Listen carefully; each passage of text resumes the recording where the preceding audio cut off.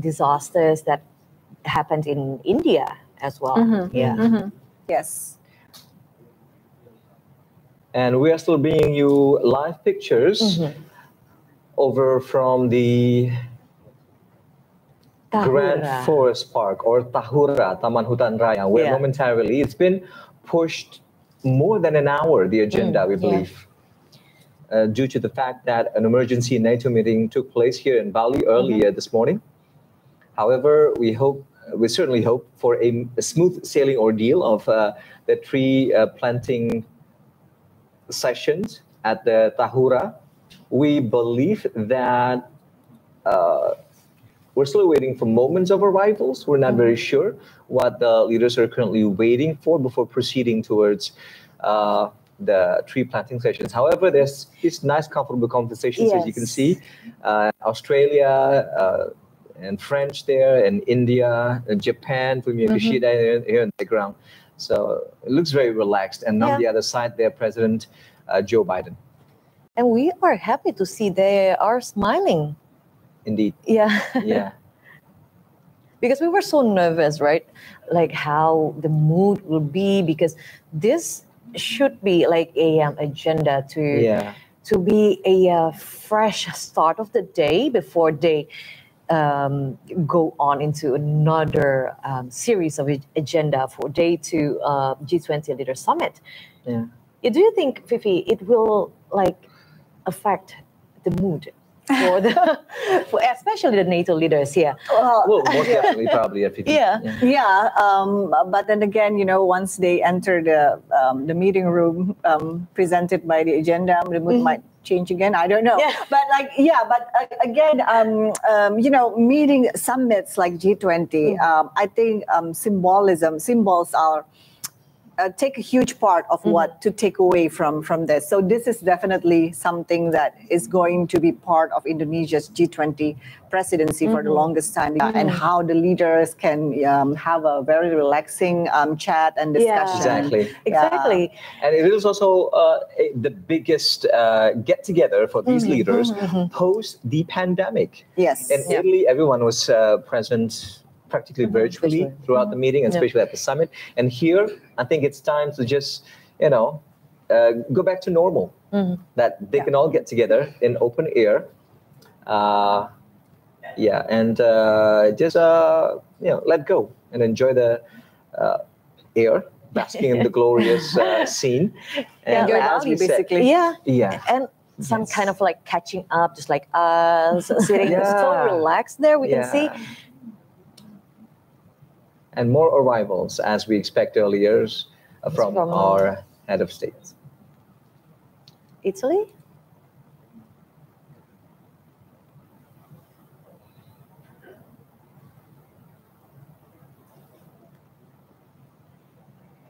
Yes, Italian Prime Minister. So Giorgia Meloni. Okay, and that now was an error on my part. The Italian Prime Minister is female. Yes.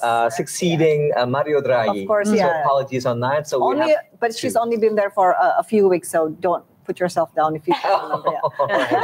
As in the case with Liz Truss. So we don't know yet. So we'll wait and see how her leadership will unfold and how it will impact the I should say struggling Italian economy at the moment. And her being new prime minister caused a lot of turmoil. Well, not turmoil, but it garnered a lot of headlines in Europe. Because of her right-wing party and so on.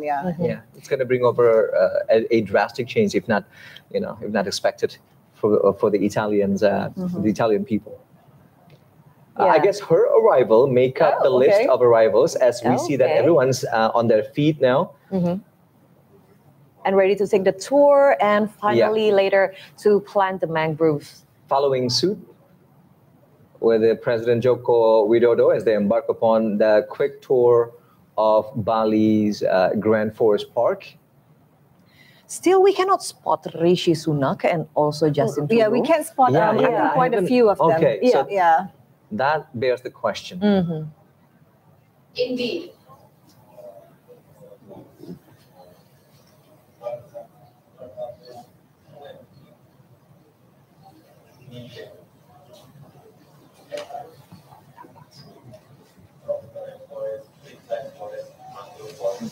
Right. So you can see that President Joko Widodo is providing a brief explanations on Grand Forest Park. 3.36 million hectares, and that is 23% of the world's total mangrove area, with 157 mangrove species across the country. Excellencies, in addition to hosting a wealth of biodiversity, this park hosts a number of sites of special religious and cultural importance. Excellencies, behind you is a Hindu temple that is called Pura Luhur Candi Narmada, and the building next to it is called Kokcho Dwipayana, or Ling Simao. And the existence of different worship places in one area is quite common in Indonesia. It stands to our long-held value that is unity in diversity, Bhinneka Tunggal Ika.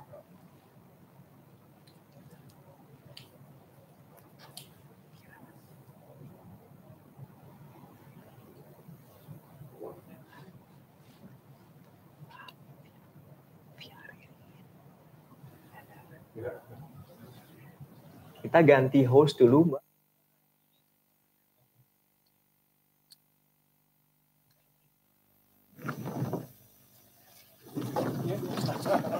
Excellencies, this is called beji. Beji is a tradition of Bali that is the water conservation. Water conservation is extremely important, not just for the environmental sustainability, but the well-being of the community.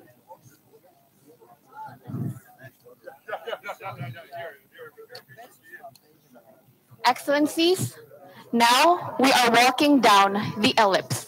And here comes the exciting part of the visit. We are going to plant mangroves together. Excellency, planting mangroves together signifies our collective commitment to address climate change and as well as restore and preserve the environment. This is a historic moment in line with the G20 vision to recover together, recover stronger.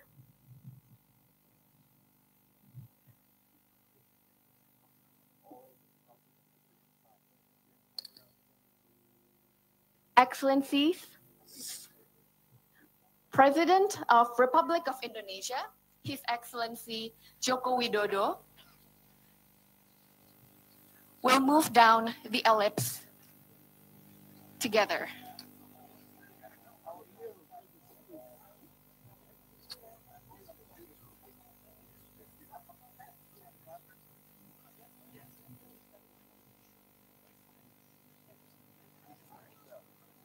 Sorry.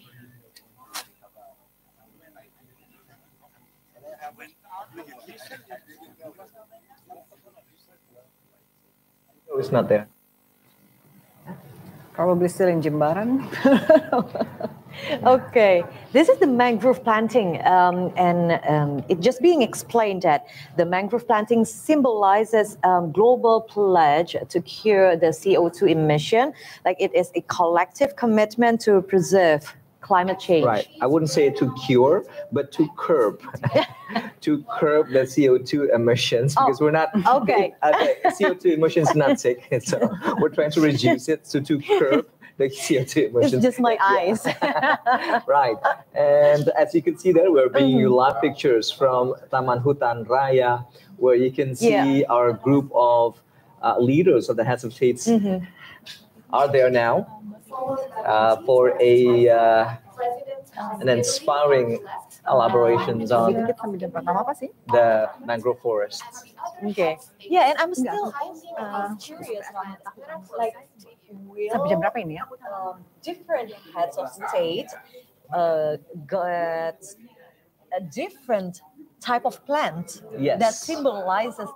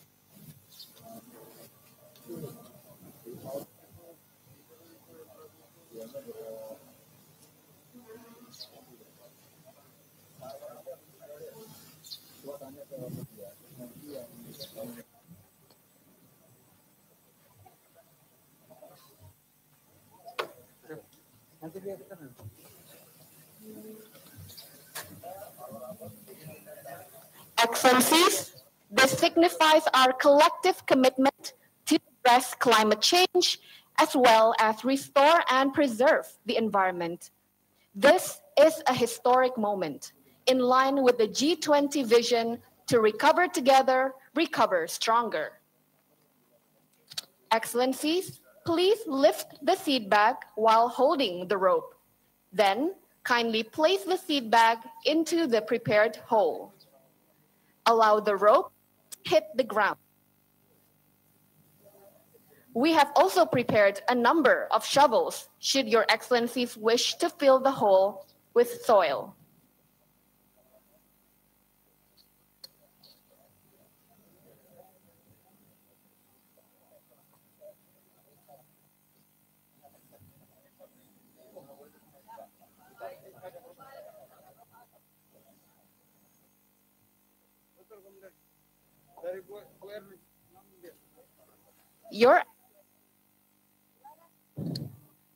Let us commemorate this special moment by taking a photo together.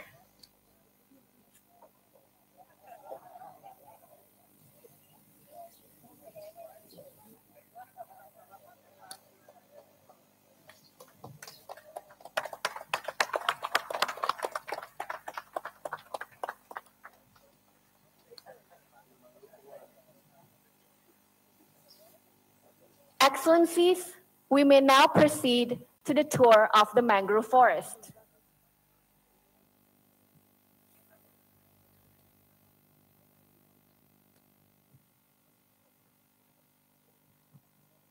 Welcome to our mangrove forest. Along this wooden track, you may immerse yourself in the beauty of nature and the lush that is our green forests. We try our best.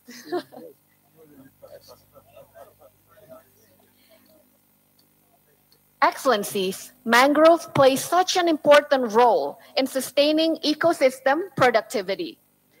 By supplying nutrients to the ecosystem and also providing shelter and nurseries for fish right there and on the other right side of water the screen, species. you're still looking at the live pictures that we're bringing in from Tahura or the Taman Hutan Rakyat, where our heads of delegates, head of states, are enjoying the view and also taking parts in the tree planting sessions. That also brings us to the end of the first part of today's Leaders Summit coverage here on TV Our World. I'm Rahmat Idris. And I am Aisha Fabian, also our beloved guest. Miss Shafia and Muhibat, we thank you so much for all of your wonderful insights. Thank you. We cannot wait for more opportunities to pick your brain. Thank you very much for your time.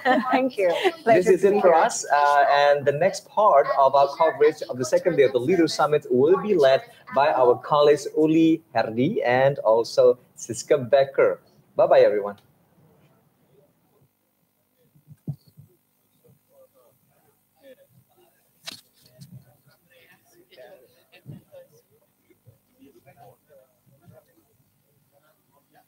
So 20 years ago, this was just a fish pond, an aquaculture. But together with the government and the local community, we have turned this into a 1,300 hectares of mangrove forest. 300 hectares. And that is only in this forest. Also, there's 33 different mangrove species only in this forest. 33.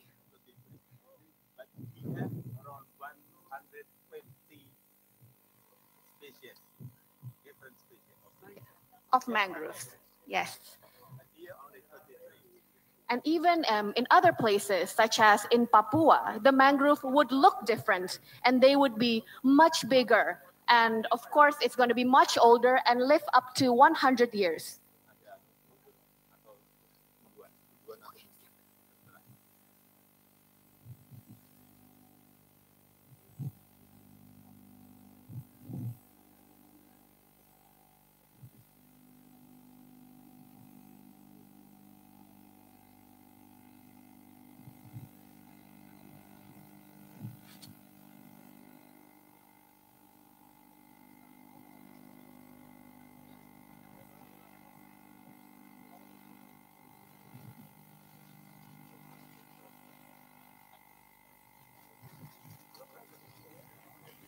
Excellency is the Bali Mangrove Nursery for sustainable mangrove management. This nursery plays an important role in supporting Indonesia to achieve its target to rehabilitate 600,000 hectares of mangrove forests across the country. And every year, this nursery only produces 6 million mangrove seedlings, comprising of 15 species, including those that are in the red list or in the endangered species category.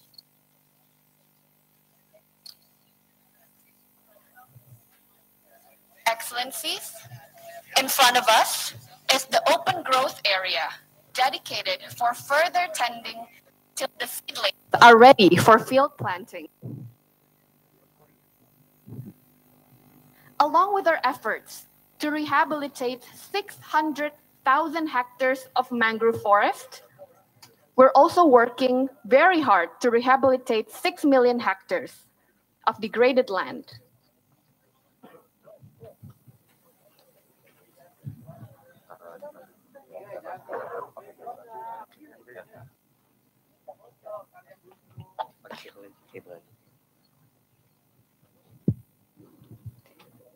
Indonesia's tropical rainforest has now reached 125 million hectares. These significant efforts are realized, among others, by establishing nursery centers in various regions of Indonesia. With a production capacity of 10 to 15 million seeds per year per nursery centers.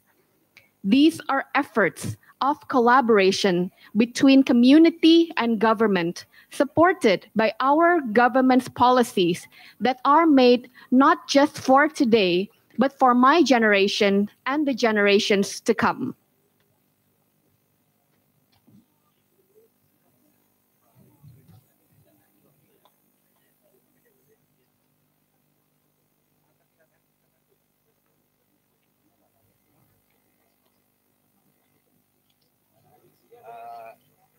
Cepat buka tripod aja, tripodnya buka lagi, tripod ada untuk buat sticknya.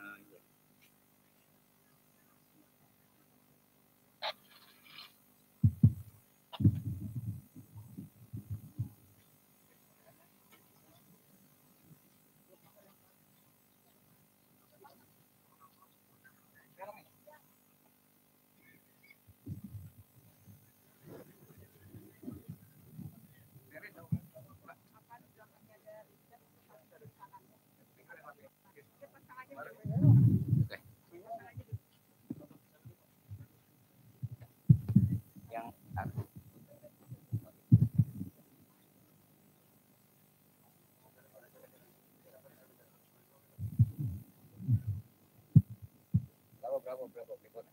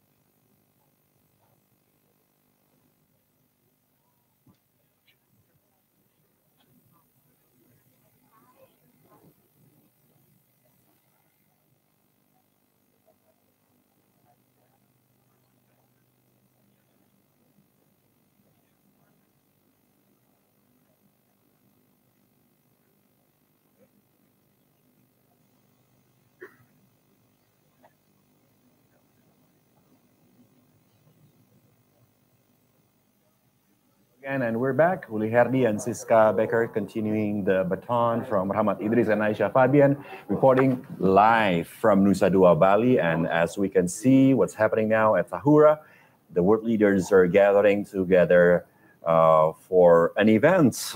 And it looks like they are listening to the explanations by our president, Pak Joko Widodo. Yeah, the mangrove planting ceremony is, of course, to signify the commitment from the G20 to overcome the global climate crisis. Yeah. This is a sign that they all are going to cooperate and collaborate together. Yes, indeed. So the mangrove planting is to help with climate problems. And also, this happens to be a quite interesting tourism spot. And there's no better way to promote the Tahura than to have such a big event going on today, and all eyes of the world are watching. So we're hoping that by doing these kind of events, tourism can kickstart back into track to create more demand and help the local economy. So I guess tourism must be reimagined. Recover together, recover stronger. The theme of Indonesia's G20 presidency could not be timelier or more relevant.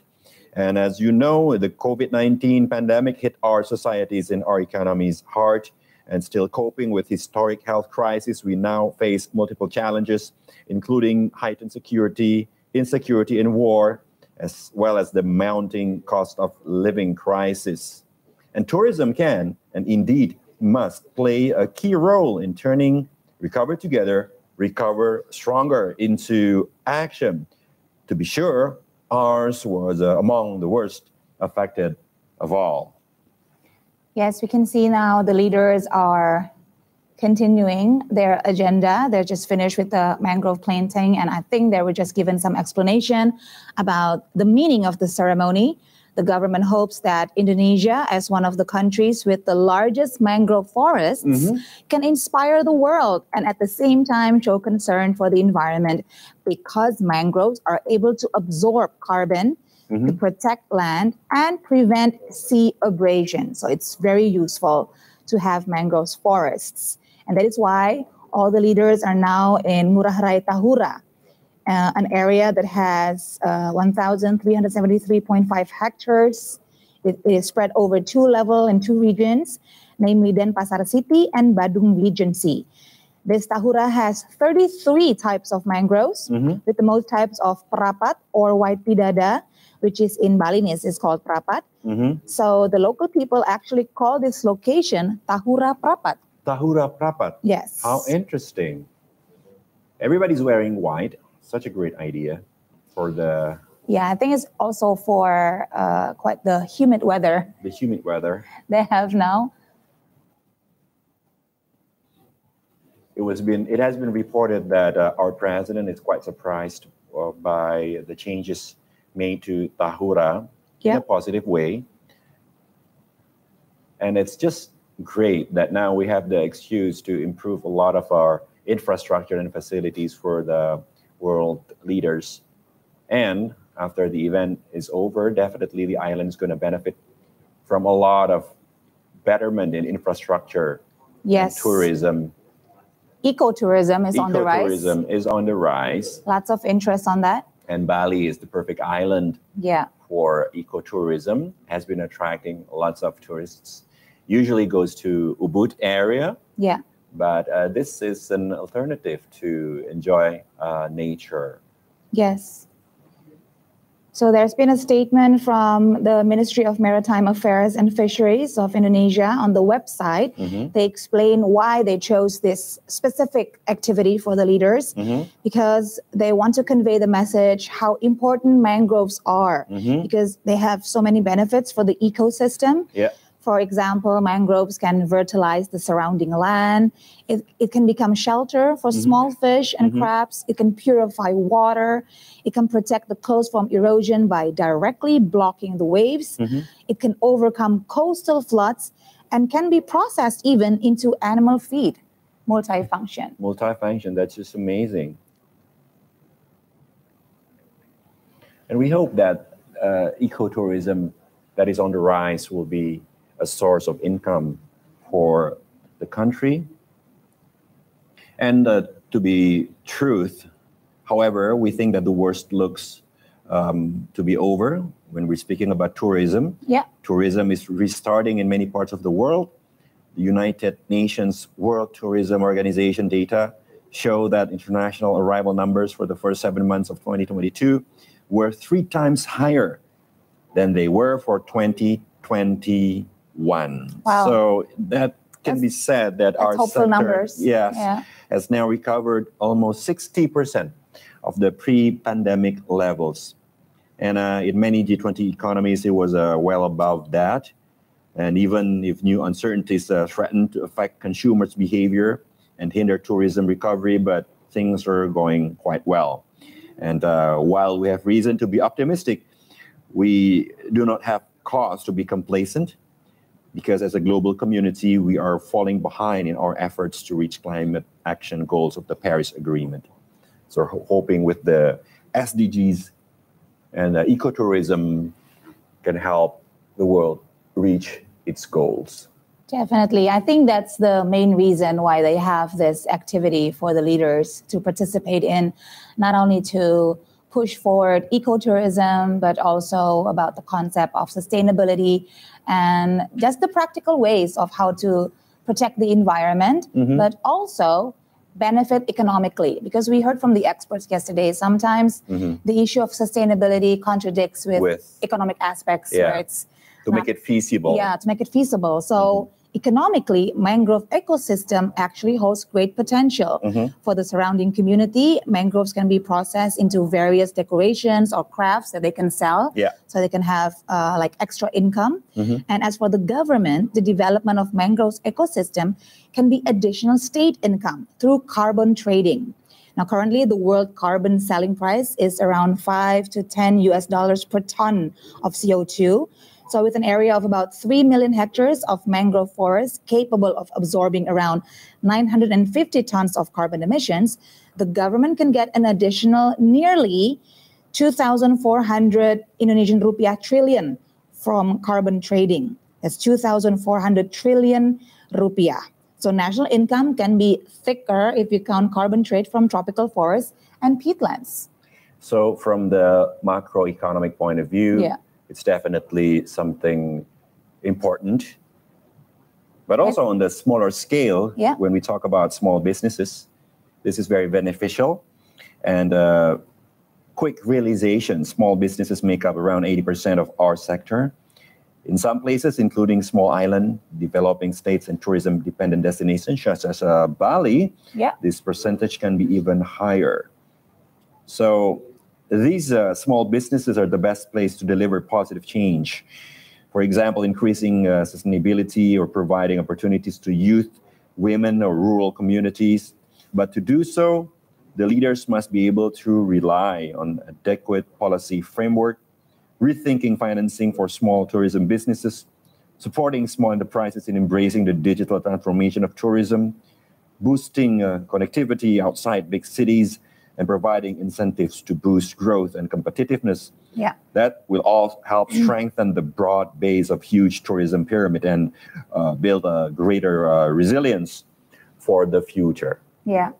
It comes down to the economy, basically. And that is in line with President Joko Widodo's wish to establish as many cooperation with as many countries as possible during the G20 summit. We learned yesterday that because of the bilateral meetings between many countries with Indonesia, that Indonesia has scored a lot of investments actually from different countries.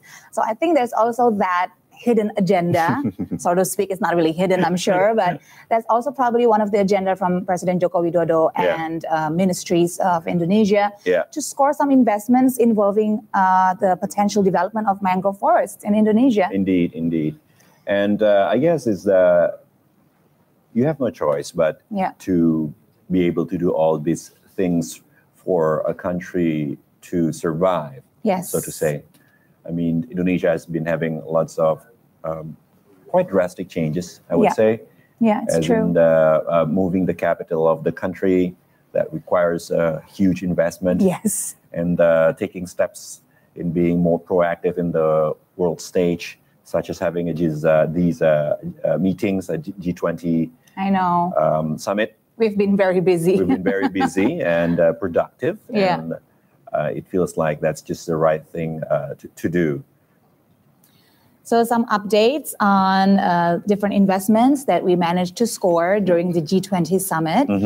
The Indonesian Investment Authority have signed an agreement with 2 Chinese companies to develop EV business. EV business, yes, electronic vehicle. Exactly. Electric vehicle. Electric vehicles.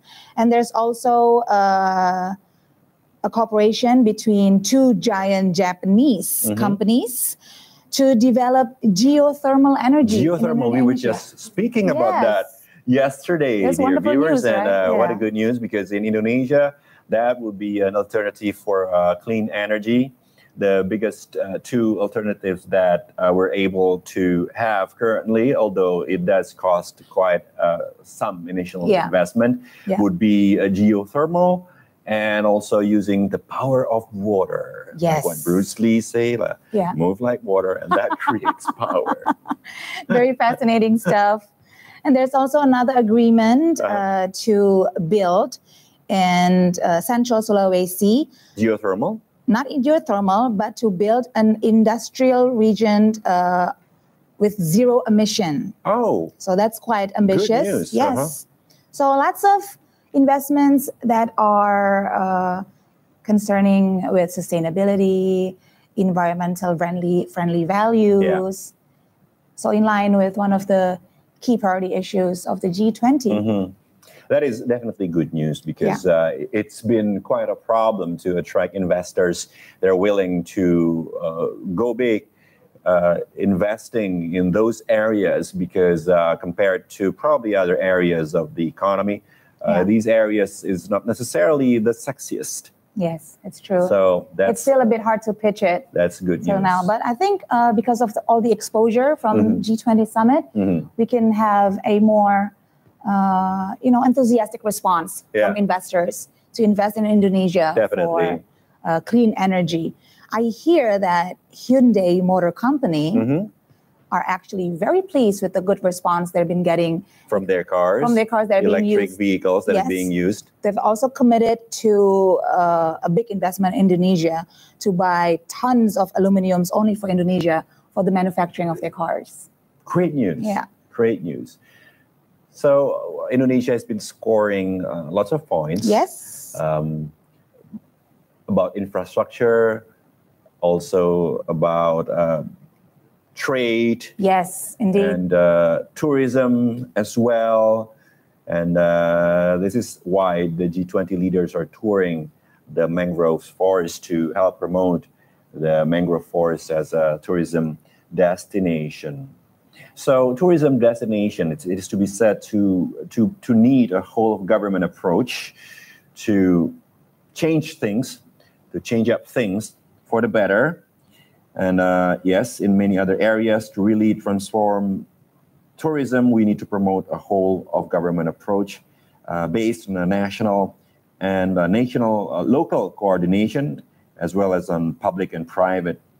And the G20 economies can and should lead this change. Yes. In the post-pandemic world, G20 members account for almost 80% of the global tourism GDP and are home to a massive proportion of the global tourism workforce. So where the G20 leads, the rest of the world follows.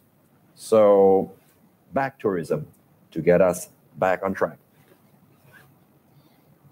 Here we see President Jokowi is, I think, explaining about the technicalities of how to really use the mangrove forest, not just to protect the environment, but how to benefit economically from it. And we can see that they are very attentive. They're all listening very carefully. Some of the leaders have been actively asking questions. Emmanuel Macron is there. Oh, he's been following President Jokowi Widodo since even the start of the last tour. night at the dinner, Emmanuel Macron was everywhere, social butterfly. And it's the now, Prime Minister of Netherlands. Modi is also there, Prime Minister Modi at the back. Joe Biden there with hat and sunglasses. With a cap and sunglasses. Yeah. Emmanuel Macron seems to really enjoy the G20. Yeah. From his gesture and micro expressions. I know. He's absorbing everything around him gleefully since yesterday. Taking it in. Yeah. While at the moment, probably France is now having a winter. He's in the warm climate of Bali. Exactly.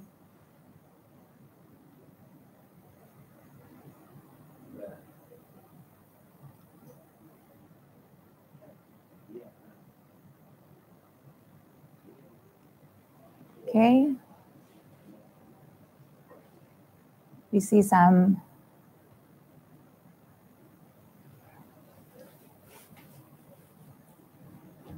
we're going to hear soon what the president is now saying to the world leaders. So let's take a look at what's going on at the G20 leaders touring mangrove forest.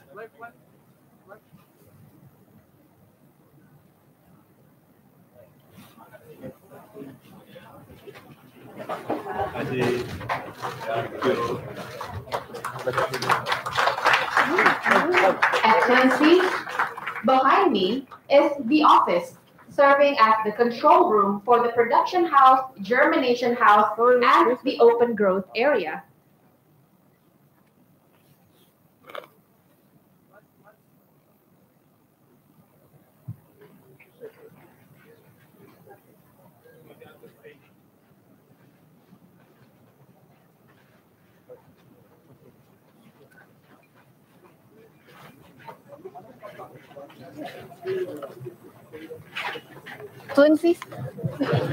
Excellencies, kindly follow me as we proceed back to the Watila, the place where we start.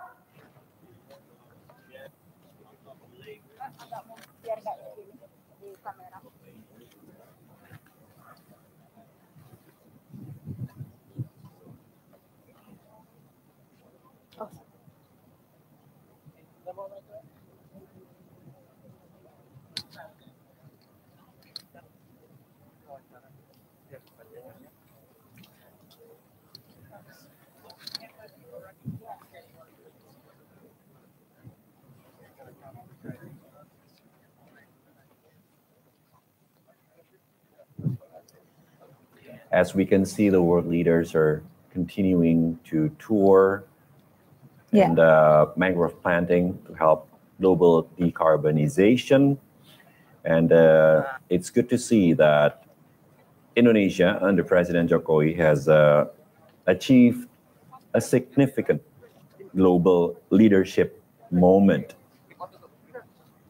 where the country and other countries in the world are trying hard to work together to achieve consensus, to come out with policies Excellencies, that will better we have arrived the planet. at the end of It's not an easy feat. Yes, of because taking on the G20 presidency in 2022 was never going to be an easy feat, despite what some call the mind-boggling confluence of problems and shocks.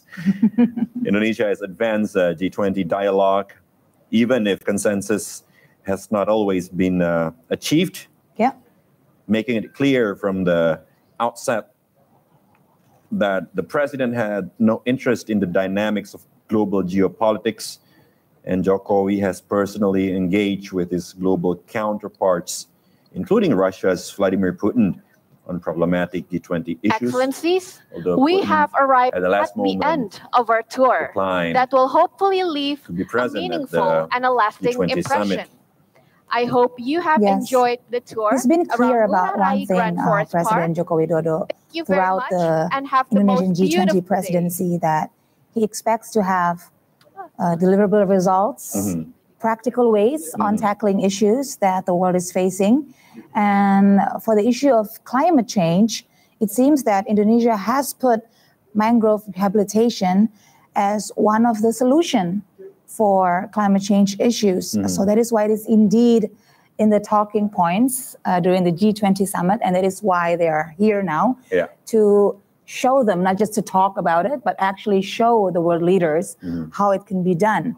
And this is also in line with the planning of restoration of peat forests and critical lands in Indonesia, because the area under mangroves in Indonesia actually covers 22.6% of the world's total mangrove covered land. We hope so this has a huge potential for all countries actually to benefit from, because mangrove forests can make the largest contribution to greenhouse gas emission reduction target, which is actually an objective for all the countries with the zero emission target looming.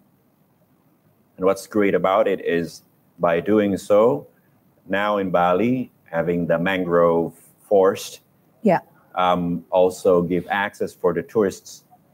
So it's a double whammy. Yes, exactly. It's a win-win solution.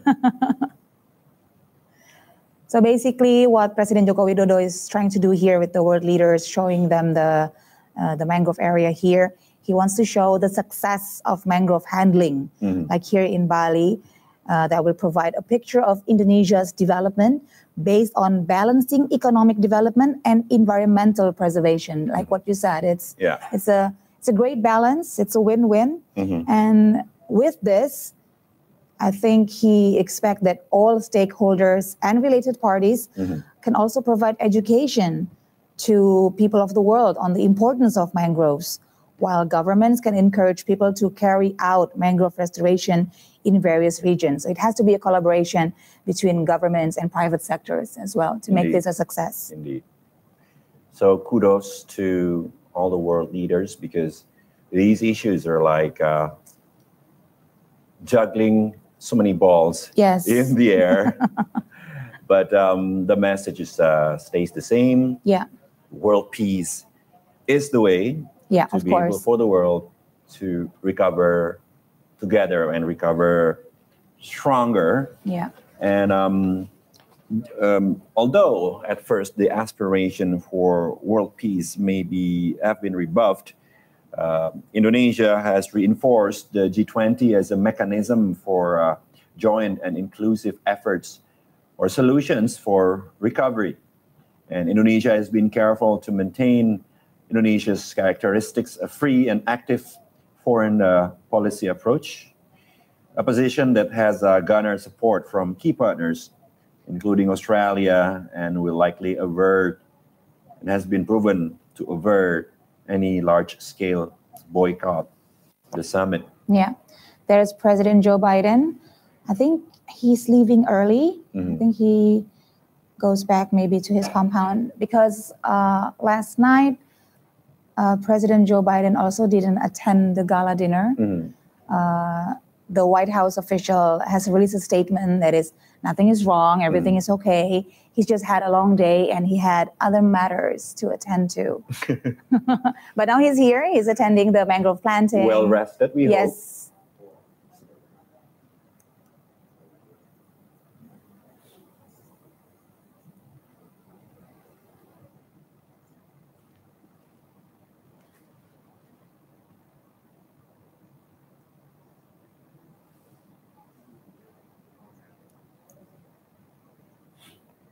Okay, I think we are seeing the beast here. The beast, yeah. The beast is the in Bali. Car that's been transported. Flown here with Air Force One. To go to wherever the president is going. And we heard that this specific beast is the new one. I see. So it's different from the last administration. Okay. It's the new one. Those cars weigh way more than the same model, because the beast are it uses different materials. Different materials. Is a bulletproof. It has rockets. In it. For security reasons. So So the beast is leaving the building. The beast is leaving the building. What a gorgeous car. It is. I hope he can also enjoy the view as he leaves this area, the gorgeous scenery of Balinese nature and culture. Yeah. So at these moments, when there's a big event and we have the world leaders traveling from one point to another, Nusa Dua has an open-close roadblock policy. So a gentle reminder to our viewers that happens to be in Bali, it might be best to avoid Nusa Dua area at certain hours because there's roadblock everywhere, understandably. Yeah. We heard about long queues everywhere in Nusa Dua last night during the gala dinner. Indeed, during the gala dinner. Took about probably 1.5 hours, 2 hours to go from Nusa Dua area to Seminyak, which is a very popular tourist destination. So these are once again, the electronic vehicles that we've been talking about. And it feels quite appropriate to have these EVs around Bali for the summit when we have such huge agenda about the climate change. Yeah.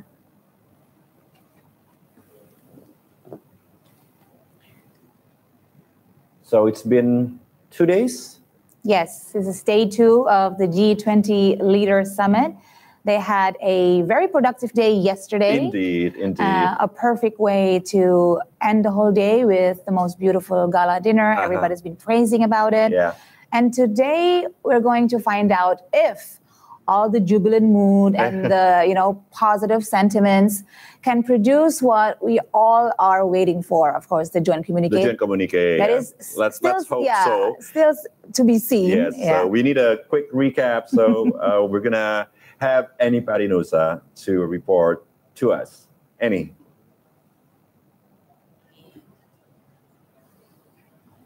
Go ahead, Annie.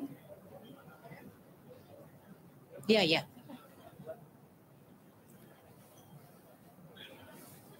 Annie, go ahead.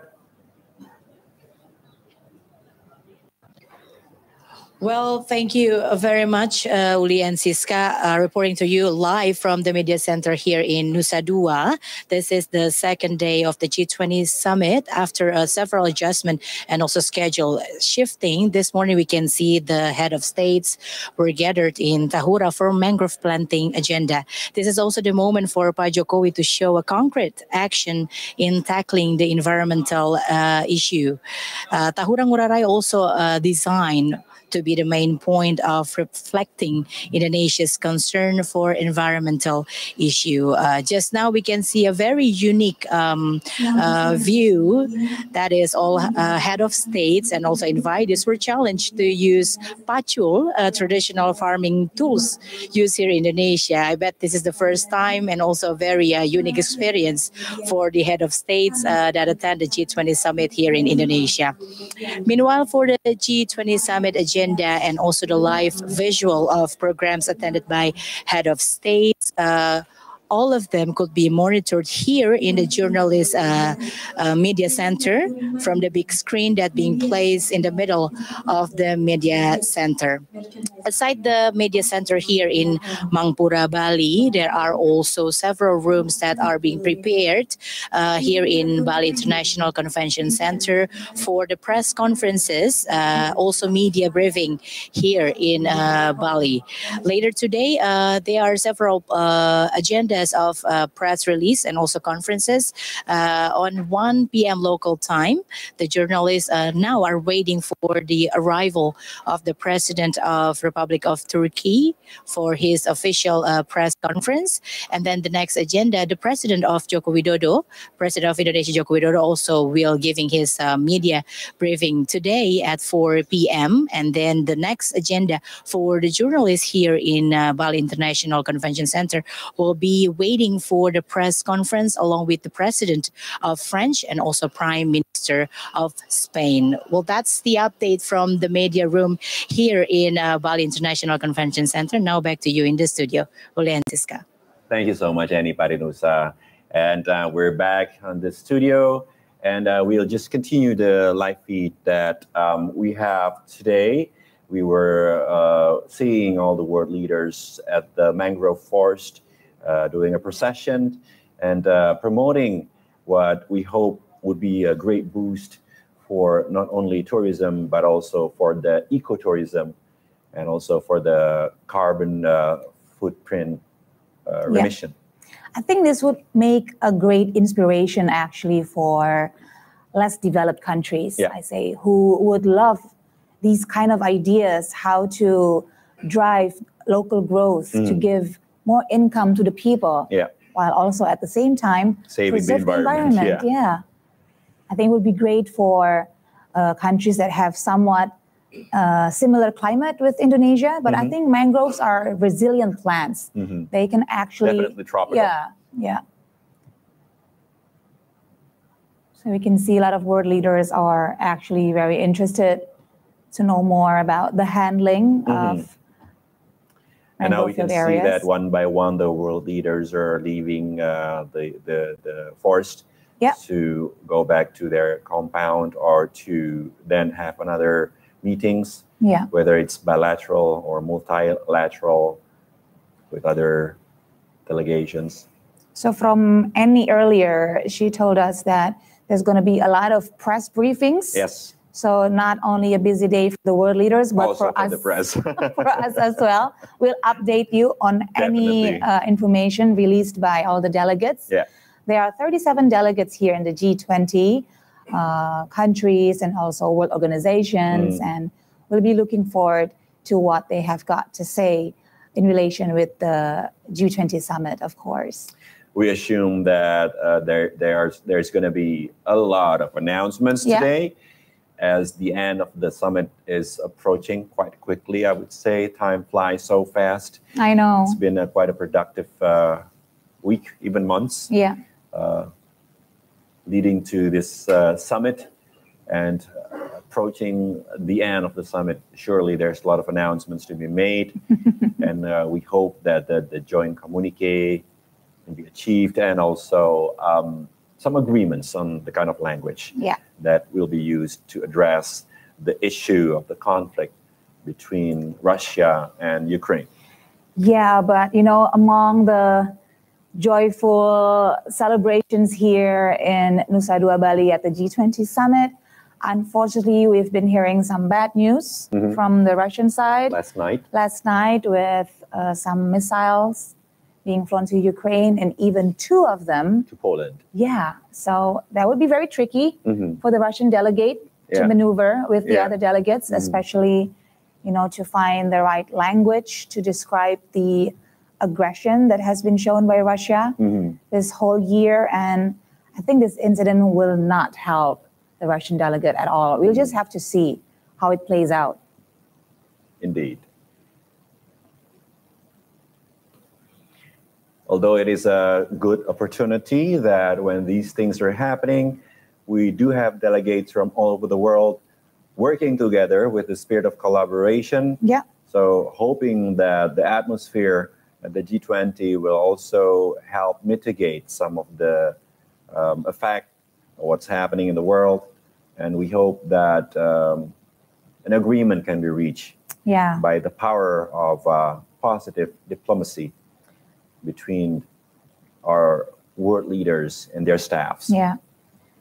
So what we've been hearing from the experts and analysts, the only way to get Russia to agree on a joint communique is to leave out the word Russia and to leave out any condemning languages to describe the war itself. It's so more of concerns. Regret. Because a joint communique needs to be signed and agreed by all the participants.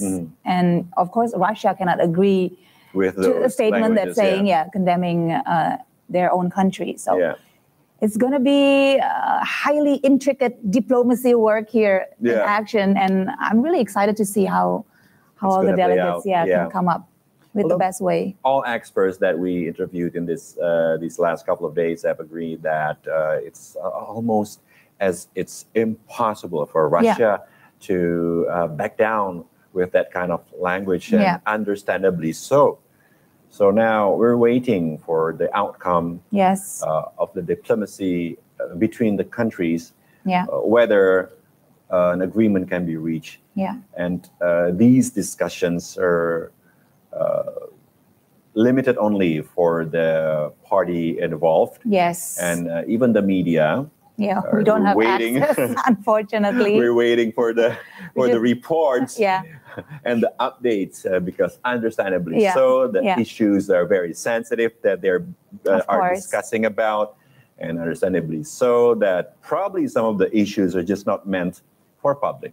Yes, but from what I've been hearing, the U.S. delegate and also the European countries, Western countries, are still very adamant about to put that language, the Russian war, as the source of problems of everything that's been going on right now, the food crisis, the energy crisis. The source of problem is the Russian invasion of Ukraine, and it has to stop. Russians have to pull out from Ukraine, and they want that on the communique.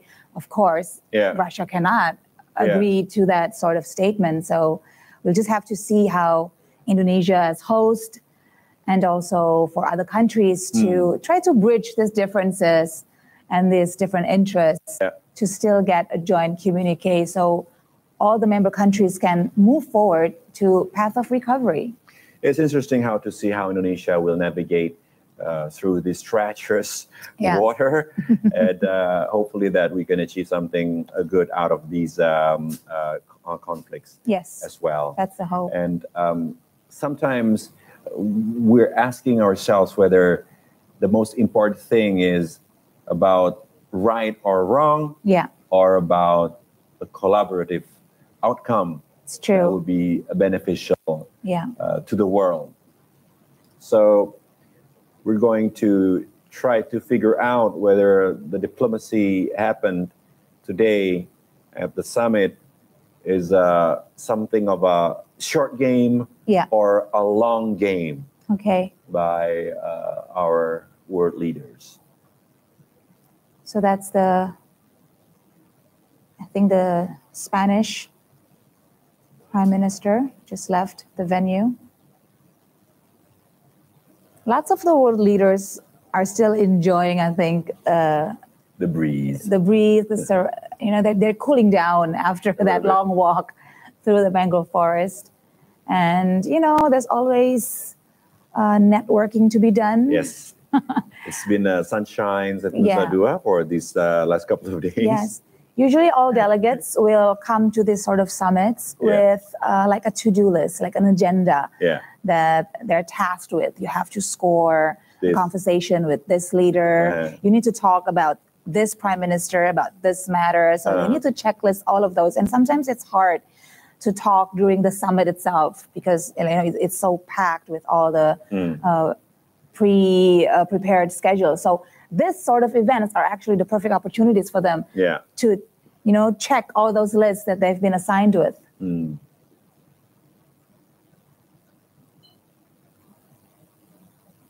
President Here Joko we see, Widodo, our president is explaining to the press, most likely, as we can take a peek from here with the yellow badges. Are getting information from the president. Yeah.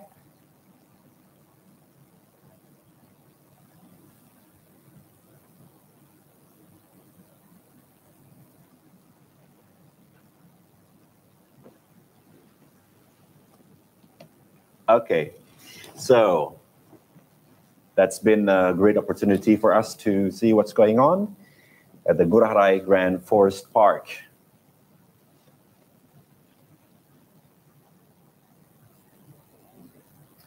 Not too many wind.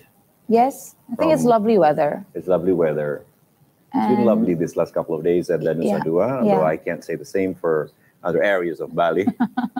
Yeah, we have been blessed with good weather. It's been absolutely wonderful. They're enjoying the best of the tropical climate. There hasn't been any huge disturbance in terms of weather, and even, other disturbances that usually happen in Bali during busy times of the year. But of course, this is the G20 summit. Everything's been sterilized. The security teams have doing a fantastic job. Fantastic job, yes. We've witnessed ourselves how tight security. Even here in the media center. Even here in the media center, it's very, very tight. Badges are mandatory. Yeah. Checkpoints everywhere. Yes. As it should be during these kind of important events. Yeah, and we see even personnel from the armed forces guarding the area, as well as police force.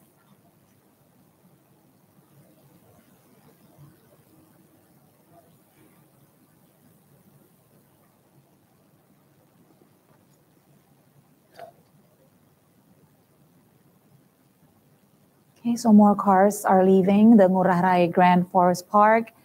I think it's approaching lunchtime, so maybe the world leaders will go straight to where they have lunch. The venue is still not confirmed.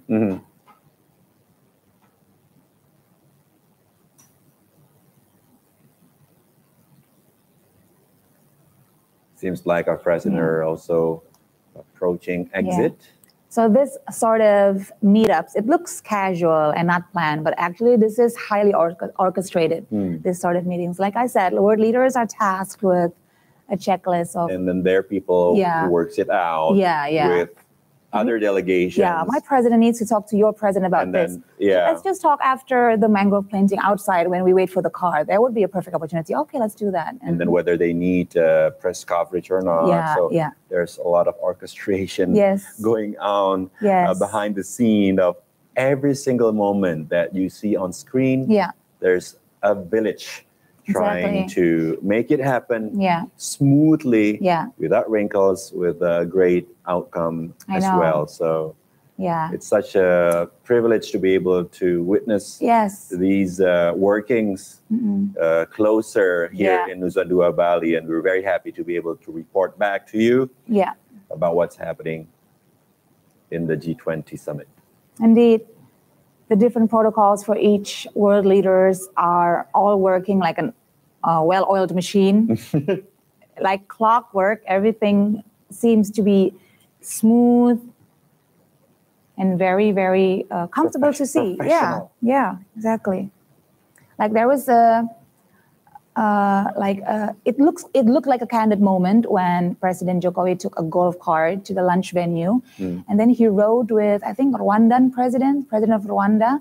Again, it looked like, wow, what a great candid moment, what a surprise. It wasn't a surprise. It was, orchestrated. The Rwanda president needs to have a talk with President Jokowi one by one, but he couldn't do a bilateral meeting. So the golf cart was the meeting venue. Meeting,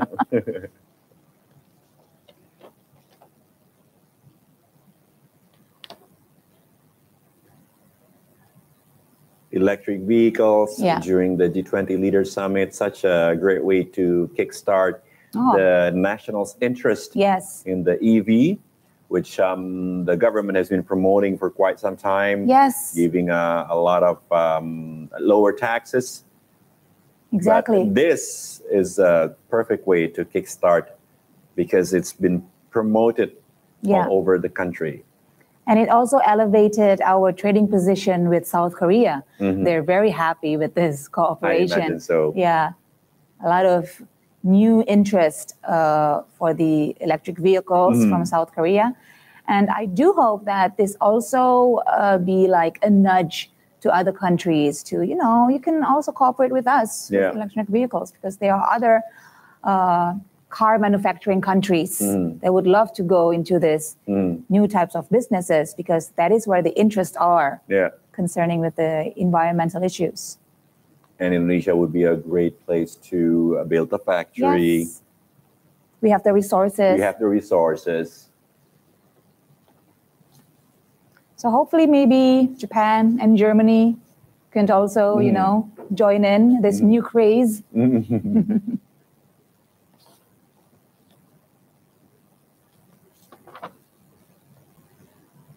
Okay, I think now it's getting more intense. The frequency of the cars coming in. We don't want them to be late for lunch. they need all the energy they need, for the rest of the summit because. Yeah, at the moment in Bali, now is 5 minutes to 12. Yes. 5 minutes to 12. Because they still need to freshen up and maybe do a quick meeting with their team, right? Touch up for the ladies. Yes, of course. I think the first ladies also have their own agenda. We'll try to update you on that as well. Where Ibu Iriana Joko Widodo have taken the first ladies. I'm sure it's very cultural. And hopefully it can inspire also the first ladies to help Indonesia to promote the culture, the beauty, and as you said, the tourism of the island to their people.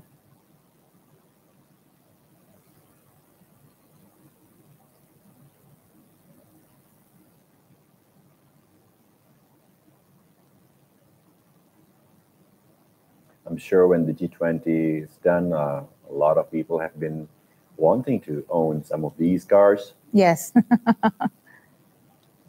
So that's President Joko Widodo, right? The host has left the venue. So for other world leaders who have, that kind of philosophy when attending an event, I cannot leave before the host leaves. Now everybody can leave comfortably. Now would be the perfect time.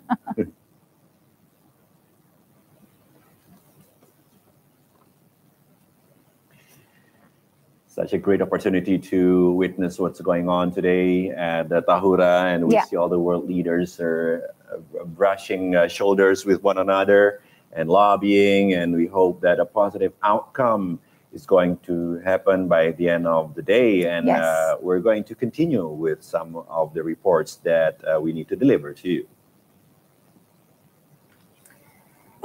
Indonesian First Lady Iriana Joko Widodo held a cultural event. We were just talking about this with spouses of G20 leaders showcasing Indonesian art on Tuesday, November 15th. Let's have a look.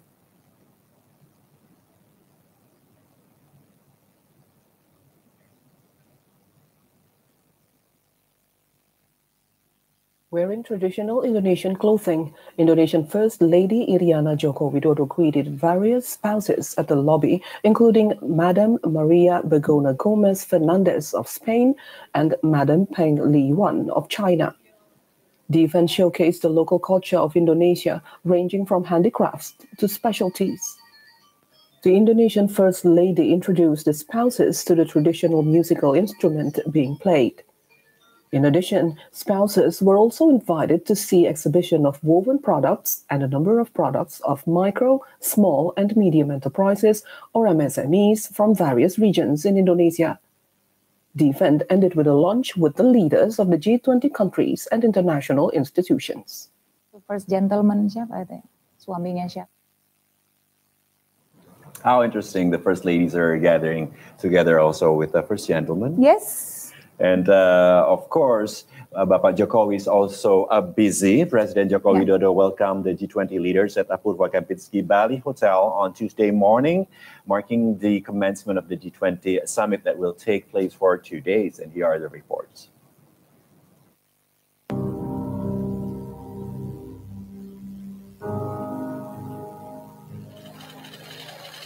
Indonesian President Joko Widodo welcomed the leaders of the G20 countries, non-G20 countries, invited countries, and international organizations attending the G20 summit at the Apurva Kempinski Bali Hotel in Badung Regency on Tuesday, 15th November 2022.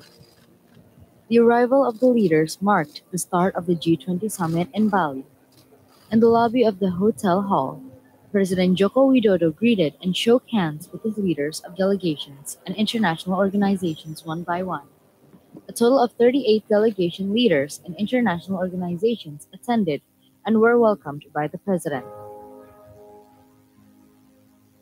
After taking one-by-one photos with President Joko Widodo, the leaders headed to Candi Ballroom to take part in the first session of the G20 summit, which discussed the global economy, food security, and energy. In his opening remarks at the first session of the G20 summit, President Joko Widodo welcomed all the delegates and said Indonesia was honored to be able to host the summit. Selamat datang di Bali, selamat datang di Indonesia. Bahkan kehormatan bagi Indonesia untuk menjadi tuan rumah KTT G20. Saya paham perlu upaya yang luar biasa agar kita dapat duduk bersama di ruangan ini. After that, President Joko Widodo, along with the heads of delegates and international organization leaders, headed to the beach area. The president and the leaders had lunch together at the Bamboo House, oceanfront lawn of the Apurva Kempinski Hotel. Then President Joko Widodo and his guests returned to Candi Ballroom to carry out the second session of the summit, discussing health issues. At the sidelines of the summit, President Joko Widodo held a number of bilateral meetings with the leaders. In the evening, he hosted a dinner with them at the Garuda Wisnu Kencana Cultural Park, where they took pictures together and were treated with various attractions and cultural performances.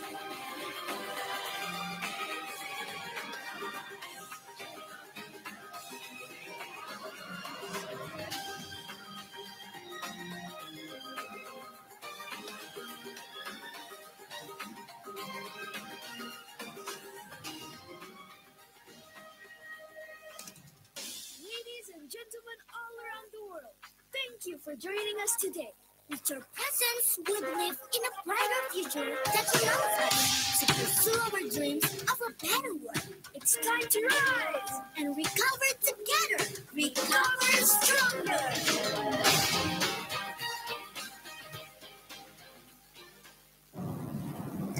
So that's the recap of the first day of the G20 Leaders Summit. We're now on day 2, and there's a lot of exciting developments to come. Yes. But for now, we can also see the developments at Apurva Kempinski. The world leaders have returned from the mangrove forest. Prime Minister of India, Narendra Modi, is already at the site. Yes.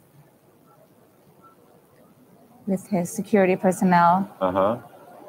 With his signature style. Yes. A signature style sometimes are used by world leaders to promote a lot of things, to promote messages, to promote their culture. And also, it's a great way to do a personal branding. Yes. Not even for them personally, but also for the country. Yeah. So an anecdote I heard about Prime Minister Modi last night at the gala dinner. He was so impressed with all the festivities and the performances. He asked President Joko Widodo, who put on the show? Yeah, who was in charge of the show? And so that is why we saw President Modi talking with Pak Wisnu Tama. He was congratulating him personally. What a great show. I was really entertained and you did a good job. So congratulations to Pak Wisnu Tama, I suppose, from all of us here. Pak Wisnu Tama. Now the G20 leaders are back to Apurva, which we assume they're going to convene once again, most likely for lunch. Yeah. And so President surely Erdogan. Some processions as well. Yes, indeed. The Pas Pampres standing by at the venue. As with these much dignitaries around, of course, protocols are one of the utmost importance to be done correctly. One by one, the black cars are arriving. G20 leaders back to Apurva.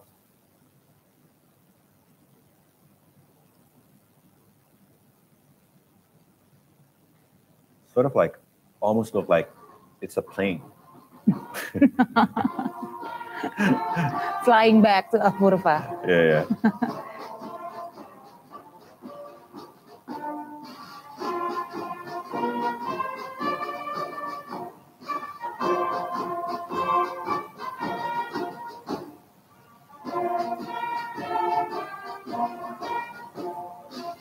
Here we have his team already prepared. The suit for the next agenda right there. A for a long and sweaty morning. Yes. And as a place for a backdrop for a summit in this caliber, a place as open air as Bali is just the perfect backdrop. Right? Yeah, it really is. Imagine if this was done in Jakarta, I think the feeling would be a bit different. Yes, and I would feel bad for Jakartans. I'm sure the traffic will be crazy. Absolutely. Absolutely. It would be completely impossible to get around Yeah. if the summit was done in Jakarta, for sure. So it's great for Bali. It has rejuvenated and revitalized the tourism industry. It has made people realizing how Bali, not just a beautiful place, but also a great place to organize world events. Yes, indeed. They've been very professional with everything, with all the agenda. Absolutely. And Nusa Dua, it just happens to be the perfect place to do it. Yeah. It's known as a compound where it's probably more reasonable to create tight security. Yes, yeah. And it's the easier, infrastructure is also good, yeah? The hotels, the places to meet, it's true. very presentable. Yeah.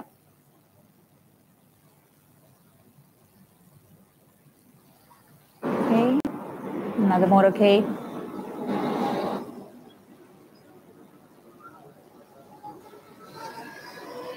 I think that's the German flag. Might be carrying Chancellor Olaf Scholz there.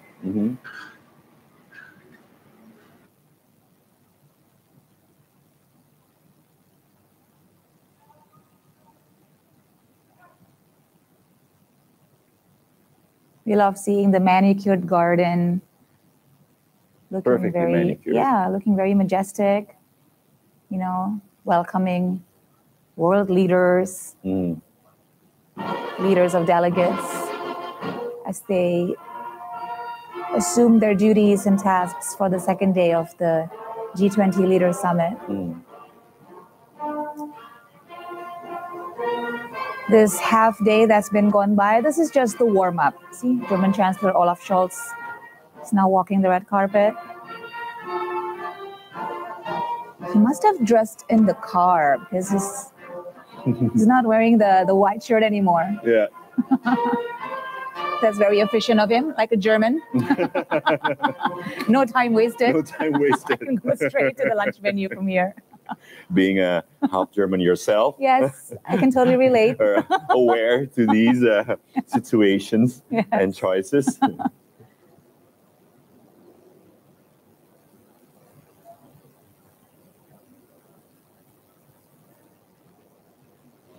I think this is Olaf Scholz's first big world event. We used to seeing Angela Merkel in the world stage for so long. For so long, yes. It'll be a great opportunity for him now to show what he can deliver for the German delegates, and also how Germany can contribute to all the key priority issues. Although I hear they are quite determined to make the Ukrainian war, of course, as one of the points in the joint communique, but we'll see. As being condemned. Yeah. Okay.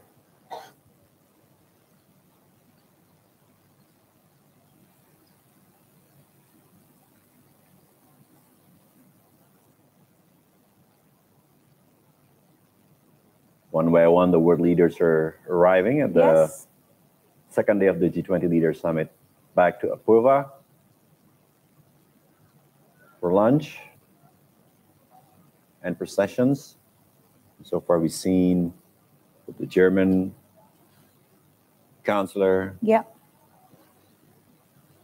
just arrived a couple of minutes earlier.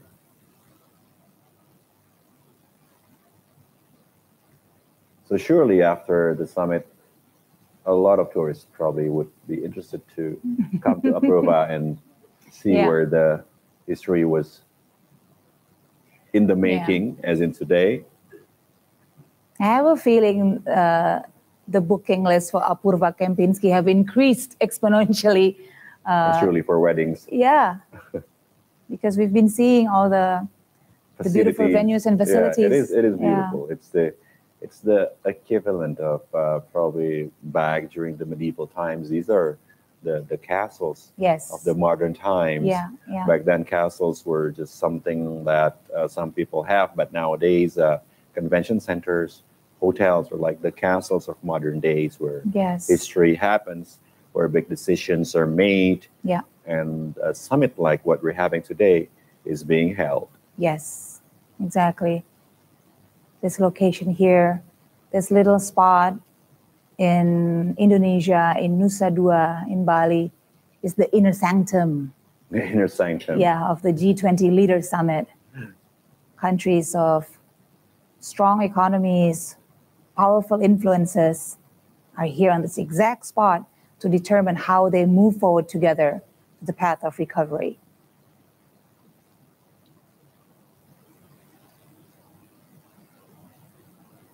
Everything is perfectly designed at the Apurva. There's element of water. There's element of the earth, the well-manicured garden, the long lines of architectural feet. It's just the perfect Instagram for I would say the Gen Zs. Yeah, for the younger members of the delegates, really perfect opportunity to have the most beautiful backdrops.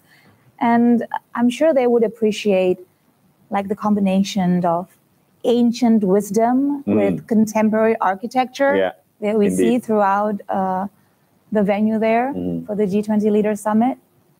It both feels modern, but also majestic and ancient at the same time. Like you said, I would say this would probably be the surrounding they have during ancient times when Bali was still a kingdom.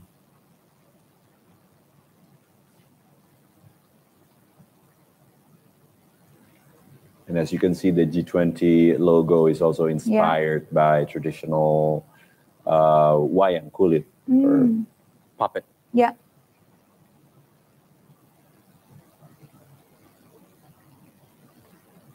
So this, again, second day of the G20 Leaders Summit. And the press is still waiting for the outcome, whether we're going to have a joint communique today at the G20 Leaders Summit.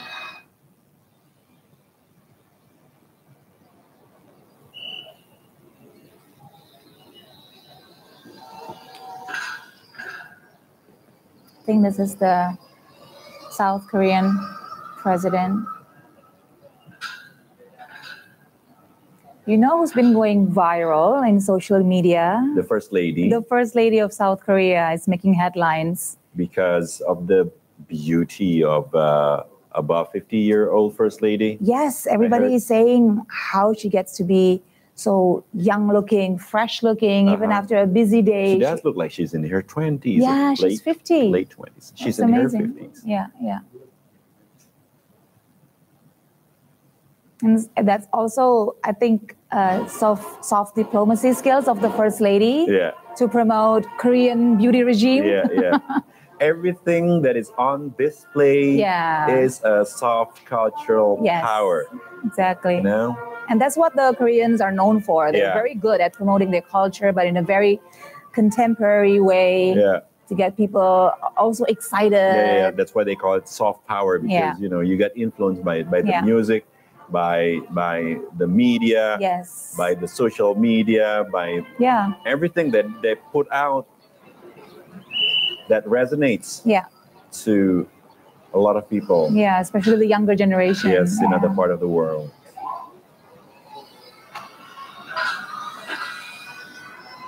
Okay.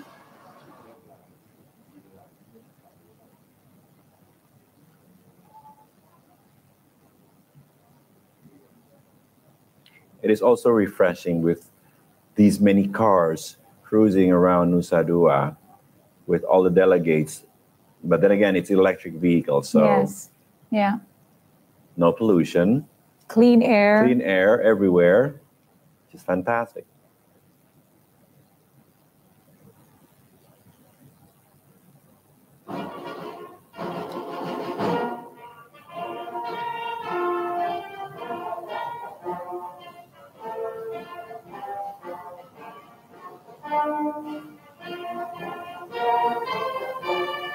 Moving like clockwork, opening doors. I know. Precise movements. Oh yes, second by second precision. Has been rehearsed. Yeah. Probably hundreds of times. That just gives a bit of a more refined edge. Yeah. And security personnel of world leaders actually counts the steps that is needed. I know. To go out of the car, how many steps to the next venue, how many steps to the nearest exit. Yeah. They know their ways around by heart. As they say, God is in the details. Yeah. And this displays all that.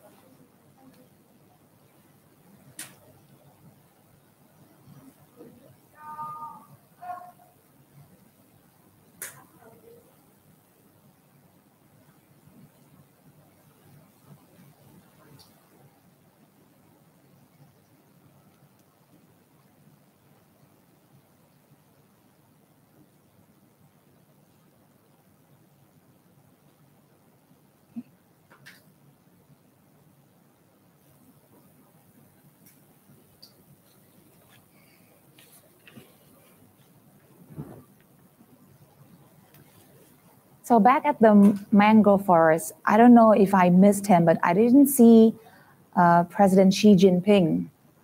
I'm not sure if he. Either. Yeah, I'm not sure if he left early or he didn't attend at all. We'll try to confirm that. But I know for a fact that, you know, sometimes at a party there's this one most popular guy, most popular girl that everybody wants to talk to. At the G20, that's President Xi Jinping. Everybody wants an audience with him. Everybody wants to talk with him. Everybody wants to score a bilateral relationship with him. So we don't know what it means that he didn't attend this morning's mangrove planting, if he did not, because we didn't see it from the beginning, actually.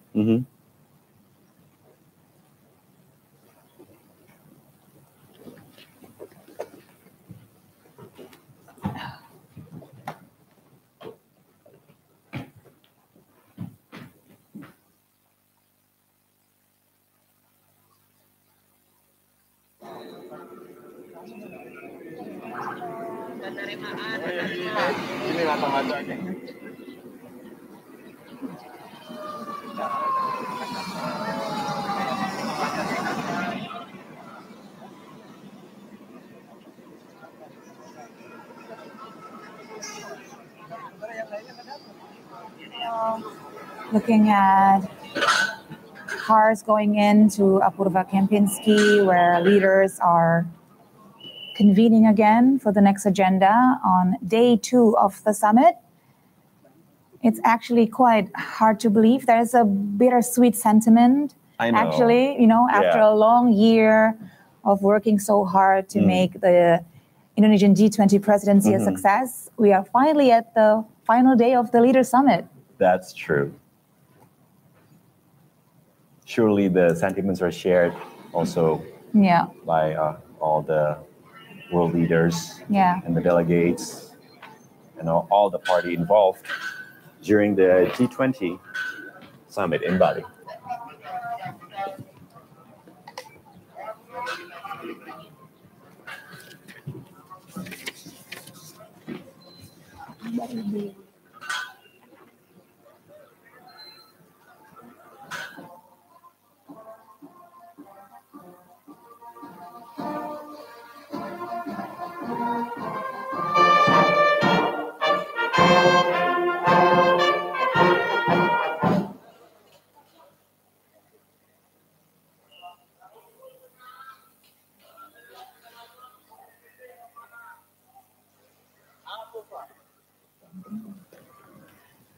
So dear viewers, seems like our President Bapak Jokowi is approaching Apurva.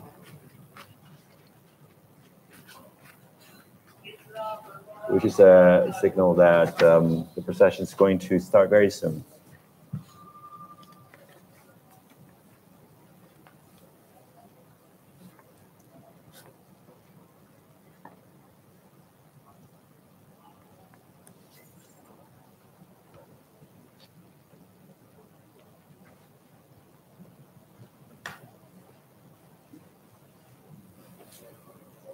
Here is President Joko Widodo,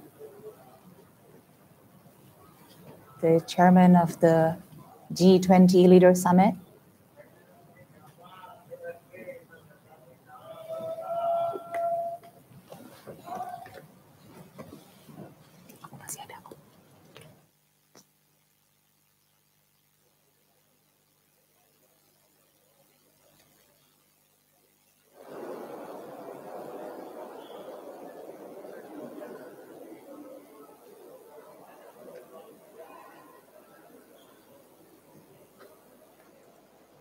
President is walking in a relaxed manner. Yeah, with his the signature sneakers. Yeah. Usually it's always Indonesian made. Yeah. This is his soft power. Trademark. Yeah. Yeah, that's a good idea. Yeah. Soft power. He's showing everybody how well made Indonesian products are. He always wears Indonesian made sneakers. Attires. Yes. Traditional garments as well. Yeah. It's true. It's a very good ambassador and spokesperson indeed. for Indonesian products.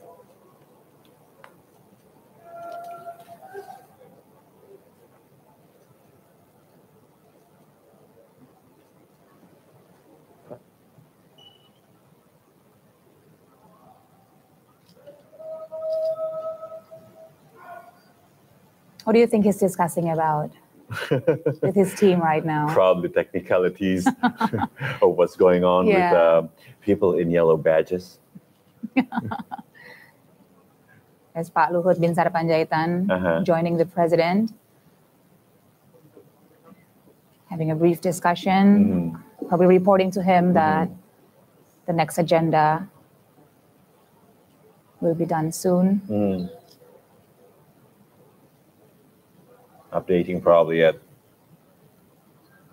some information that need to be heard before making any decisions.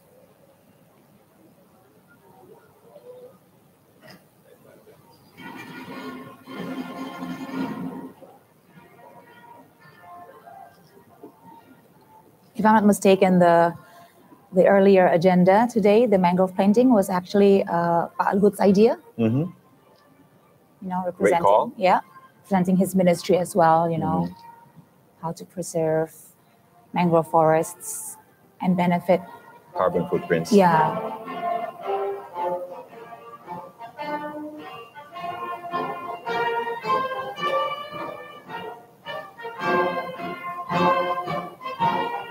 UN Secretary General Antonio Guterres is arriving at Apurva Kempinski, Bali.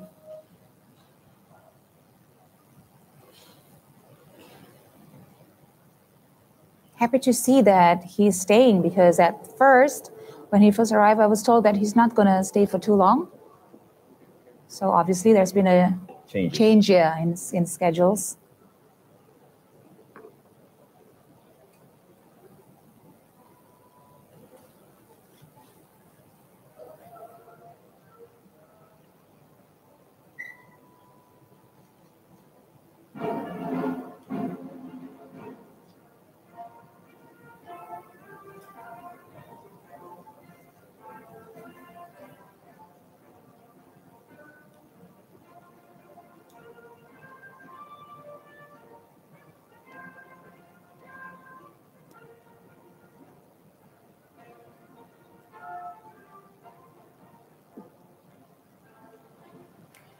Now, the Secretary General Antonio Guterres have always been very vocal about his request to the world leaders here at the G20 for them not to forget the impacts of their action and inaction when it comes to climate change issues.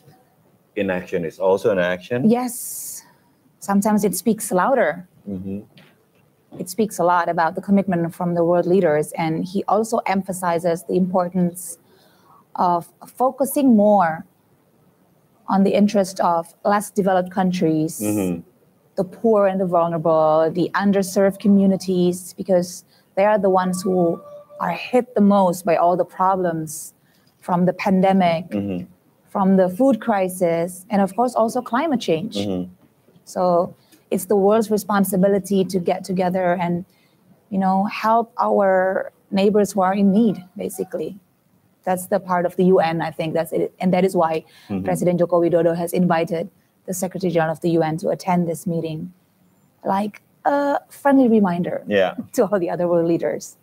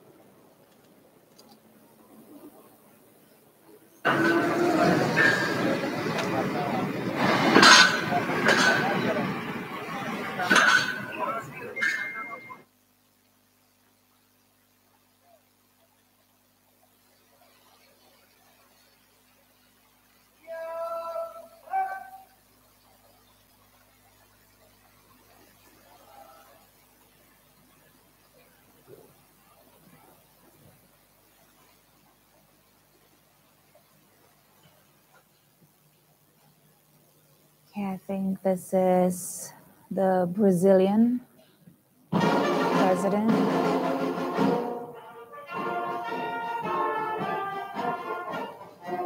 Stepping out from his vehicle. Oh, this is the Brazilian Minister of Foreign Affairs, Carlos Alberto F. França.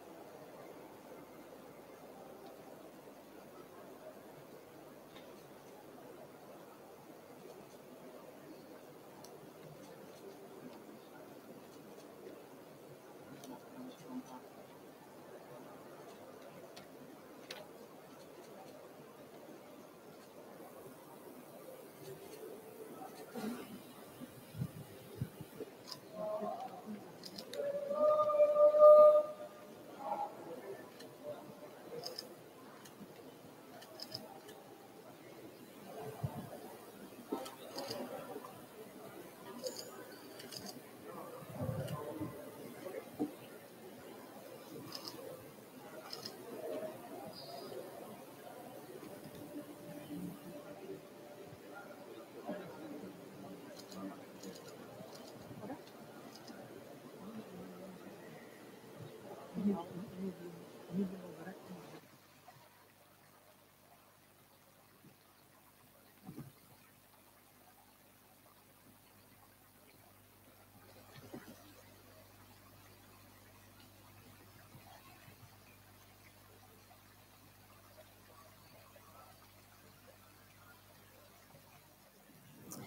still watching TVRI World while we give you live coverage of day 2 of the G20 Leaders Summit.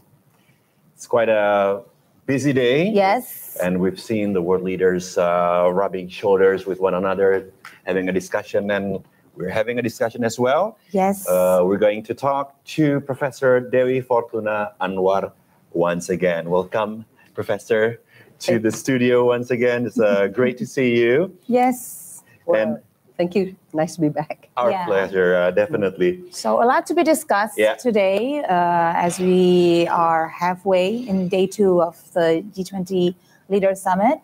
And we love to pick your brain a little bit on probably the headlines that are now happening around the world. So maybe if we can run by you and ask your opinion and your analysis on the latest headline that we see this morning about the missiles flown by the Russian army. Poland. And 2 are, they say it's an accident, but you know, it's becoming an issue now. NATO are convening as we speak right now. How do you think this will affect the G20 Leaders Summit? Firstly, I must say getting into this venue this morning is a bit of a challenge. I had to walk about 3 kilometers at least, but it's a good exercise. But the headlines, as you said, it's really shocking to hear about this incident of missiles hitting the northeastern part of Poland, the border of Ukraine. From the Ukrainian side, there was a definite accusation that this is Russian missiles. Okay. But from the Pentagon, it's a bit cautious. It has not stated categorically that the missiles originated from Russia. Of course, they need to be very, very clear. They need to be very careful about that. Okay. But we know that the result is that this morning, President Joe Biden called on the G7 leaders to hold they call it a G7 plus emergency meeting this morning to discuss these issues. Clearly, I do not want to add to the confusions. Okay. But if these missiles were from Russia and deliberately sent from Russia, this is clearly very highly unfortunate, and I think it would probably an accident. Because as we know, the Russian narrative for invading Ukraine was to prevent Ukraine from joining NATO. Yeah. Because Russia fears that the NATO border would become too close to Russia, and clearly Russia does not want to have direct entanglement with NATO. Yeah. But we know that Poland is a member of NATO. Yes. And by having missiles hitting and killing people in Poland, which is a member of NATO, you wake up NATO. NATO has to respond. Clearly, this is. I would say that this is not a scenario that Moscow would want. I know. So that's how we need to be quite cautious here, because I do not think that this is a game plan that Putin would want to have. Okay. And secondly, as we know that the Russian foreign minister has left home after the dinner last night. I do not know whether this was as related planned as before. No, I mean because from the Russian news reporting, he said as expected. As expected. As expected. So maybe if it is as expected, maybe he went home last night. It was as expected. Yeah, I mean that was the language that was used. That was their official statement. Bahasa Indonesia itu seperti diharapkan. I thought it is as expected rather than seperti diharap. It's not as hope, but as expected probably. Probably that was already in the offing. So we don't really know. Okay. But clearly the issues about the quote, whether it's missiles from Russia or not, clearly something that the foreign minister need to deal with very quickly. But what does it mean for G20? Yes. I would say that. it would make it harder to find a softer language for the joint communique. Yeah. Okay. So because if we don't know. Yeah. But if it can be proven that the missiles came from Russia, it would be very difficult to soften the language in the joint communique. Will they still have a joint communique? I don't know. I'm still hopeful, that the joint communique will come through. But it would also be more difficult for those who oppose a stronger language to say that, we do not want a stronger language. With the Russian Foreign Minister away from the scene, maybe, there's a possibility of talks. The possibility that, the stronger language would prevail. Oh, so as now Russia is out of the picture for the moment, for the moment, G20, because they had to go back to Moscow. Yeah. So it cannot impose a veto. Yeah. And friends of Russia, like China, for example, or India, which is friends of both the United States and Russia, but not friend of China.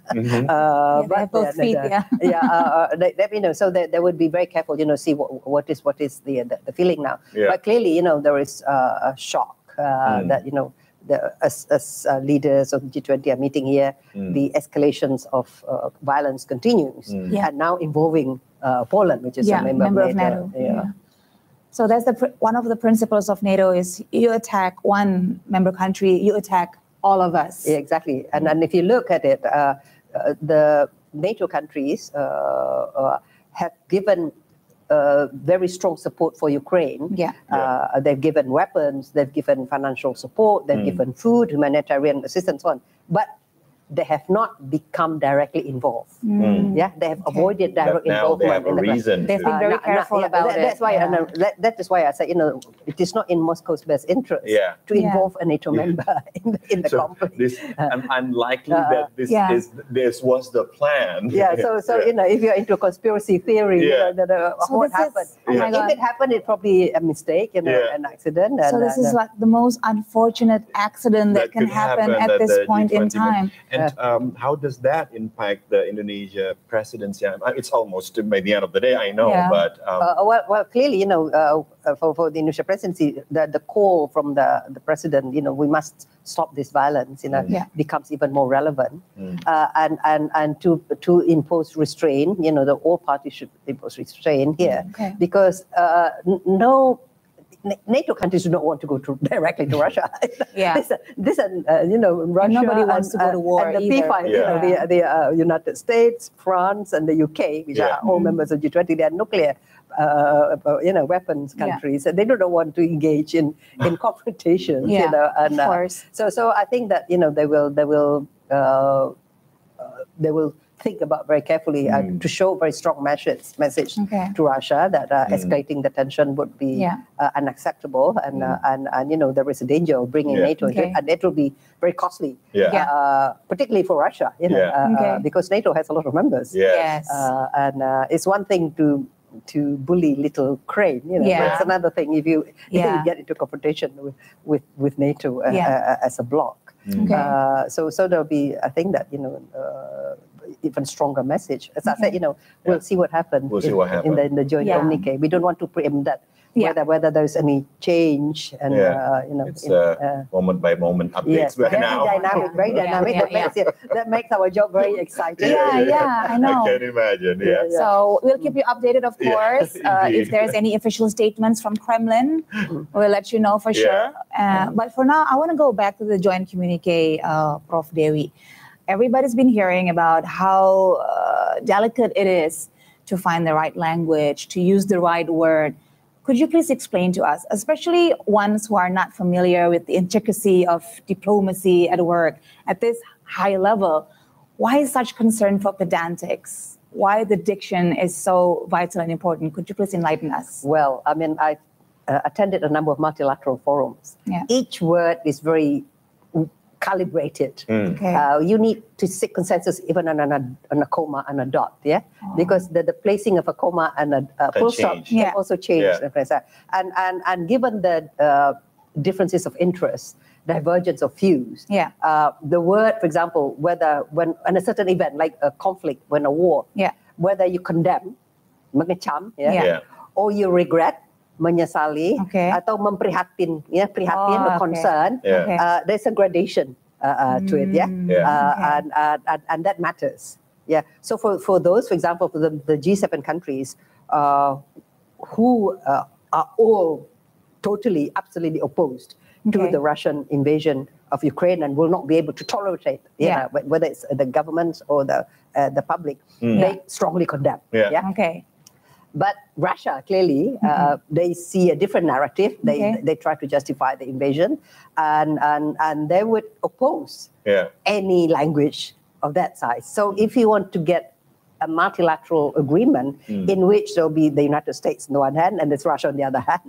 There's not, and both are here in the G20. You don't need to talk about G20. You need just about just the two countries, Russia and US. And then there are other countries, the position of China. China has also refrained from directly condemning Russia. And the India, which has a very interesting position because India's relations with the United States and other G7 countries are becoming very close. And in fact, within the Indo-Pacific, as I mentioned in a number of times during these discussions here, India has joined the Quad, which is the minilateral security forum comprising of the United States, Australia, Japan, and India.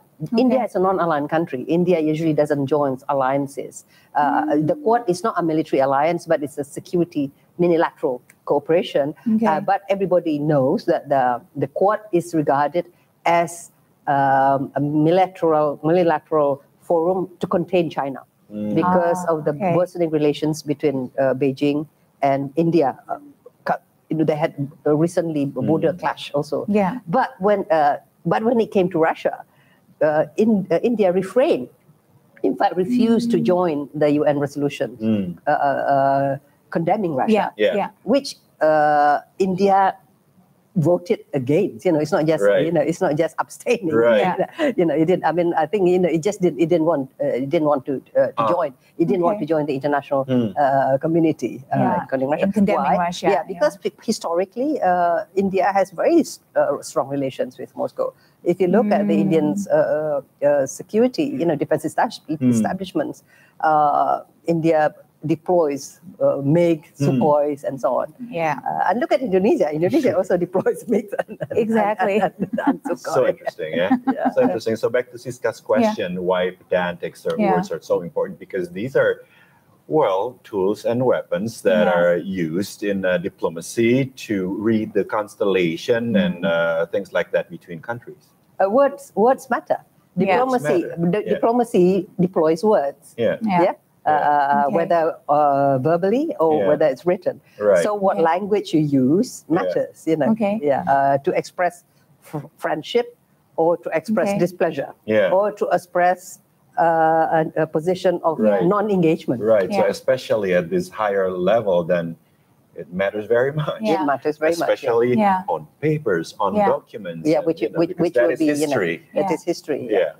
Could you explain to us as well how each of those words that are now on the table and yet to be determined which one to use, how does it play out as in the actions following up the joint communique? If, let's say, regrettable is the word of choice, or if condemn is the word of choice, what is the follow-up actions to that? For each different word. But for those words, for most of the G20s, we focus on the priorities, if you take up the first paragraph, all the rest will deal with the business of the day, the G20, namely, on the three agendas, is on global health architecture, on digital transformation and energy transition and so on. Those are the issues that will continue to be taken up by the G20 when they move to India's presidency and so on. But the paragraph matters in conveying the tone, explaining the attitude. How do the G20 countries react to the latest event unfolding, in our in the international geopolitics? it will be followed up according to the national interests of different countries. The G27 countries, members of NATO, will continue to follow their policy.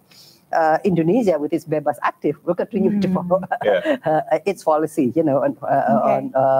on this issue. We'll try to continue to engage all sides, try to call for restraint and so on. So on the practical level, how the tone would impact day-to-day business if it's going at all? I imagine that it is in the realm of foreign policy. So in terms of practical cooperation within countries, within countries on issues related to G20, the impact will be whether there will be a joint communique or not. If the word becomes too contentious, if they cannot come to a consensus on it, then there will not be a joint communique, which will be unfortunate. Our expectation, our hope as a host will be that there will be a joint communique. Otherwise, it will be a chairman's statement, which remains important, which remains equally binding. But if there is a failure to reach a joint communique, it just underlines to the world how deeply polarized our international community is. That that they are not unable to agree on a joint communique. So here, that's why in this beautiful island, the paradise, they have dubbed this, trouble in paradise, the G20 meeting in Bali.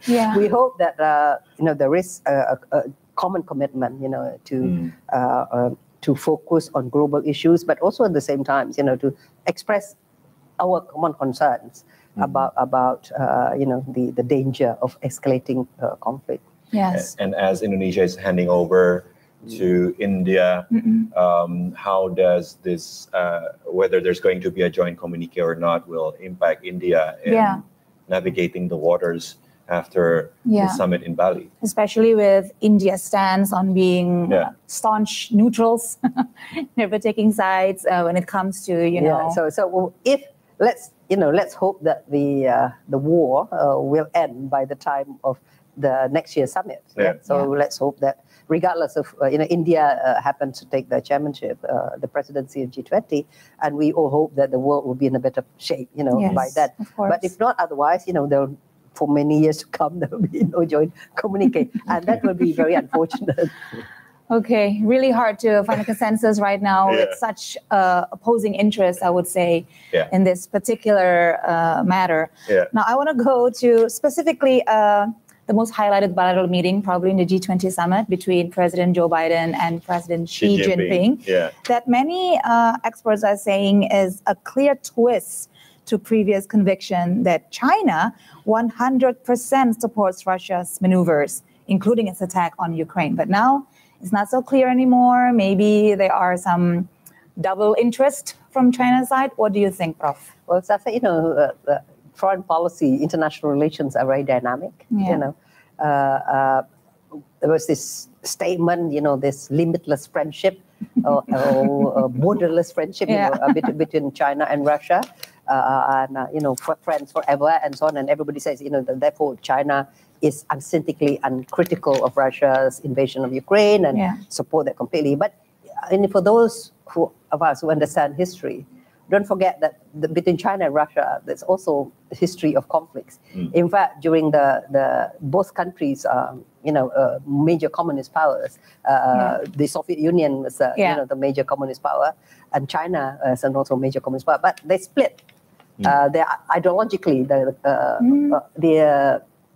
there was called a schism. Beginning in around 1963, because the Russian communism is based on the workers, the proletariats, while the Chinese Communist Party is based on the peasants, the farmers. So they had different tracks, and that means that they competed also in trying to attract the influence. So that created a divide between the countries. Like in Indonesia, the Indonesian Communist Party was closer to the Chinese Communist Party than to the Soviet Communist Party, because here in Indonesia, it's more peasants. And towards the later end of the Cold War, we saw the rapprochement, the normalization of relations between the United States and China with Foreign Minister, Secretary Henry Kissinger going to Beijing, and then followed by President Nixon going to Beijing, and normalizations of diplomatic relations between the United States and China. And then the United States and China joined forces against the Soviet Union. So I think people should also remember that. It has happened before, it actually. has happened before. China taking US side. So China also, not taking this side or taking that. That's based on their national interest. Right. China has a major national interest in repairing very strained relations with the United States. Yeah. Who do you think is the biggest investor in New York, in the Wall Street?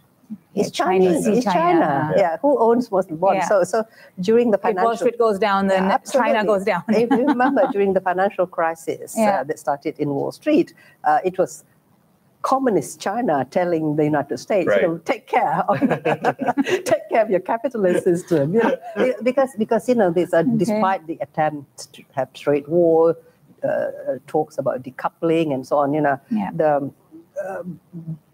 the big businesses in the United States want to sell to China.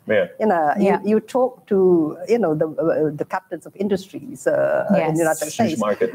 Huge market. It's 1.5 billion people. They do not want to be deprived of that market. Okay. So right after the bilateral meeting, the Secretary of State of the U.S., Mr. Anthony Blinken, also has reinstated his commitment to visit Beijing right after the summit. Could that be signs of warmer relationship now between China and U.S. for sure? Well, let's put it this way: that the structural differences between them will continue. The two are very different. The China is whether you like it, whether its economy becomes a free market economy, it is still a one-state party system. It's still communist country, and the United States, is the champion of democracy, liberalism, liberal democracy, and opposed to to that kind of state authoritarian governments. So they're never going to meet in terms of values, in terms of ideology. But in terms they have fundamental differences in values, but they have a lot of converging interests. They both have interest in ensuring peace and stability. They have interest in ensuring that our planet remains a safe place for all of us to live. They have interest in ensuring the economic system benefits us all. Not only benefiting one on the others. The U.S. is very worried about its huge trade deficit with China, and that's always a major issue. They want China to buy more from the U.S. To close the deficit. Okay. So as we also can see here, the president has arrived and is preparing himself to deliver a speech, awaiting the next G20 summit session. Once again, second day of the G20 leaders summit. Now at Apurva. We'll just see if President Joko Widodo will add in words that highlight today's headlines. Spoke about today's headlines. Quite exciting to see whether he's going to address. This is the opening speech of the second day of the G20 Leaders Summit. This is where we expect to have some sort of consensus. With the updates once again, what happened last night, the unfortunate missile. Yes, missile attack on Poland, a member of NATO. And also that the Russian delegation has left the building last night. Yes, they have. Also, another update was President Joe Biden didn't come to the gala dinner. Yes, to attend to other matters. That was the White House official statement. So we are all wondering about how it play out and the strategies of each delegates, how to put forward their own interests, and then, of course, how to reach a deal between the G20 leaders and G20 member countries. So at the moment, as we can see, many of the delegates are still standing. So I assume that the speech It's not going to happen Yeah. any second soon. Yeah. So back to the fact that last night the U.S. president skipped the event. Yes. People were asking whether it's due to health condition. Yeah. Because the previous evening he seemed to have got a flu, but there's an official statement already saying that. Yeah, it has been a long day, and the president had other issues to attend to. That was the official statement. What do you think, Bu Dewi? Was last night? Did you witness what? It became headlines in the U.S. especially. About the atmosphere and everything. Well, I was surprised. How old is Joe Biden? He's 80 something. Yeah, he's 80 something, and it's a long trip from. He's attended the COP summit in Egypt. In Egypt, and then he attended the ASEAN US and then the East Asia Summit in Phnom Penh, and then directly to Bali. He has a series of bilaterals. Thank you. Excuse us. Yeah, I think we are ready now. The audience was just being asked to be seated, assuming that the speech is going to start. Let's just wait for a little bit. Yeah, in a couple to of make seconds. sure we don't miss the Wait speech. it out a little bit. Yeah. Okay. Okay. I still think we have a few more minutes. Yeah. Actually. So back to Prof. Dewi. Yeah. So even it's no emergency. I imagine it's pretty tiring, tiring day, and I think he's probably the oldest. Among I think so. leaders, Yeah. And if I could say it personally, I think for an 80-year-old, he looks amazing. He looks really fantastic. But still, it's a long day. It's a long day. Even for us, it's a long day. We saw him at the mangrove planting ceremony. He did come. But I can imagine, if the crisis, about these missiles in Poland. Clearly, he's been informed by his national security advisors, and we know that this morning he invited the other G7 leaders to come. Clearly, that needed a bit of preparation. I'm sure that he was briefed. I'm sure that he had a briefing until late last night, and what are the bullets points that needed to be given to the other leaders. So we're still waiting on that confirmation. Has it been like a really aggression move by the Russian side, or is it the biggest mishap in world stage that we've seen so far? We're gonna confirm on that. So right now it's fun to make speculations, but of course we don't want to add to the confusion, as you said, Prof. Dewi. But we'll see if that matter is discussed here by the G20 leaders, and if it's going to be mentioned by President Joko Widodo in the opening speech. Because he's also known to address a lot of issues quite promptly. Yeah. So as you see in the screen, the ambassador of Ukraine is prominently featured. That is, the one who's standing up. I think he's making his all eyes are last moments of pleading, please address this seriously. Right. Yeah, but as we can see that the Ukrainian side categorically said that it's Russian missile. Yeah. The report from Pentagon is that we're still a bit cautious. Yeah. They're still confirming it. They need to be 110% sure. Conclusions. Yeah. Okay. That's Secretary General Antonio Guterres, probably also being briefed by the latest updates that the public has yet to know. I think everybody's getting ready now to take their seats.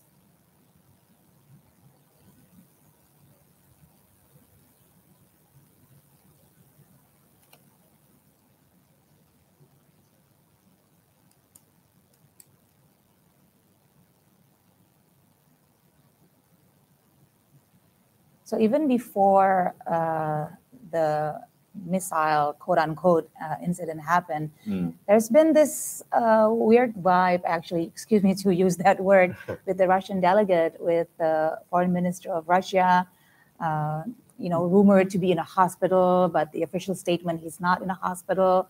But, but he did visit the hospital. He did visit the hospital, right? But he did like a video interview, a video statement through the people of Russia saying he's okay. So there's a lot of swirling stories, going on from the Russian delegates. What do you think of this, Prof? I have no idea. The fact of the matter is he wasn't hospitalized, but he did visit the hospital. Out of G20 countries leaders, he was the only one who visited the hospital in Bali, which is not necessarily the best in the world. Why would you visit the hospital? Why would you go all the way from Moscow to Bali to visit a hospital? That's a big question. Unless there is some Russian interest in the hospitals. So that's why the big question mark. What was he doing there? So I think first the statement was he was doing a checkup. Yeah, he wasn't hospitalized. There wasn't any heart problems. He was just doing a normal routine checkup.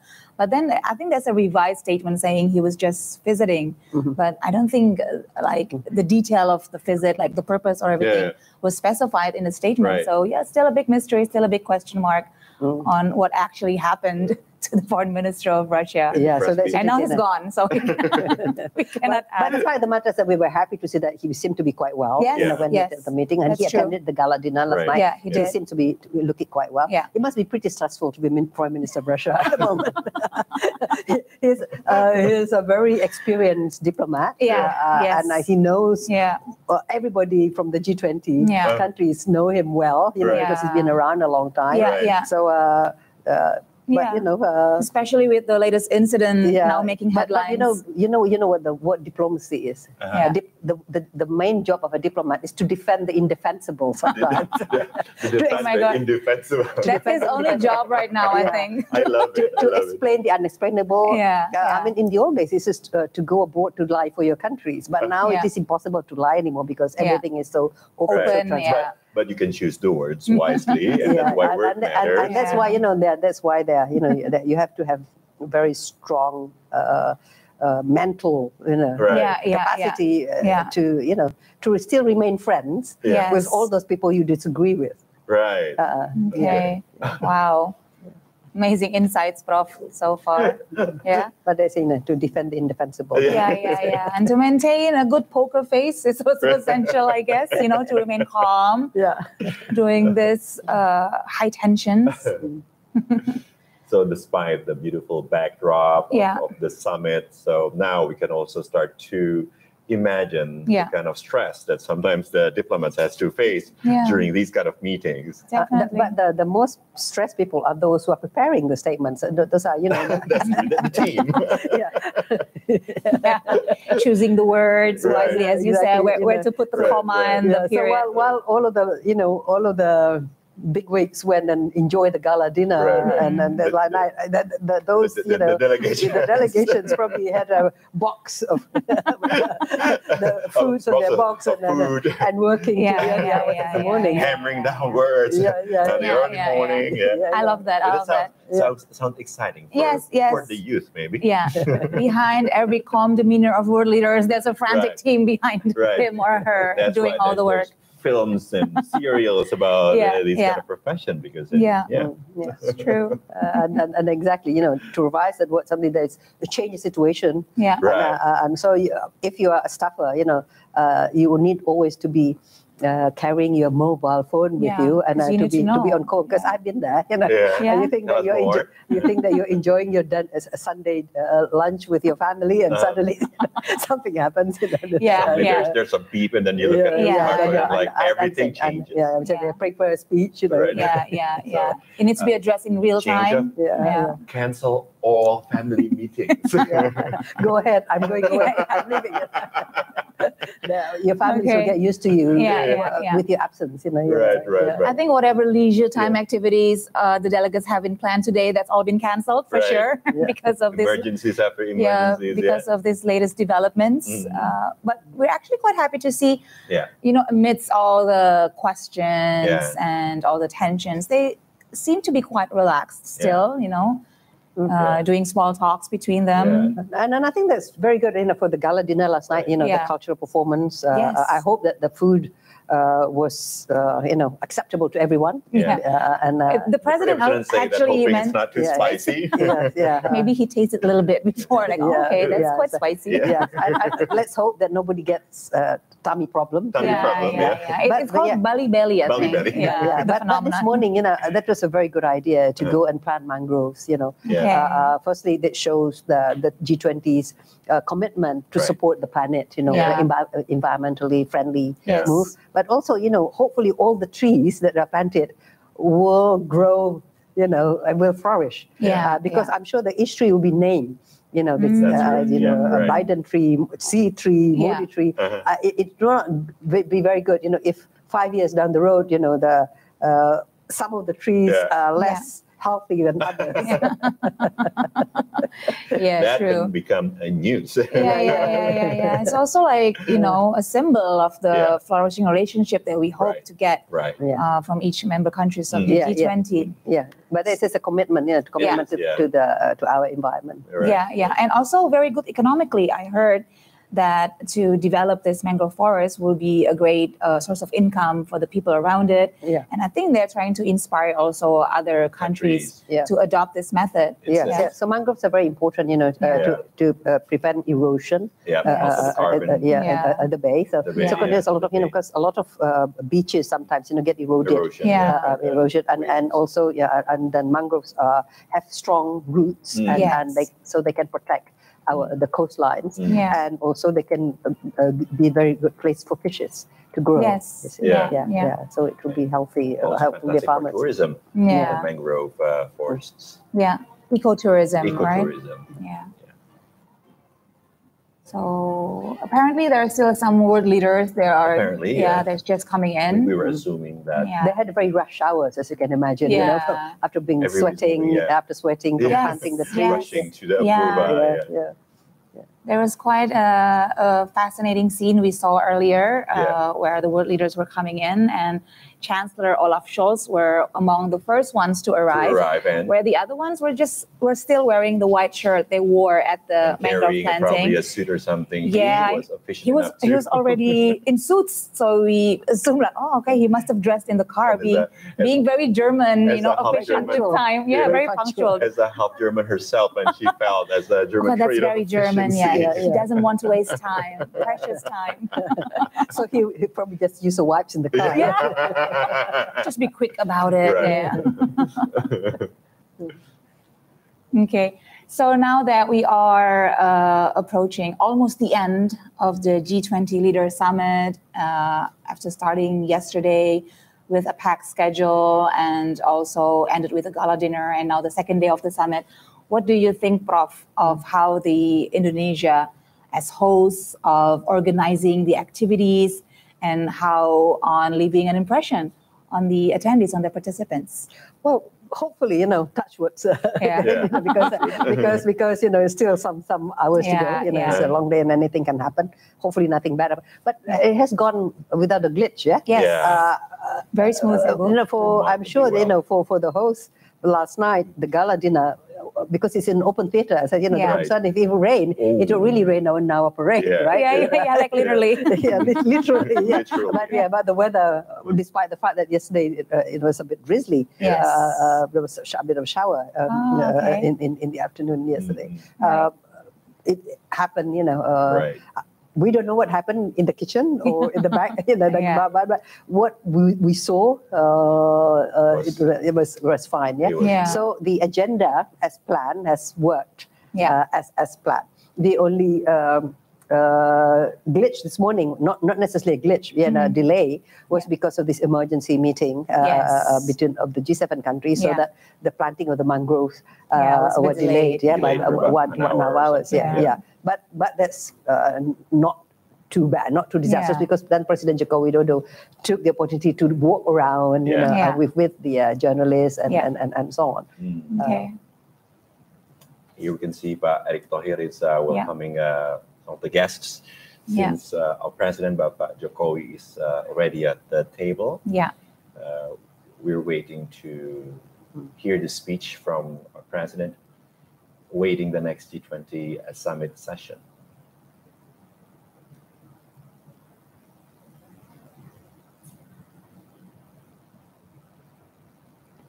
Going into the G20 Leaders Summit, apart from the Russian invasion of Ukraine, the China-Taiwan tension was also a hot topic being discussed. But I think now it's taking like a backseat to what is happening. Yeah, but what do you think will also be addressed? That was one of the issues, because the Nancy Pelosi's, the U.S.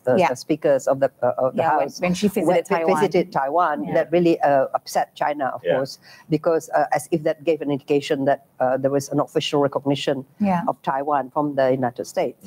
While as we know that there's very strong stress that China insists everyone recognize the one China policy, that Taiwan is a territory of China. But during the bilateral meeting between Biden and Xi, President Biden confirmed that there's not been a change in the U.S. policy. The U.S. continues its support of a one China policy. But at the time, we also know that the U.S. also will not allow forceful takeover of Taiwan from China, because as we know that there is also a U.S.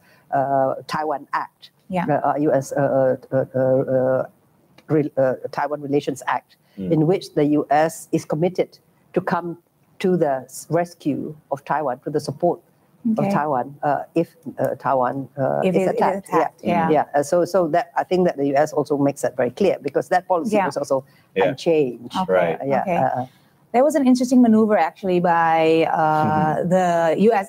government administration when, after Nancy Pelosi visited Taiwan and caused a rift between U.S.-China relation, Anthony Blinken, I think, made an official statement that is not the move of our government. That's the speaker of... So they say. Yeah. And technically it's true, she's not from the executive branch.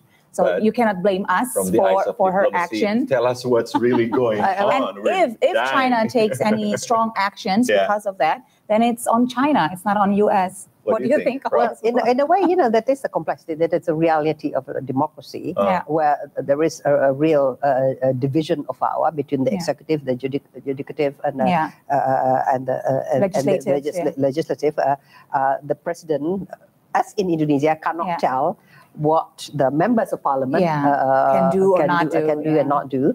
Hopefully, they will listen to the advice from the executive branch, but sometimes they have their own agenda, and sometimes they do it to put pressure on the executive branch. I'm sure that there's a lot of unhappiness also from from the executive branch and administration, but they cannot really tell. They cannot intervene. In what the legislative branch can do. I think that almost the whole world regrets, express concerns this visit. But then, because China reacted very strongly, more members of the House went, because they say that we don't want to be to show that we kowtow to Chinese bullying. So the more China reacted to it, the more the other side reacted. So here, clearly, it's important for the administration in Washington to say, this is not our official policy.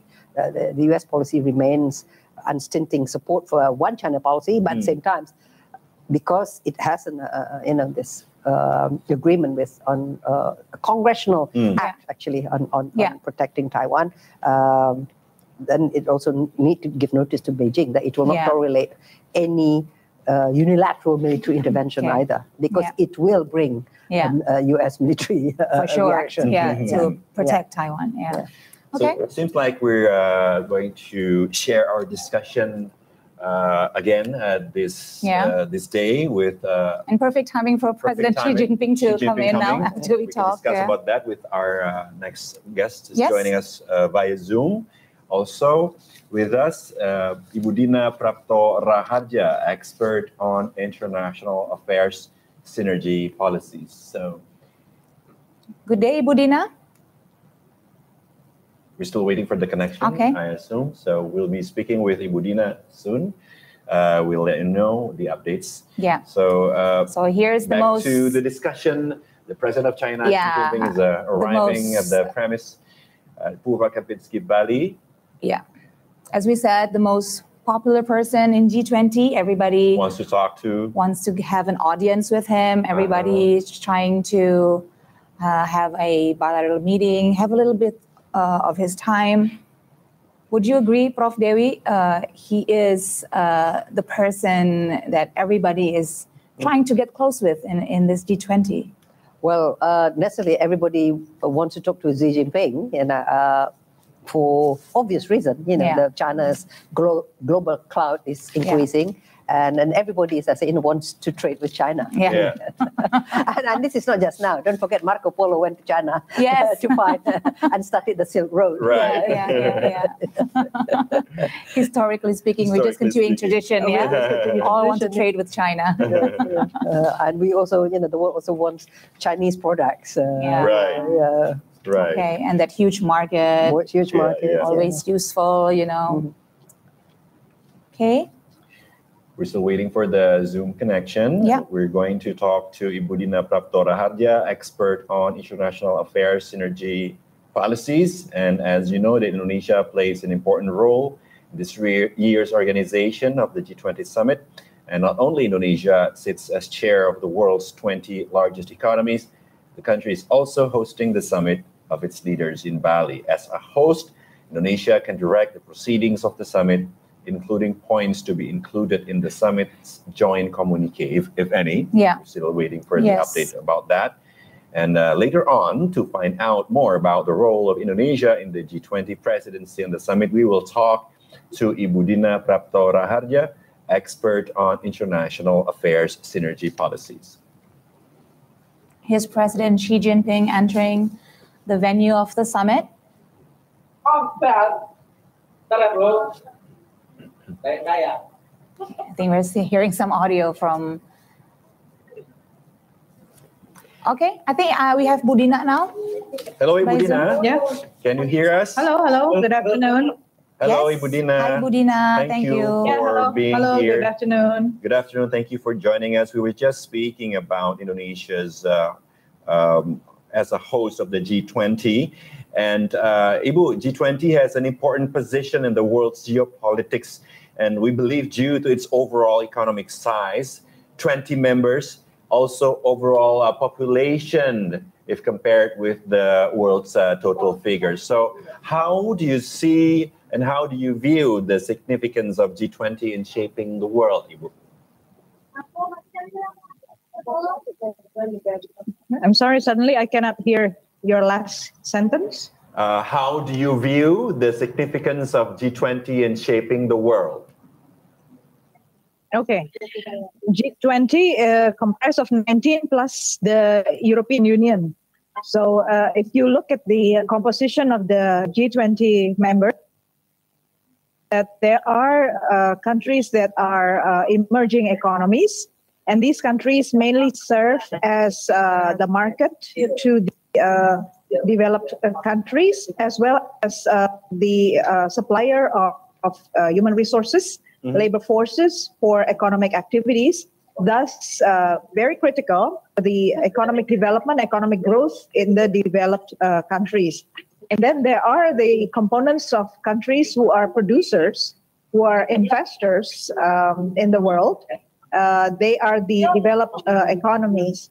So if you see from this composition, you can see that there's this combination of countries who matters economically, whose monetary, fiscal, as well as foreign affairs, foreign policy would affect the international economic engagements around the world.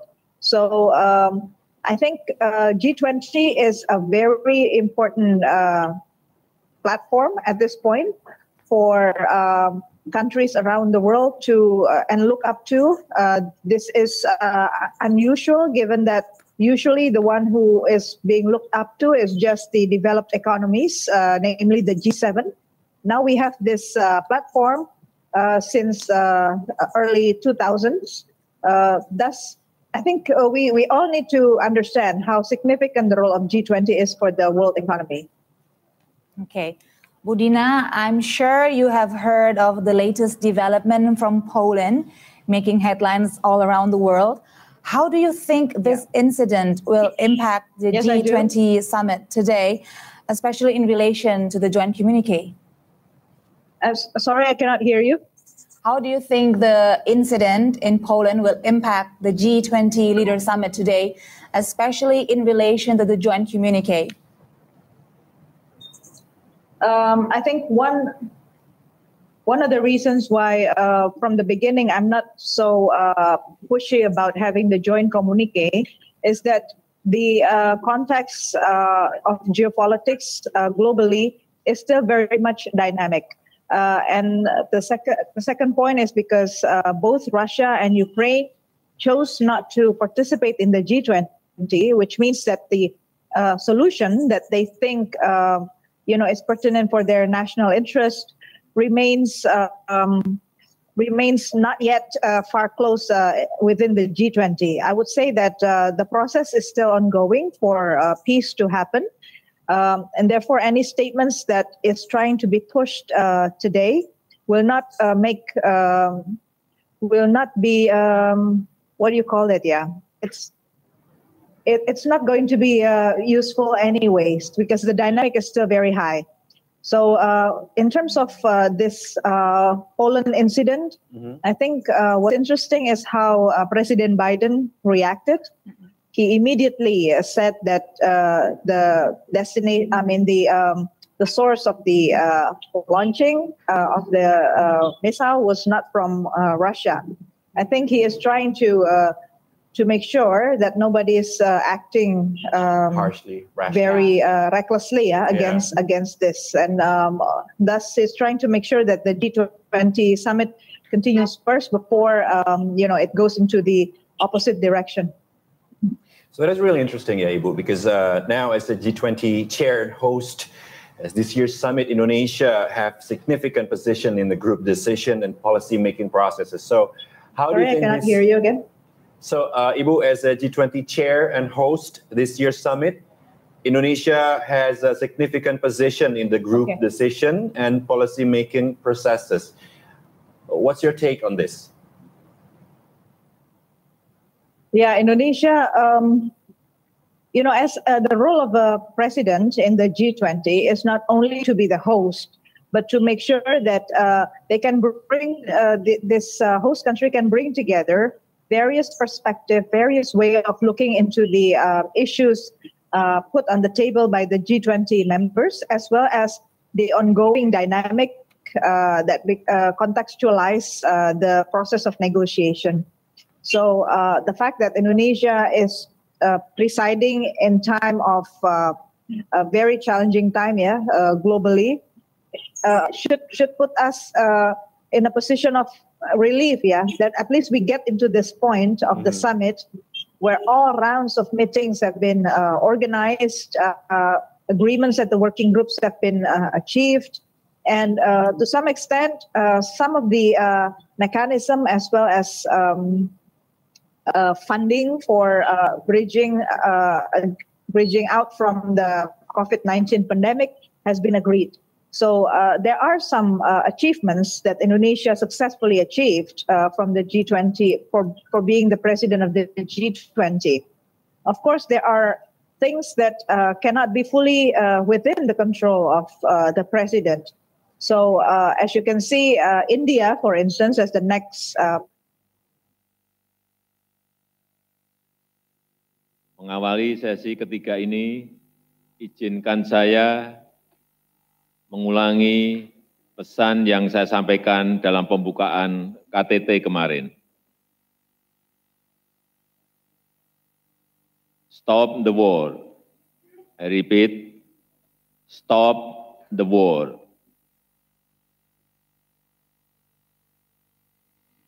A lot is at stake. Banyak hal yang dipertaruhkan. Perang hanya akan menyengsarakan rakyat. Pemulihan ekonomi dunia tidak akan terjadi jika situasi tidak membaik.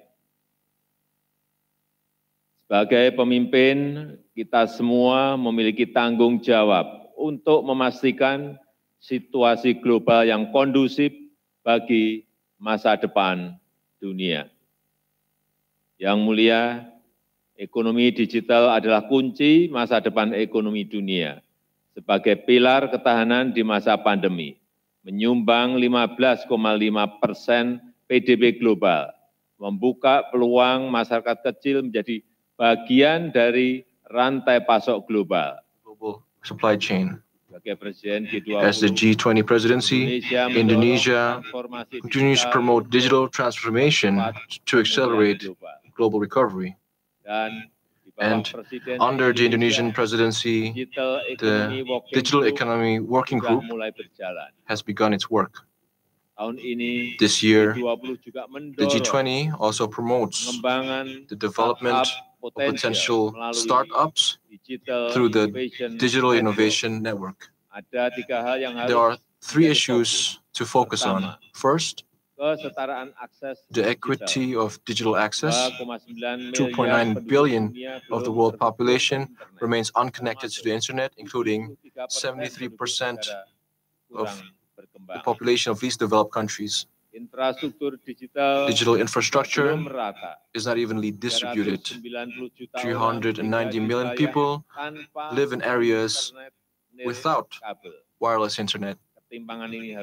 This gap must be swiftly addressed. The G20 must be able to mobilize investment to develop digital infrastructure that is accessible for all. Second, digital literacy.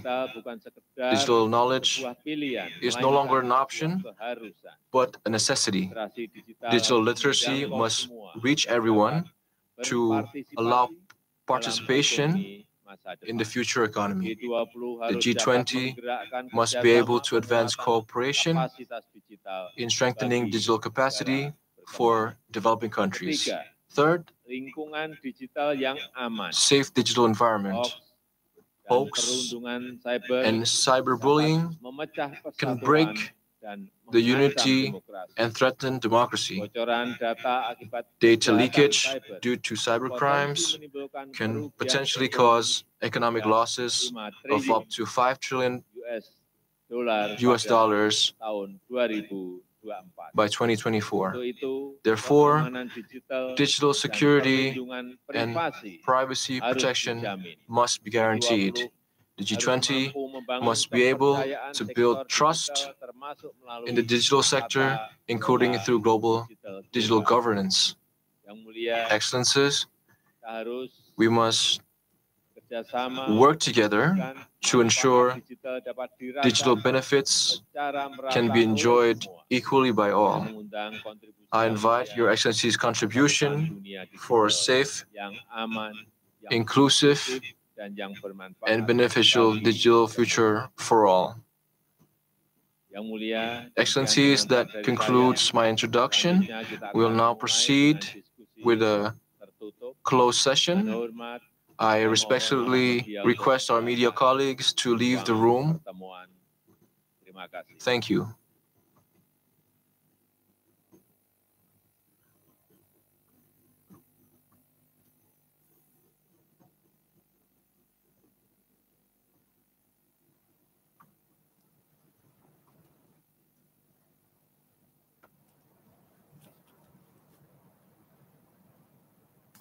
So there you have it. We just witnessed the speech by our president, Bapak Joko Widodo, emphasizing in the many points. One of them, stop the war, and also about the digital economy as the key to future world economy. And let's continue our discussion and probably get some comments about what the speech was all about. Yeah.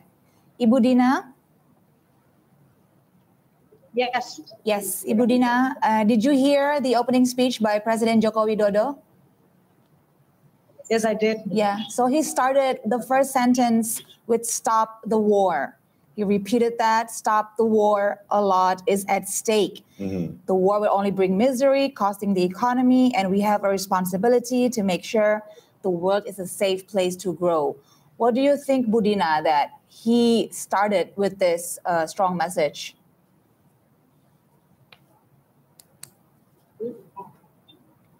Budina, can you hear us?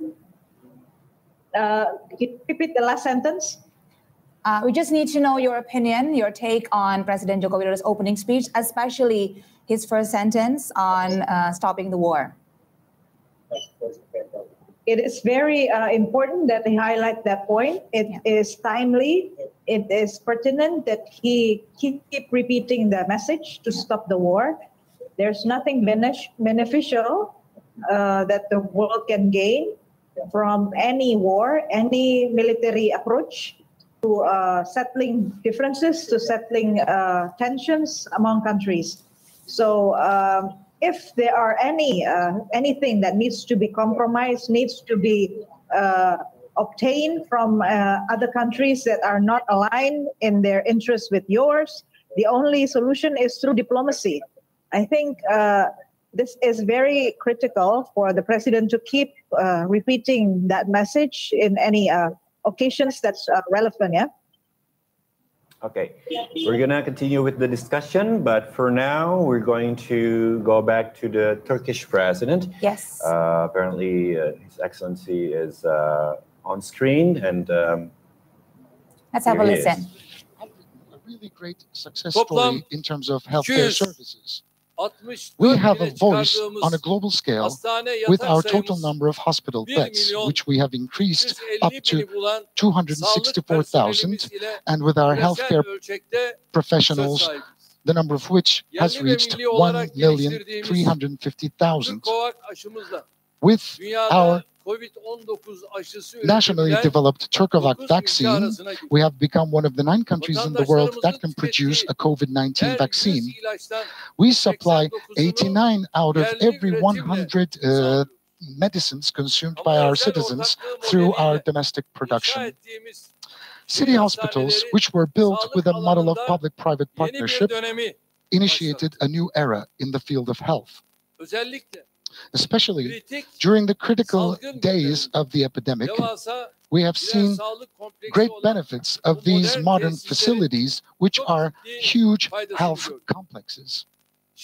Now, with the Health Turkey move, we want to make our country a brand in the field of international healthcare services. We have extensive infrastructure, significant trained human resources, and we are determined to continuously improve science, technology, and our production capability. And we are committed to pursue these goals. And at the summit, we have also discussed several items under the title of digital transformation. And we evaluated the opportunities and threats for the development of digital economy even further. During the 2-day summit, I also held many bilateral meetings, within which we've had the opportunity to get together with our host, President of Indonesia, Mr. Joko Widodo, the Crown Prince of Saudi Arabia, Mohammed bin Salman, President of the United States, Joe Biden, President of France, Mr. Emmanuel Macron, the Italian Prime Minister, Giorgia Meloni. We also got together with Chancellor of Germany, Mr. Olaf Scholz. And on the occasion of the summit, we also took a family photo as leaders of MICTA, and we have published a joint statement within the scope of our term presidency. We have emphasized global health, food security, and effective migration management as our priorities for the presidency. The G20 platform is successfully carrying out its leadership role in the face of the challenges we face at the global level today. And I believe that we will overcome the economic challenges we are facing today, and with the determined, effective, and solution-oriented approach of the G20, we will be able to surmount these difficulties. In this respect, I hope that the consultations and the pledges that we have stated during the last 2 days will yield beneficial results for global political and economic stability. And I also would like to express my gratitude to the Indonesian presidency again and wish success to the next term president, India. Once again, I would like to greet you all with love and respect, ladies and gentlemen.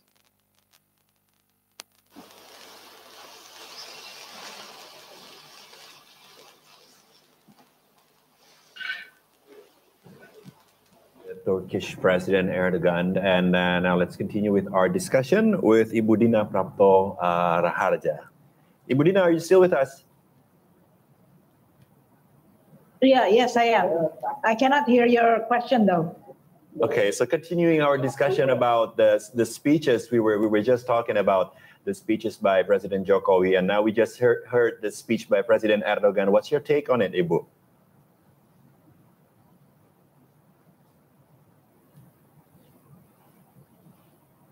Okay, I think there's Ibu, some I think we're having a issues. little bit of audio issues. We can't hear you, Ibu. It's probably muted. It's still muted, unfortunately.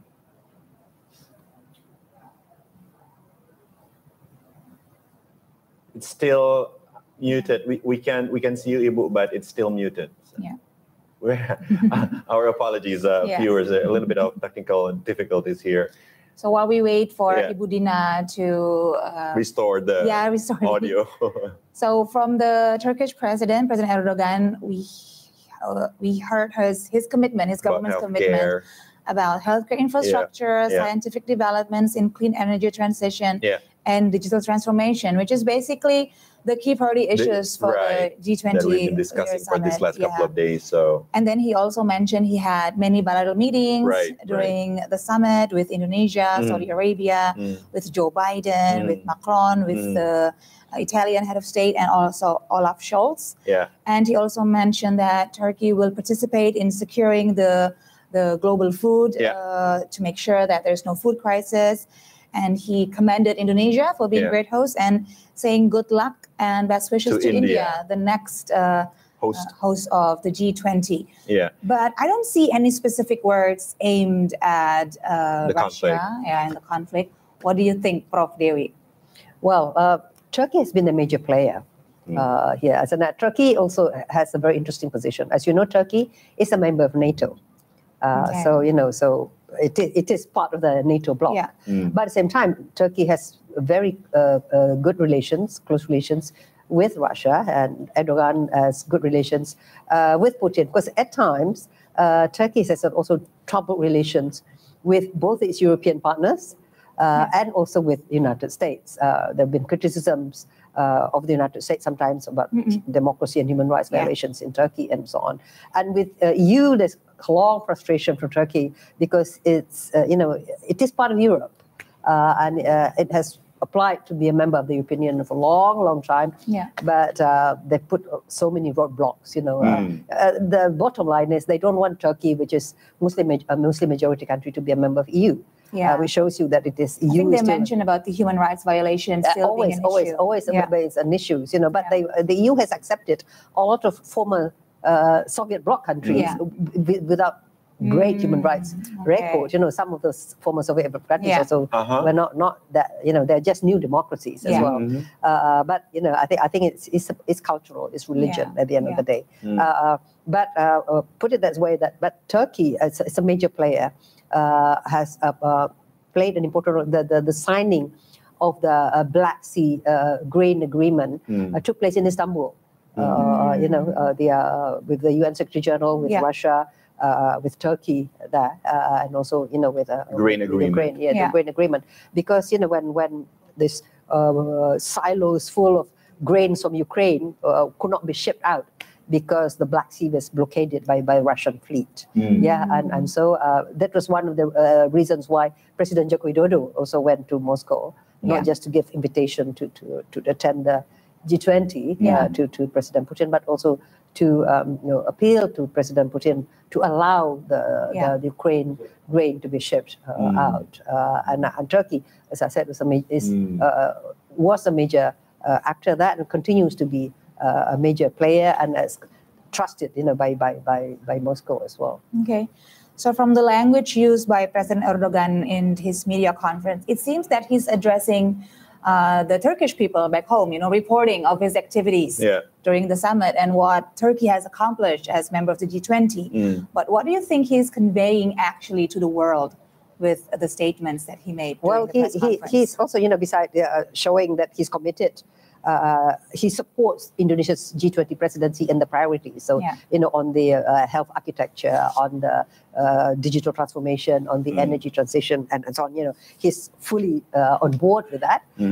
We didn't hear him mentioning about the conflict. He didn't. So and I think not it's probably explicitly. probably that's deliberate because, as I said, Turkey has this bridging role between NATO and Moscow. And Turkey also did not join the resolution against Russia. Didn't join the condemning the UN. So sort of like. Bebas aktif, but it's in own way. So this is a NATO member that's again, it's close relations. So each country is guided by its national interest. But we also mentioned about his bilateral meetings. He didn't mention his meeting with China. Obviously, there was no bilateral. But there's something that he also raised about the management of migration as one of the issues that he did. And for Turkey, this is very important because the Syrian conflict is not over yet, and there are still thousands of Syrian refugees housed in Turkey, and Turkey are bearing tremendous social costs, financial costs as well. To give protection to these refugees. As long as Syria remains, in conflict, which involves NATO countries and Russia in opposite sides as well. The issues of refugees remain of concern to Turkey, and I think that he raised this issue because although there's refugees, they finally want to go to Europe, but besides going home eventually, and this is also a major contention between Turkey and European Union countries. So you think that it's this speech was well played by Erdogan? Would you say? Yeah. Well, as I said, when each of the leaders speaks to their own public, beside, not just the international community, they have their own core audience. Yes, because they were segmented. Because I'm sure that the media from Turkey will be reporting the speech. And they have to think about not only the news in the world stage, but also domestically how that would play out with their electability and so on. And in fact, that is sometimes more important. Than that's how they justify their participation on the global stage. Because as you know, our papers tend to focus on our leaders, on active presentations on how our policies accepted and so on like that. So it's so they're using this as a stage, of course, for branding, as we mentioned before. Right. So but he also mentioned about MIKTA, the photo op. Right. Yeah, because as I said, this is the middle. The middle grouping within the G20, there's a G7 on the one side, and there's a BRICS country on the other hand. But there's MIKTA, there's a Mexico, Indonesia, Turkey, South Korea, and Australia. Yes. But I think that there's also South Africa. Yesterday, was it? They say there was some MIKTAs yesterday because South Africa joined. So it drew away from the BRICS. What do you think of this? New BRICS alliances, Prof. Dewi. Could it be? It's not new. I mean, the BRICS been there. The new usually it's BRICS. Now it's MIKTAs. MIKTA has been there for a long time.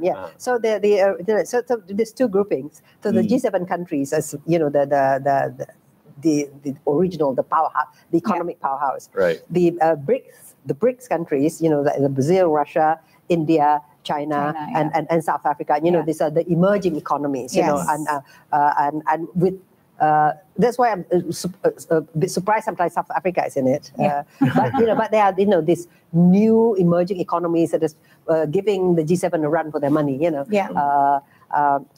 their policies quite often between the G7 and the BRICS countries are often at odds with each other. Now the MIKTA are the middle power countries, the Mexico, Indonesia, South Korea, Turkey, and Australia. The middle powers, not just in terms of capacity, but also in terms of their tendency, trying, to facilitate, to avoid taking sides, and so on. Because they're sharing a lot of common interests as well. Sharing, so they don't want to be simply be pulled by one group or the other. So they stronger together.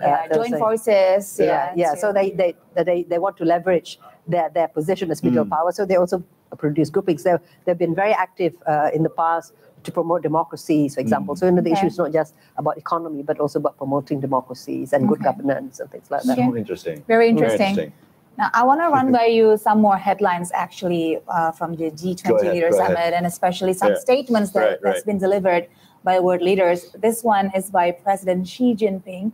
He stated that world leaders should do some debt restructurings. Maybe you've heard about this, restructuring the debt, especially from developing countries. Yeah, developing countries and less developed countries. What do you think this statement means? Because there's always a double-layered meaning with this sort of statements. As you said before, there's one for the the host country and for the international community, and also from his own people back home. Well, actually, the concerns about developing countries' debt is becoming top priority. Yeah. But remember, this is not simply targeted aimed at developed countries. Yeah. Because China is now a major giver of loan. And under the BRI, the Belt and Road Initiatives, and also the Asian Infrastructure Investment Bank, China is the major lender now to developing countries. And one of the criticisms of the BRI projects, which mostly focus on investment, is that it's bad debt. Because what happened to Sri Lanka? Sri Lanka, it has to give up huge chunks of its areas to China because it cannot pay the loan. So it's considered to be predatory. The debt's been predatory, and a lot of countries in Africa now because they also become much more dependent also on Chinese investment, because a lot of private sector investment are very reluctant to go to infrastructure, because the returns are very uncertain. And long term. It takes a long time. And from developed countries, from the Western democracies, they don't have state-owned enterprises. Most of the investments are private investments, and as I say, they're usually quite unwilling to take risks about building bridges and railways and ports and so on. So these countries, including Indonesia, have welcomed Chinese investment, but there's been warning about that problems of indebtedness. So when President Xi Jinping talks about the need to restructure debt, in fact, I would say that this is a positive development, because that means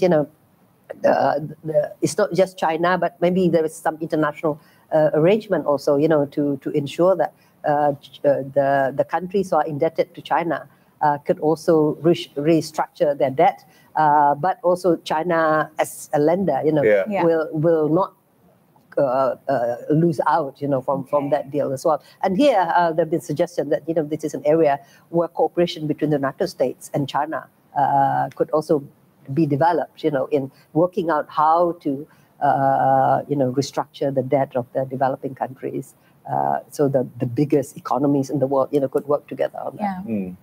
So we'd like also to thank Ibu Dina, who joined us via Zoom, and we have a bit of communication problem with the Zoom. So we'd like to thank Ibu Dina Prapturaharja for joining us earlier. And now back to the question about China. It was really interesting that it's a good sign that China is doing this debt restructuring.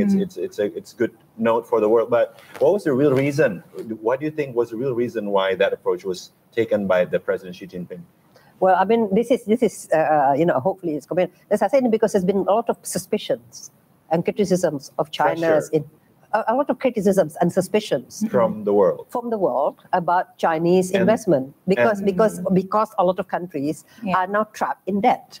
So they've been giving out because there is considered to be that entrapment. And but why China cares so much about those criticisms? Well, of course, because if countries are suspicious, you give out the money, but people take your money, but they don't trust you. That doesn't improve your global standing.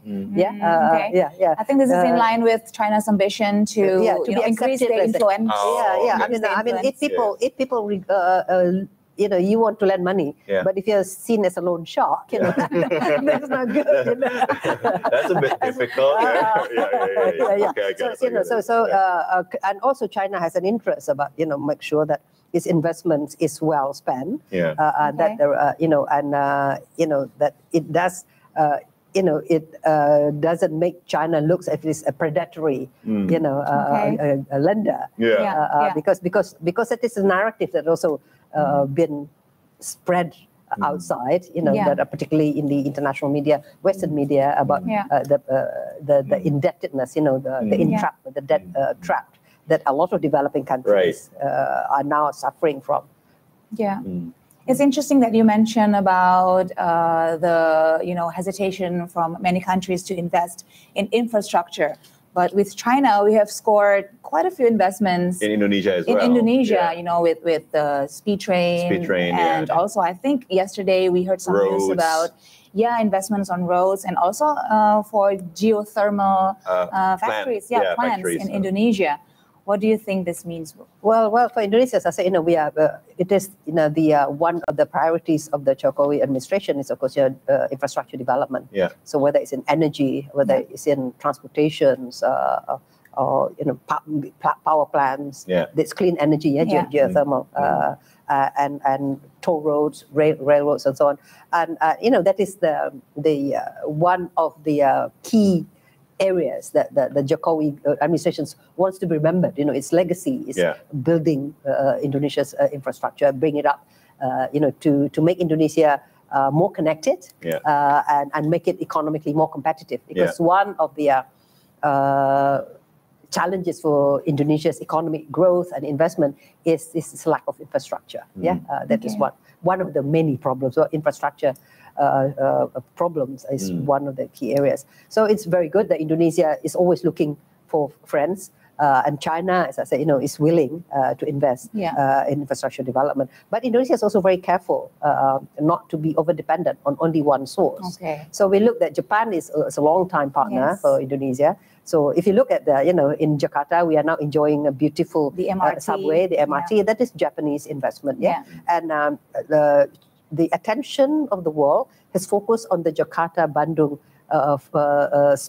fast railway, while in fact Japan is building not so fast railway, semi fast railway from Jakarta to Surabaya.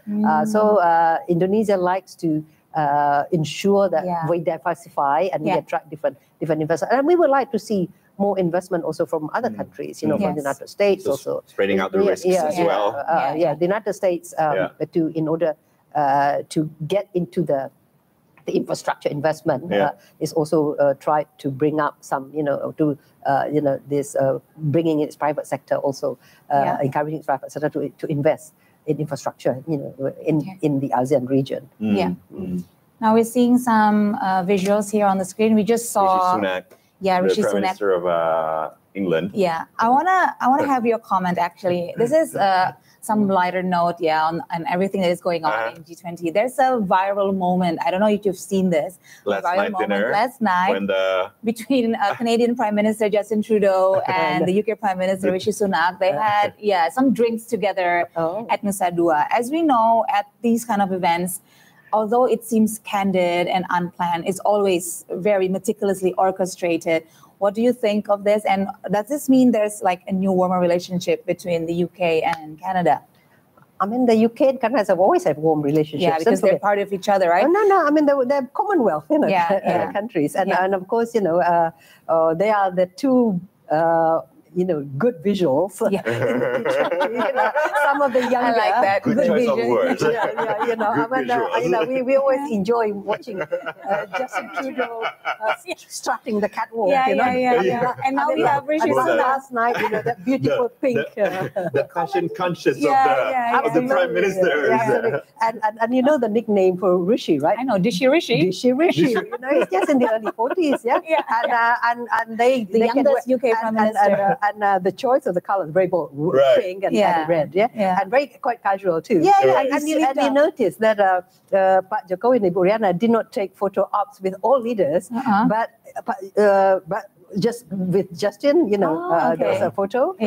Of course with Macron. Macron is always there, but he didn't wear his batik though. But with Rishi, he only walked. Past, he did, and then he was called to called back, and then he walked back and then took a photo of. Maybe Ibu Riana said, I want to take a photo. Don't let him pass. And these two young guys letting their hair down and having a relaxing drink. It's refreshing to see. I mean, this could be like an excitement development. We have like a new generation of world leaders who we hope can put more attention probably to issues that are more concerning to the young millennials. To the Gen Zs. And Gen Zs. This is always our hope. Though now, Trump is putting his hat again in the ring. It's not all. He just registered officially. I know. And the old timers are, John Biden is an old timer, but we want to benefit from their wisdom too. But it's good to have a mix, of wisdoms. But Joe Biden, despite his age, his agenda so far has been quite progressive with everything that he's put forward with the student debt relief, which is still struggling right now. It doesn't have I think it was blocked again by the House, and everything he's done so far, I think the most progressive. Well, that's nothing to do with age. That's the Democratic Party's priorities, the platform. The Democratic Party has always been more pro-multilateralism, more cooperation. Maybe the United States is a superpower. It will always go unilateral. But there is a different paradigm. With President Clinton and the Democratic president said that multilateralism when we can, unilateralism when we must. So there were, even President Clinton was not unwilling to take unilateral action when he felt it's necessary. But he did put emphasis more on multilateralism whenever possible. Now, while the Republican, it is the other way. When George W. Bush, he attacked Iraq without UN support. So unilateralism when we can get away with it, and multilateralism if we really have to. I think that there was a Freudian slip by George W. Bush. I don't know if you saw this. What happened? I think he was talking about a war, and he accidentally said, "I regret the war in Iraq," and he said, "No, I'm in Ukraine." That's why we say, "Oh, Freudian slip." He actually was still thinking about what happened in Iraq, on stage for everyone to see. But he's always very candid, and he pushed it away, brushed it away with a laugh. He's in the moment, not overthinking about. So I think there's the benefit of being a superpower, I guess. Sometimes, But as I say, great power takes a lot of responsibility, and it would be better. There's a lot of criticisms that the US invests so much on its military because it wants to ensure that it cannot be eclipsed by other countries. But if as much money is invested on education, on health, on climate change issue, on social issues, then the world is in a much better place. If countries invest more on development and on cooperation, we probably will not need to spend so much money on the military. So, so this is more military defense build up. You create a security dilemma because you make your neighbors feel unsafe. Right. Hopefully, with now U.S. being led by President Joe Biden, a Democratic president who usually is less hawkish than his Republican counterparts, they can take charge in this G20 leader summit to be more involved in tackling climate change and actually doing real action. We'll have to see because Congress leadership will be going to the Republican. Has it been confirmed? I think it was still one seat away from the majority. We'll have to see. The Senate is now secure. For the Democrats. It's always a struggle, because it's at the end of the day, it's about funding. You may have various commitments, you agree to certain things, but if you cannot get the budget agreed upon, and that's the role of the Congress, and that's going to be difficult. Interesting discussion today, as usual, always fruitful. We're so happy to have you back, and we'll have you back again, I think, later on today. Hopefully. So we'll pick it up from there and continue the discussion. So once again, thank you so much. Thank you, Prof. Dewi, for gracing the studio with your presence. And we'll have to take a break for a moment, and we'll be back. Thank you for watching. Stay tuned right here on TVRI World.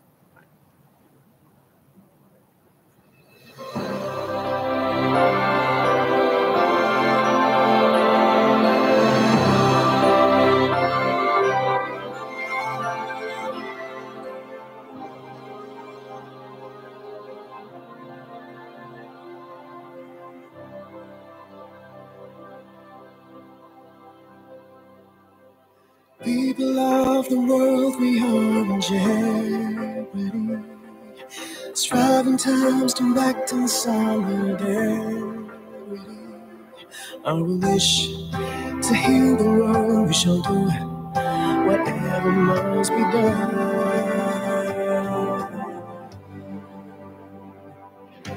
We cover together, we cover stronger. Navigate the sea of change. We have always overcome hand in hand. We cover together. We'll recover stronger. Reaching out for our children's future destiny.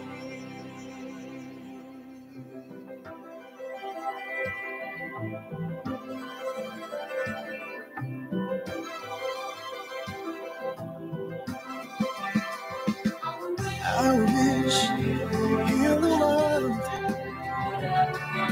Whatever must be done, we cover together. We cover stronger. Navigate the sea of change.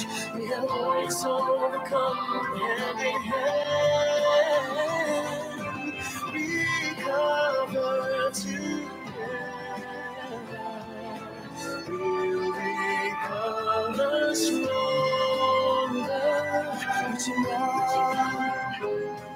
Reaching up for our children's future destiny. Yes, it's from God's history, bringing us ahead.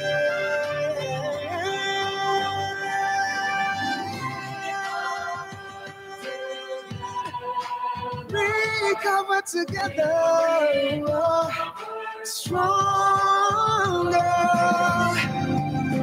Navigate the sea of change. We have always overcome hand in hand.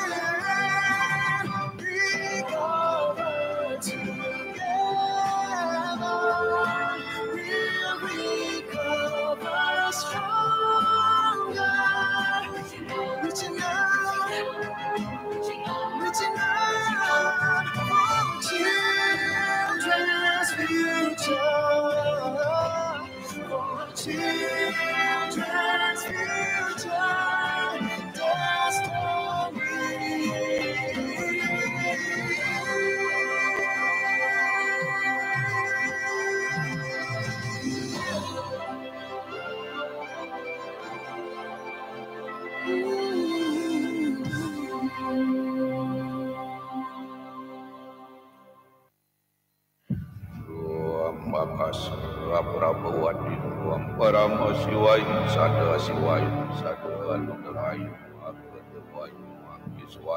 Uluwatu Temple, or Pura Luhur Uluwatu, is regarded as one of the 6 most important temples in Bali, along with Pura Besaki.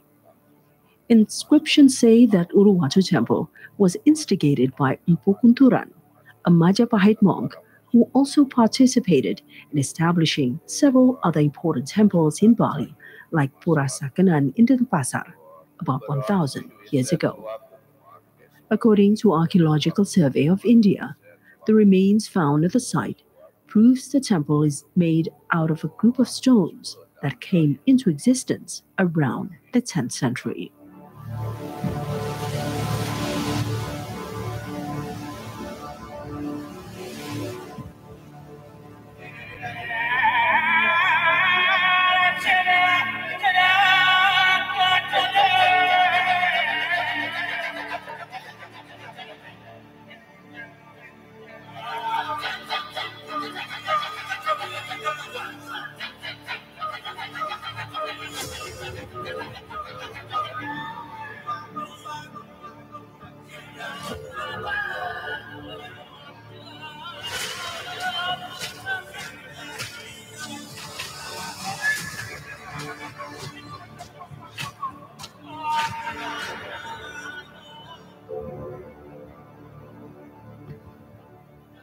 when visiting Uluwatu area, will be entertained by a typical dance from Bali called the Kecak dance.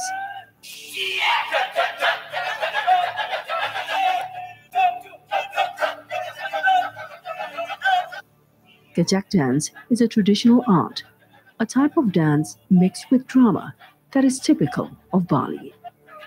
The dance describes the wayang story, especially the Ramayana story, which is performed with the art of movement and dance. This Kecak dance is one of the most famous traditional arts in Bali. Apart from being a cultural heritage, Kecak dance is also one of the attractions for tourists who came to visit. Kecak dance is usually called Chat dance or fire dance. This dance is a mass entertainment performance dance that depicts the art of acting and is not supported by musical instruments or gamelan. However, it is only supported by a chorus of about 70 male dancers lining up in a circle, wearing a checkered cloth covering the shape of a chessboard. This dance is very sacred. It can be seen from dancers who walked on fire, but because of their skill, are safe from the fire's scorching heat.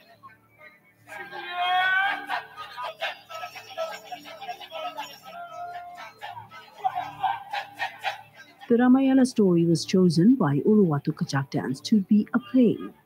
The story tells of a very wise king named Sang Ramadewa who was trying to save his consort named Dewi Sinta, who was kidnapped by a very evil giant king named Ravana. The long and very dangerous journey was taken by Ramadewa, accompanied by his younger brother Laksamana.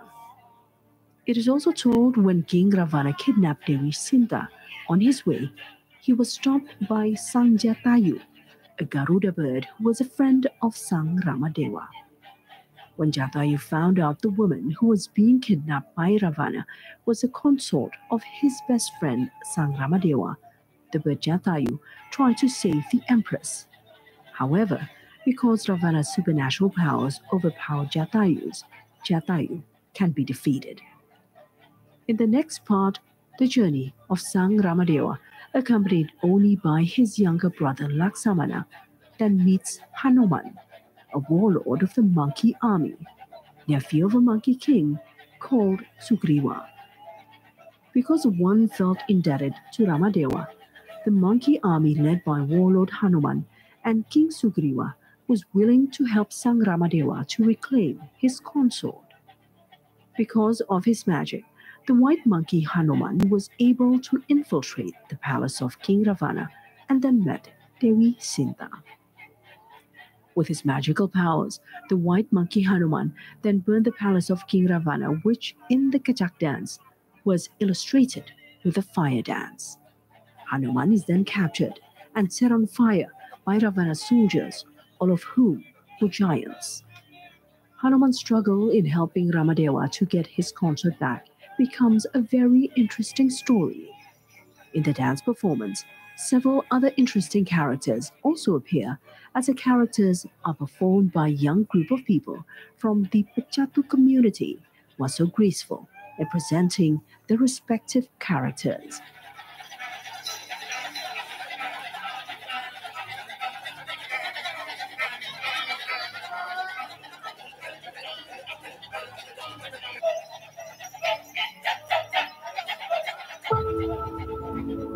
Apart from being a cultural heritage, this Kecak dance is one of the attractions for tourists who came to visit to the island.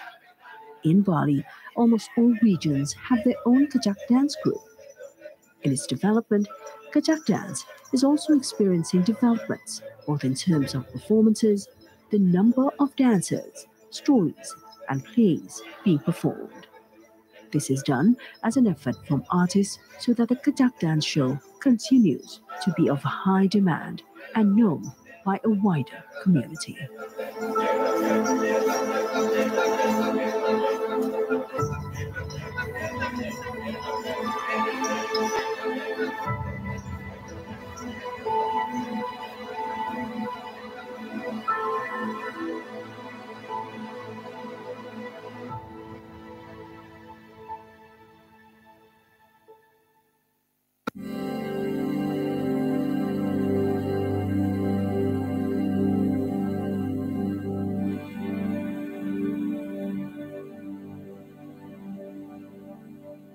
Each region or village has its own historical story behind it, usually written either in papyrus, chronicles, and inscriptions.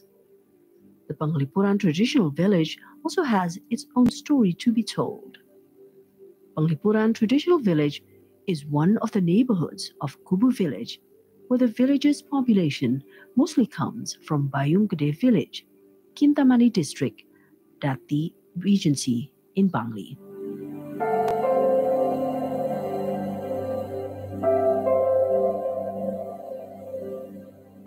During the era of Bangli Kingdom, residents of Bayung Gede village were often assigned by the King of Bangli to participate in war and other activities relating to the kingdom. Because Bayung village is far from the location of the kingdom, the king then was given a place at Penglipuran traditional village that makes easy for him to perform activities. Originally mentioned in the inscription, the Penglipuran traditional village was called Kubu Bayung, which means Pondok Bayung Gede. Over time, villagers built a village in the neighborhood with Kahyangan Tiga, or 3 temples, called Pusat Temple, Dalam Temple, and the village temple, or Hall Agung, as well as another temple built similar to those in Bayung Gede village by the community. This is intended to remember the temple in Bayung Gede village. According to community leaders, Penglipuran etymologically has several meanings. The first meaning is Penglipuran comes from the word Pangling and Pura and made short to the word Penglipuran. It means the people of Penglipuran build a temple like in Bayung Gede to remember the temple in Bayung Gede and remember their past ancestors.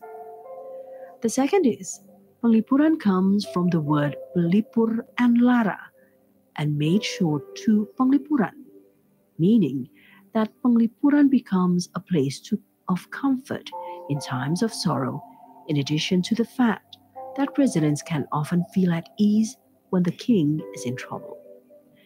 And the third is Penglipuran comes from the word Pangling and Pura and combine the two words to Penglipuran, meaning whoever visit Penglipuran will pass through temples in the 4 directions, north, east, south, and west. In other words, that Penglipuran is surrounded by temples.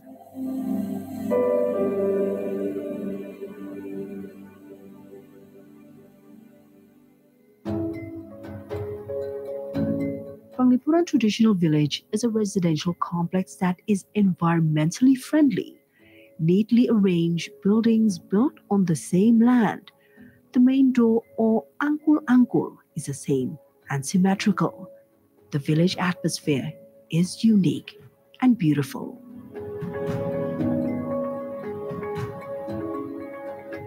The beauty of Penglipuran village is not only from its architecture, but also the warmth shown by the local people, which becomes another magnet that attracts tourists to visit the village. Penglipuran Bangli village does not have a conceptual spatial layout, making it unique. The housing is very neatly arranged. Streets are clean and quiet without passing vehicles. Motorbikes are prohibited from entering the traditional housing complex. A parking space is provided for vehicles that would be a car or a tourist bus. A traditional settlement that is rich with local wisdom makes the traditional village of Penglipuran quite famous among domestic and foreign tourists. It is not uncommon for school children to make Penglipuran village a mandatory tourist destination during school holidays or during their study tour activities. The existence of Penglipuran Traditional Village as a tourist attraction in Bali is undeniably beneficial. Many tourists, after being informed about the traditional Penglipuran village, became interested and changed their tour routes in Bali to visit the village instead. Moreover, It's strategically located and easily accessible, being close to other tourist attractions in the Bali tourism area, such as Kintamani tourist site.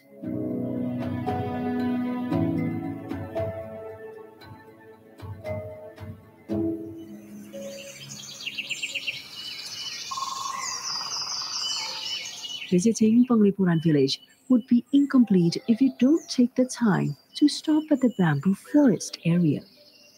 According to locals, planting bamboo trees in this area is one of the residents' efforts to maintain the water ecosystem in the area. However, over time, the bamboo forest area has become a tourist destination for tourists. This bamboo forest has an area of 75 hectares. This site is also usually used as a location for people to take pictures.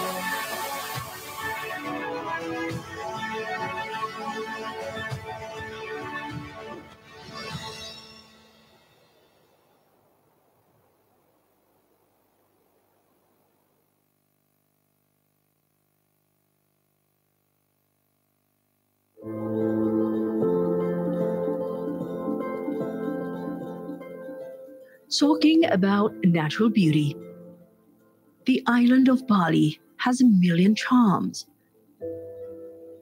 However, such natural beauty also extends to a group of islands around Bali.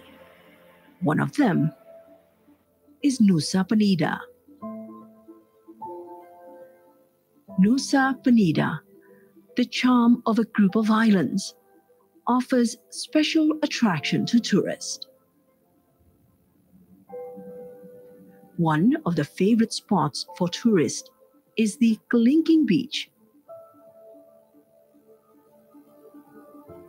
While Pinky Beach is one of the selfie spots much favored by tourists.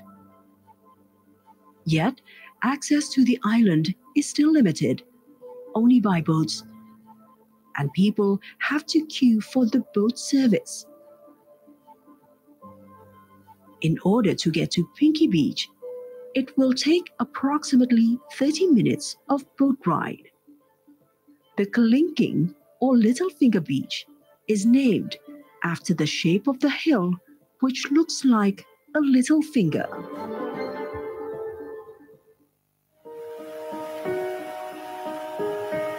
Bali is synonymous with beaches. There are dozens of beaches in mainland Bali, up to Nusa Penida, that are worth visiting.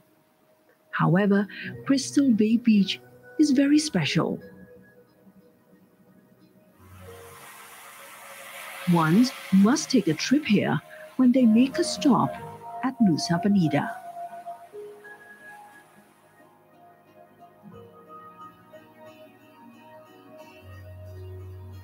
The beach not only has bright blue sea water, but it is also clear and clean. That what's beneath the water is clearly visible.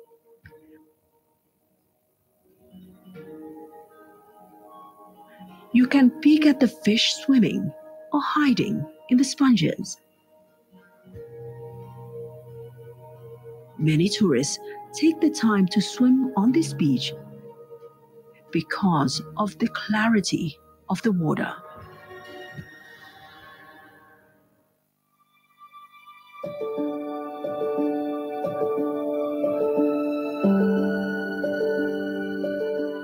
Broken Beach is an incredible tidal cove on Nusa Penida Island. The reason it is called Broken Beach is due to the archway that wraps around the bay, allowing water to flow in and out from the ocean. All around the world, there are unique ways in which the earth has eroded over time. Sometimes Mother Nature leaves us with something quite remarkable. Nusa Penida is definitely one of those places that leaves us in a state of awe at how over millions of years the earth has provided a beautiful spot as it appears before us right now. The arch at Broken Beach has been formed for over many years ago and is a true spectacle now. From above, the cove appears to be almost circular and closed in. However, at eye level, the arch is quite high. Unfortunately, there is no way down into the cave for a refreshing dip, although you can get in the water at Angel's Billabong around the corner.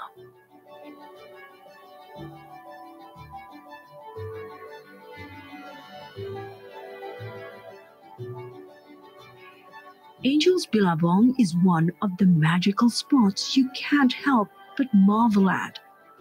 A crystal clear tide pool cascades into the ocean on the east coast of Nusa Penida. Out in that ocean, manta rays cruise the coast at leisure. As with all tidal pools, you need to arrive at the right time of day. If you visit Angel's Billabong during high tide, you will experience a very different pool than the one you see in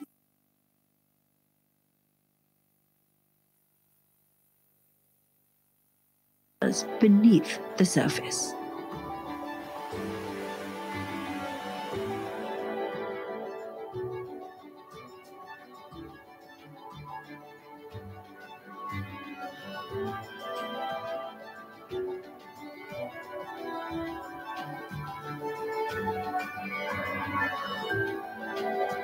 It is a highly photographic spot on Nusa Penida because of its unique landscape.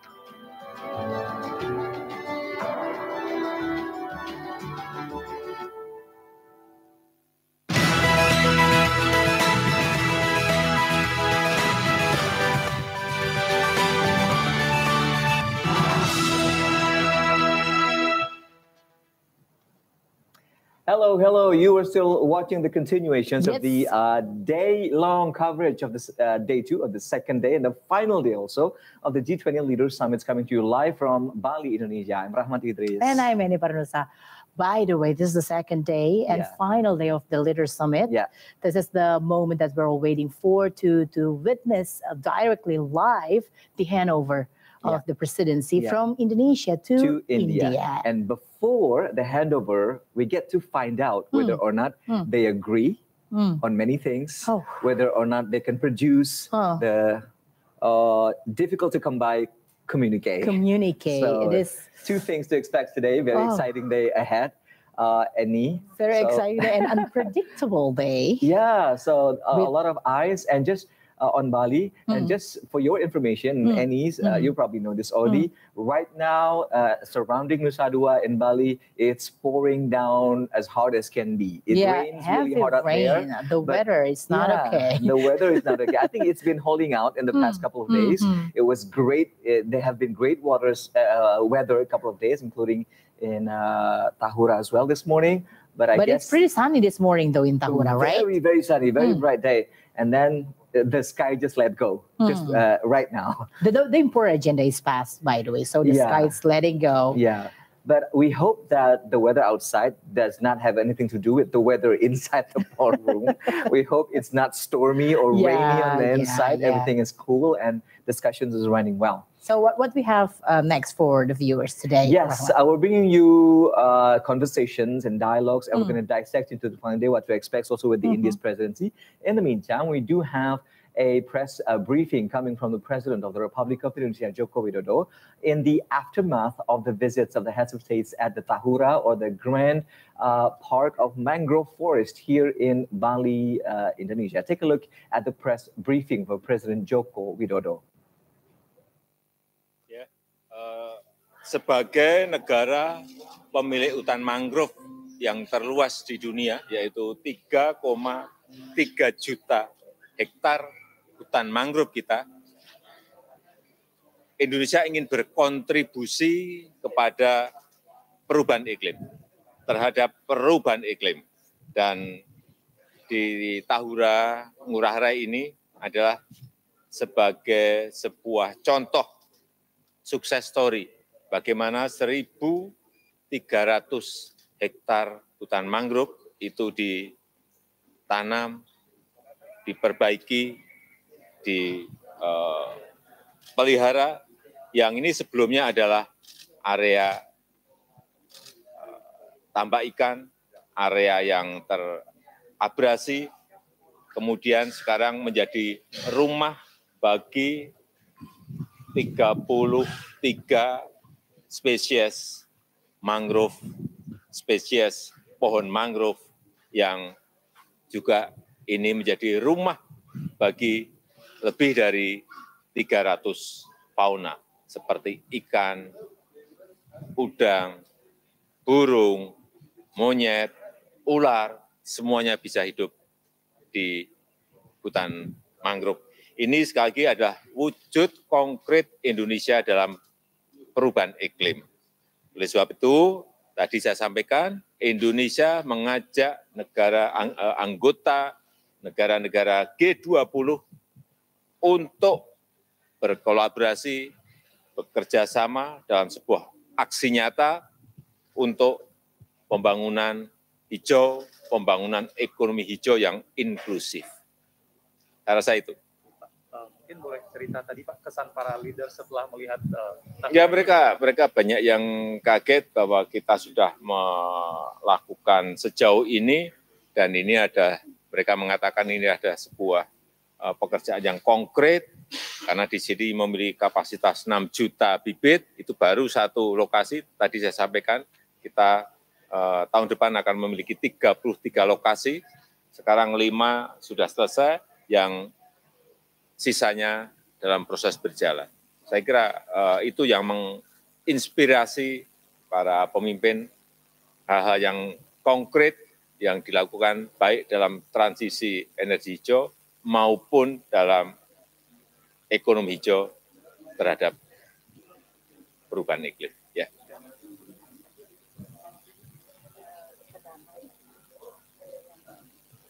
Oh, tadi menanyakan mengenai ini apa, saya sampaikan ini adalah berapa dam yang kita lakukan kira-kira 3 atau 4 tahun yang lalu. Ya. All right, so there you have it, a very smiley president of the Republic of Indonesia, Excellency Joko Widodo, talking to our members of the press on his excitement on the participations of the heads of states, presidents, prime minister at the Tahura, at the Grand Forest of Mangrove in Ngurah Rai, Bali, which is a the biggest in the world. Which is a manifestations of Indonesia's actions towards the efforts of climate change. Not to mention the unique experience of the head of state using patchouli for the first time. Oh my God. It's so fun to see. All the media down there in the media center is laughing because some of them didn't know how to use patchouli, you know? And I was gonna like, what? And you just said patchouli, and we're airing internationally. For those of you watching outside of Indonesia, it's a traditional patchouli is a hoe. Oh, yeah, a hoe. Yeah, like, it's really unique. Something you do just to manage your lands. And that was also quite a moment when we witnessed that, because the photo gesture of that patchouli or the hoe moment was for all of the heads of states, including our presidents, to raise the hoe and do the actions. We're like, take the pictures. That was quite a moment we witnessed this morning. Very unique, and also that will be one of the most memorable experiences in this G20 summit, right? That's right, and that was also in place of the much awaited, much anticipated family photo, which was missing yesterday at the first day of the summit. Something that has been missing through a lot of G20 deliberations due to their disagreements, due to their wishes not to be in the same frame with our Russian counterparts, Russian delegates. So it was a good moment this morning that we get to have at least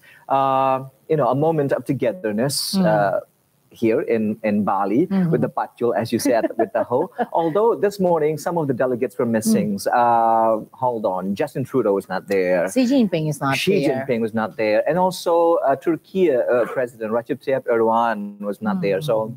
Yeah, we hope they're doing fine, though. We haven't. We know that they're here at the working session 3 of the meeting. And talking about the latest developments around the globe, any unfortunate events happened. Unfortunate this morning. event. Yeah, I guess you know something about. Happen in other part of the world, and we are here gathering all of head of states gathering here to talk and discuss about much bigger issues. And That's right. This element of surprise happens. Yeah. But I think this will be a moment for the world leaders together and to discuss about it. So we have emergency meetings this morning. Exactly. So all the agendas that will be settled for today is delayed. Yeah. Being adjusted. Yeah, so this is the latest developments pertaining the ongoing conflict between Russia and Ukraine.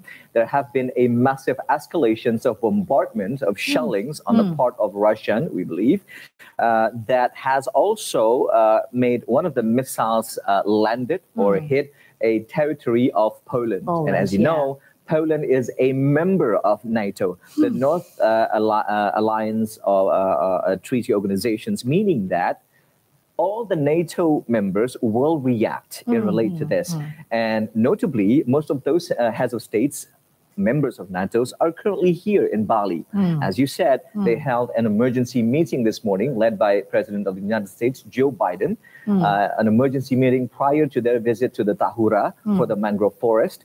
And what has been said to the media up to this point, again, we need to remind you that this is a developing stories. We are continuing to get the latest updates pertaining this event. So US President Joe Biden said that it is unlikely a missile that landed in eastern Poland was fired from within Russia after consulting with allies at the G20 summit in Indonesia. NATO announced it will hold an emergency meeting Wednesday, and Poland said a Russian-made missile, again, it is a Russian-made missile, it's been identified, has fallen over a village near the Ukraine border on Tuesday, killing 2 people. So there are human casualties. However, Poland did not say who fired it or where it was from. And currently an investigation is ongoing. Okay, let's see the visual. Some of the world leaders is now depart from Ngurah Rai. Let's brought up the picture from the Ngurah Rai International Airport. Yeah, that's the governor of Indonesia. The weather is so bad. Yeah. This afternoon, it's opposite the weather this morning. Right. At and Tahura. There you have it on the screen just now. Just passing the screen was the governor of Bali, Iwayan Koster. We are bringing you live pictures right now from the Igusti Ngurah Rai International Airport, where we've received information and reports that some of the international delegates are starting to leave Bali, and they will be departing momentarily from Indonesia. So I'm trying to make the writing on the side of that airplane. Can you read that? I can't really read it from here. So that would signify which country the plane is hailing from. But let's just wait until the camera taking a better shot. But I don't think it's flying at any time soon, because you see the propeller is still covered. Covered. That's it's covered. Yeah. So it's really interesting G20 summit this year on Indonesia's presidency, because at this point anything can happen. Anything can happen, like the developments in Ukraine too. Well, we certainly hope that it wasn't an intentional attack from whichever party, because there's been this knowledge that, if one NATO country is attacked, then Then the the rest other of the will NATO react. members will react. So Yeah. we certainly hope it wasn't intentional and it wasn't, it wasn't something that is meant to trigger any sort of Reaction, conflict. yeah, and So conflict. hopefully it was. Yeah, we also hope that this event is not taking over the attentions Yeah. for the real important issues that have been a discussion in the Yeah. G20 summit meeting. Yeah. Because what have been done here in Bali, it's for the better for everyone, for the people. Yeah, for the good of the For the humankind. good of the humankind, For the good of the yeah, planet that will as be the well. word. So what we're doing here is for the very, very good causes, and hopefully nothing is escalated on the other part of the world. We're currently seeing the live visual from the Igusti Ngurah Rai International Airport.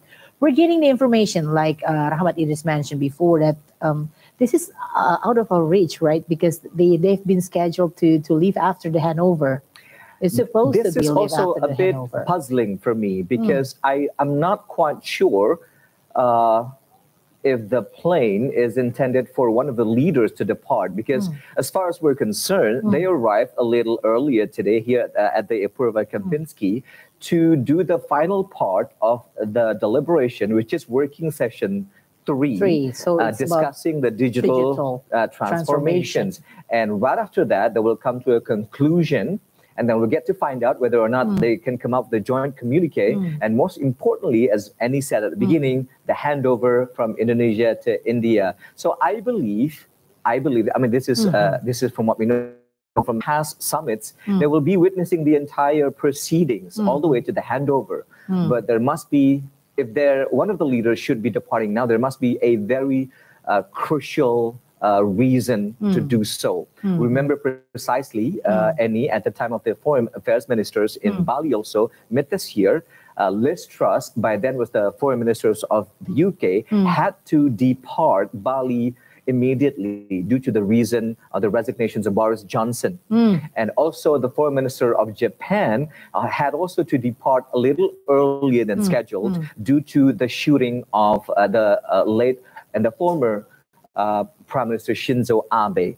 So if anybody should depart today, there must be at an earlier crucial schedule. There reason. must be a very crucial reason. Yeah. But we're going to need to update ourselves on more stories on this. In the meantime, we're still looking at currently taxiing and standing by aircraft of one of the delegates of the G20. So we're waiting for the visual to give us the better view. Yeah, so we can probably from a know- different angle, right? From different angle. Oh, it's from Republic That is actually of Indonesia. It's our- Republic of Indonesia. This is actually presidential plane of Indonesia. And So speaking I don't about- think that President Jokowi will be leaving Bali anytime soon. President Jokowi is going nowhere, right? Because the agenda is not finished yet, and in this building as well, Rahmat Idris, in Bali International Convention Center today at this time, we also have the prime. They are planning for having a press release with the prime ministers of Spain and also the president of France. So we're waiting. The president will be here as well in a minute. It could be any time from now because the agenda is keep shifting and changing and adjusted with the current condition. Yeah, we do hope, Annie, that every single head of states on behalf of the G20 will have the opportunity, or would have the opportunity, I should say, to deliver something to the members of the journalists congregating in Bali from different parts of the globe, because every single one of them is expected to have their own version of the G20 summits in regards to what has come out of the summit and what their impressions are and what their expectations are and whether or not those expectations have come to be a realization. So on schedule today, as you mentioned, is the Prime Minister of Spain. Yes. And also, I believe also Recep Tayyip Erdogan from Turkey will be speaking to the members of the media as well. And hopefully followed by other heads of states as well. And most notably, Prime Minister Narendra Modi. We truly expect him to speak to the members of the media to sort of give his take and perspective on where he is going to lead the presidency next year. That will be a great information for the media, because all of them are waiting right now to gather the informations, especially about the G20. So the unfortunate event happened this morning, and everything kind of biased. Okay. You know, the media and also all the news that has been released, the focus is kind of moved from the G20 summit. And speaking about something interesting, I've been stalking our president for a while. Oh, yeah. So what, I've been stalking his what has been the Instagram for a result while. of the stalkery? Yeah, No, the stalkery. I've been stalking our president's Instagram yesterday, and lots of interesting thing to found in Jokowi's Instagram. At least they managed to, the publisher or the admin of Jokowi's social media managed to found a simple sentences and explanation about G20, so the people could be more engaging with the G20 summit. So we have a lot of pictures here, and the most favorite picture that I very interesting too is from last night. It is the dinner.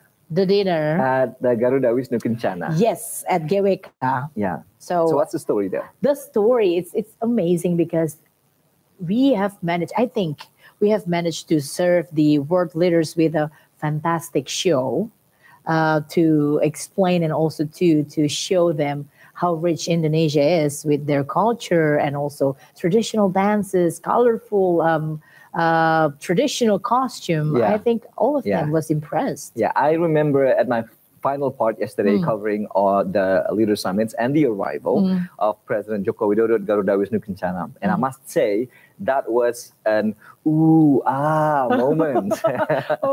When President Joko Widodo and the First Lady Iriana exited the car, because I think you can see his attire, Balinese attire, and then also Madam Iriana. It was just amazing. There at the red carpet with the that was Xi Jinping, with the backdrop of the magnificent statue, Rishi Sunak in pink. Look at that. Yeah, that was just, and look at our president there.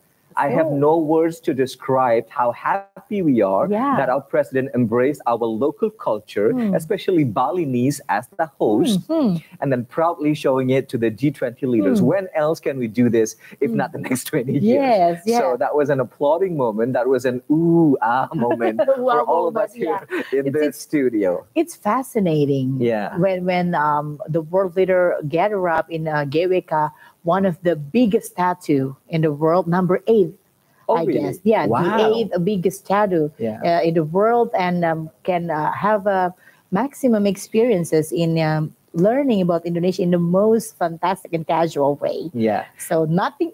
I think there will be something serious happening, but you know, with the show and everything they put up together, the lighting.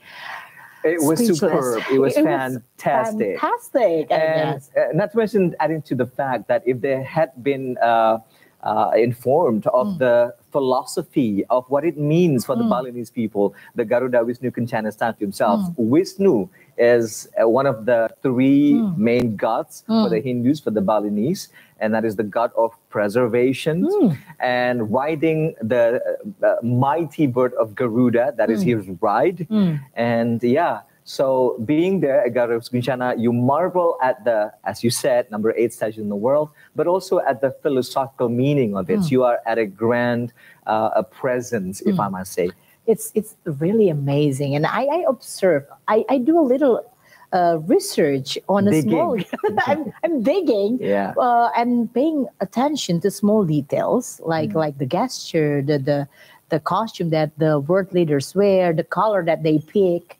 It must be something, you know? Yeah. Let's speculate that the little gestures here, it must be something behind it. Like it is not, it must be really connected to the hidden meaning. Exactly. And the thing is, the technicality, I mean, we're talking about how camera captures every single details of of a moment. You know what I'm saying? And especially when you say the gestures, the expressions, when they get to a close-up, like you can see that the arrival of Joe Biden was saluting our president. That was the finale of arrival at the summit yesterday. He concluded the entire strings of arrivals yesterday, and that was quite a moment of warmth between these 2 leaders. And yeah, so as I said earlier, the camera can capture all of these little details, all the gestures, the expressions, the real smiles that they have on our faces when they meet with each other. So that was quite a moment that we'll always remember from Indonesia's G20 presidency. Meanwhile, on TikToks, you know. Oh, okay. I don't have TikToks. But what do they have on TikToks on the G20? It's really creative, you know, especially Mas Menteri, our tourism and creative economic minister, is really creative in doing his job to portray the G20 summit on TikTok. How was that? Can you let us know? With the very light informations, he was, if I'm not mistaken, he was saying that he was assigned from the president to specially welcome the prime ministers of Australia, I guess. If I'm not mistaken, Albanese. Yeah. And then he edited the video. I think it's 60-second video with a very upbeat song, like you know, that's an uplifting reel, uplifting rhythm song. Yeah. So it's really engaging to the people with using simple words and very simple sentences to explain it to the people. All right. So we do have the visuals of the presidents of the Republic of Indonesia delivering a remark, we believe, for the summit. Take a look. Alhamdulillah, praise be to God. Today, we have adopted the G20 Bali Leaders Declaration. Leaders Declaration, is that a This is the communique? first declaration that can be reached since February 2022.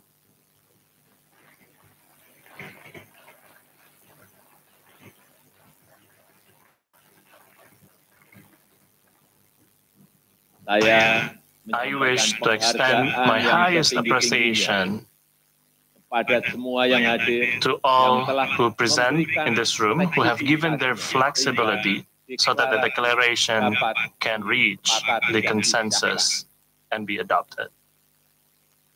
I also wish to extend my highest appreciation to all working groups and engagement groups for their sumbangan, pemikiran, dan kontribusinya bagi presidensi G20 Indonesia. Selain deklarasi, presidensi Indonesia juga menghasilkan konkret deliverable yang berisi daftar proyek kerjasama negara anggota G20 dan undangan. Proyek kerjasama inilah yang akan membantu membumikan kerja G20 lebih dekat dengan rakyat. Memastikan G20 bermanfaat tidak saja untuk anggotanya, namun juga bagi dunia dan utamanya negara-negara berkembang. Let us recover together, recover stronger. Yang mulia, saya juga ingin menyampaikan selamat kepada India yang akan melanjutkan kepemimpinan presidensi G20 berikutnya, amanah untuk menjaga dan mewujudkan pemulihan global serta pertumbuhan yang kuat dan inklusif selanjutnya berada di tangan yang mulia Perdana Menteri Narendra Modi. Saya yakin di bawah kepemimpinan Perdana Menteri Modi, G20 akan terus bergerak. Sebagai sahabat India dan sebagai bagian dari Troika, tahun depan Indonesia siap untuk mendukung kesuksesan presidensi G20 India. Saya juga meminta kepada semua pimpinan G20 yang hadir untuk mendukung India tahun depan. Menandai berakhirnya presidensi Indonesia di G20 secara resmi, saya menyerah terimakan tampuk kepemimpinan kepada India selaku presidensi G20 berikutnya. Saya mengundang Perdana Menteri Modi untuk menyampaikan sambutannya.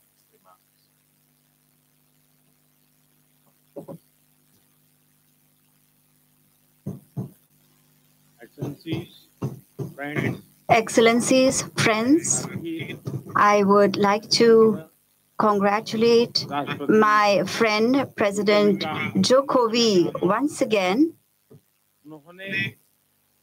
for his able leadership of the G20 in complex times. And today I would like to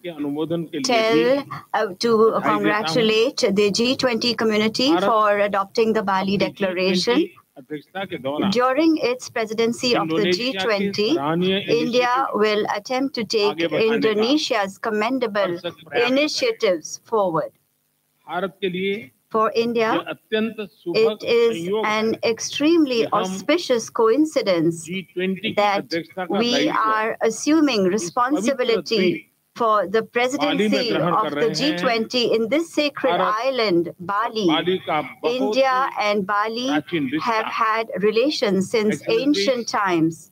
Excellencies, India is assuming responsibility of the G20 at a time when the world is dealing with geopolitical tensions, economic recession, increased prices of food and energy, and the long-term adverse effects of the pandemic all at once. At such a time, the world is looking towards the G20 with a lot of hope. Today, I would like to assure you that India's presidency of the G20 will be inclusive, ambitious, decisive, and action-oriented. Excellencies, during the next 1 year, it will be our endeavor to ensure that the G20 acts as a global prime mover to conceptualize new ideas and to accelerate collective action. The sense of ownership of natural resources is today giving rise to conflict and is also the main reason for the degradation of the environment. To secure the future of the planet, the only solution is a sense of trusteeship of natural resources. For this life, that is the lifestyle for environment campaign can contribute greatly. The objective of this campaign is to make sustainable lifestyles a people's movement. Excellencies, today it is essential that the benefits of development reach everyone and that they are all inclusive. We need to ensure that the benefits of development reach all mankind with compassion and solidarity. Global development is not possible without the participation of women. In our G20 agenda, we will have to continue to accord priority to women-led development. Without peace and security, future generations will not be able to enjoy the benefits of growth or technological innovation. The G20 will have to give a strong message for peace and harmony. All these priorities are fully reflected in the theme for India's G20 presidency: one Earth, one family, one future. Excellencies, assuming the presidency of G20 is a matter of pride for all Indians, we will organize G20 meetings in different cities and states of our country. Our guests will get to experience India's incredible diversity, its inclusive traditions, and its rich culture. We would very much like all of you to be a part of this unique celebration in India, the mother of democracy. Together, we will make the Group of 20 a catalyst for global change. Thank you very much.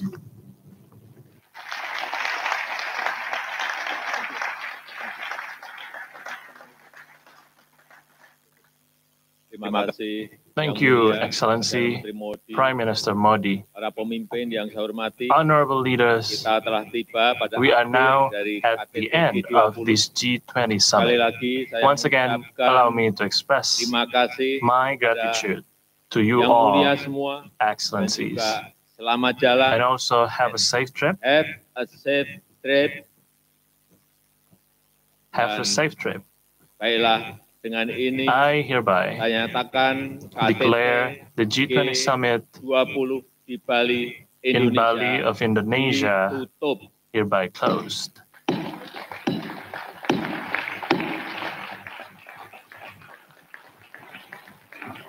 Terima kasih. Thank you. Dan palu kepemimpinan saya serahkan kepada India.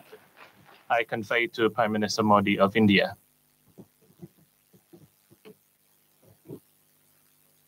Wow.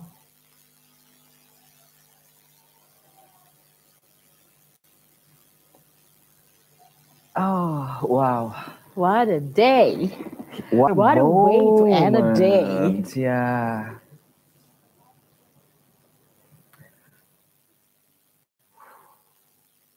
It's kind of emotional though. I am all emotional.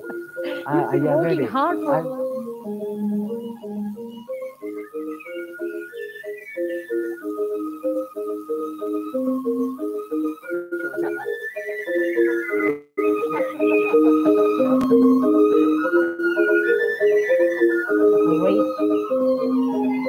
great day to end the year-long presidency. Exactly. If we are allowed to be, if we are allowed to be emotional at all, this is it. This is the time let's to give a be round of applause. emotional. I think we also applaud here many times in the studios, and the fact that when President Joko Widodo sounded or strike the hammers to finally conclude it, it was a standing ovation from every single one of them there in the ballroom. Yeah, it's a good portray of leadership, a strong yet very smooth and humanist leadership. Commendable.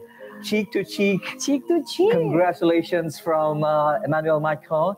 Probably inviting, come visit me to Paris anytime soon, and we'll talk more about your very successful presidency. It's really, what a way to end a harsh day. What a way indeed. The day today, beginning with the beginning of today, it's really harsh, you know. But with the Bali declarations, it's paid off. All the hard work paid off.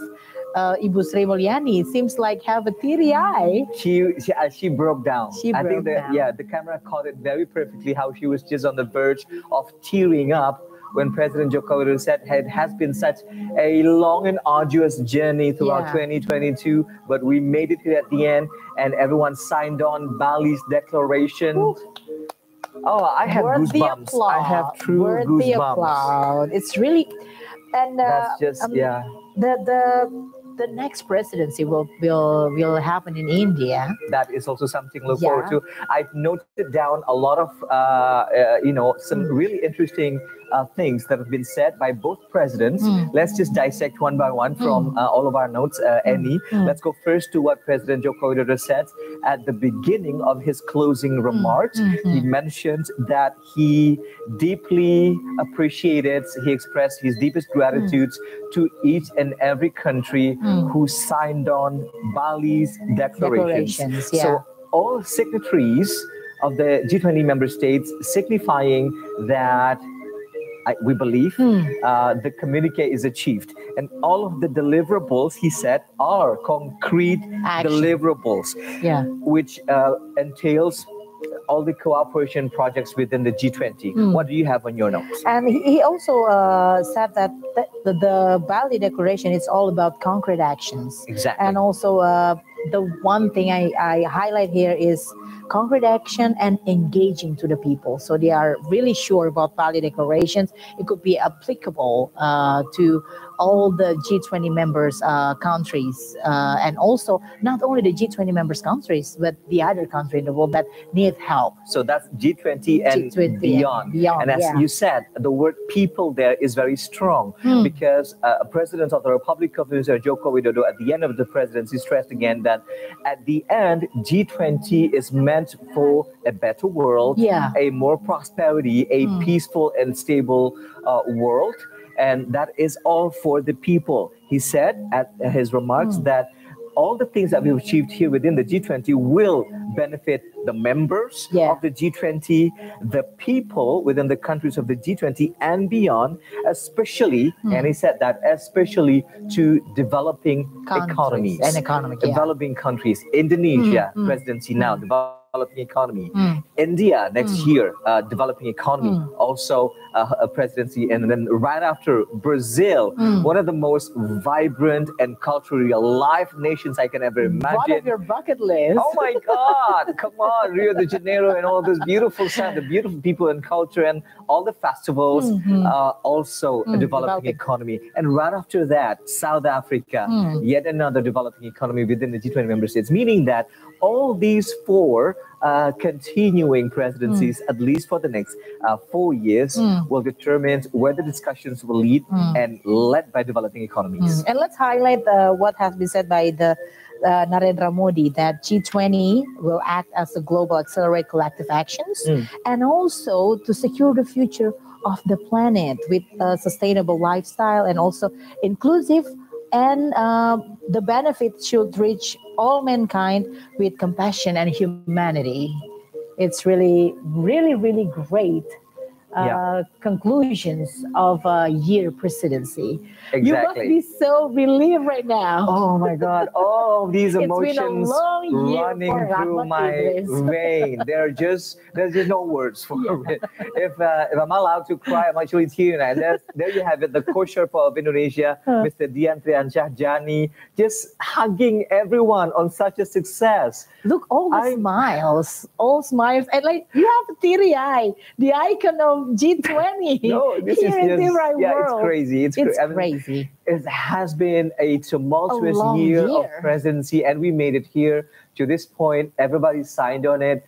President Macron had a party last night. He walked for He walked for 2 kilometers. He went viral here in the country of Indonesia because he walked for 2 kilometers. With all the candid videos that he greeted local peoples. He held a baby and Balinese baby in his hands. So, what a moment! We have so many notes on what both presidents of Indonesia. You have to wipe your teary eye. Oh my God, I'm emotional now. I believe we have Pak Amam here, and we're going to talk about the post G20 with the impact of digital transformation for our MSMEs. Yes. So, Pak Amam, are you here with us, Pak?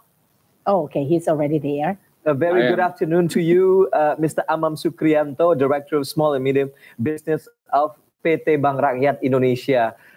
Thank you very much for joining us in this dialogue, Mr. Amam. It is quite a day, Mr. Amam. What do you think about the communique? It's Bali Declaration, I guess. The Bali Declarations. I'm sure that you witnessed the closing moments of our summit. What do you have in mind when you are watching the final moments, Mr. Amam?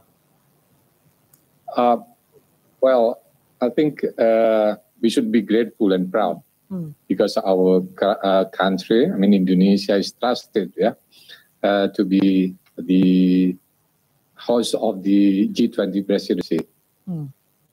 So it's really emotional for everybody. Pak Amam also witnessed the historical moment. Right. But Pak Amam joined us here in Zoom just to talk about the impact of digital transformation, also the last discussions today for our MSCs. Pak Amam, do you have any questions? Yeah, Pak Aman, let's talk about the developments of micro, small, and medium enterprises, because they have been the backbone of Indonesian economy, even during the time of the pandemic. So can you give us an illustration as to how these enterprises managed to survive the excruciating pandemic? Well, I think the current pandemic, I mean the COVID that already been with us since 2020, it's kind of different from what, the other crises that we experienced before. Before in 1998 probably and 2008, the crisis was caused by financial sectors. But this time it's different. The crisis is caused by virus, the coronavirus. And it impacted not only the rich people, but also the poorest. Means that MSMEs here is one of the segment that was really, was impacted as well. So I think we did good though. With the good policy response and good strategic response from the financial institutions, we see that we can survive this pandemic. Financially, with the fact that now the Indonesian economy is still growing. Even growing the highest among countries in the world. Pak Amam, what do you expect from the G20 declaration, since we've just witnessed the Bali declarations regarding to our topic today, MSMEs? What do you expect from the G20 this year? Okay, so from the banking side, it is hoped that through this event, sorry? Yeah, please. Go ahead, Mr. Aman. Oh, yeah. Kind of doubling here, sorry. State leaders and delegates who are members of G20 agrees to focus on developing MSMEs. Of course, that's what we hope.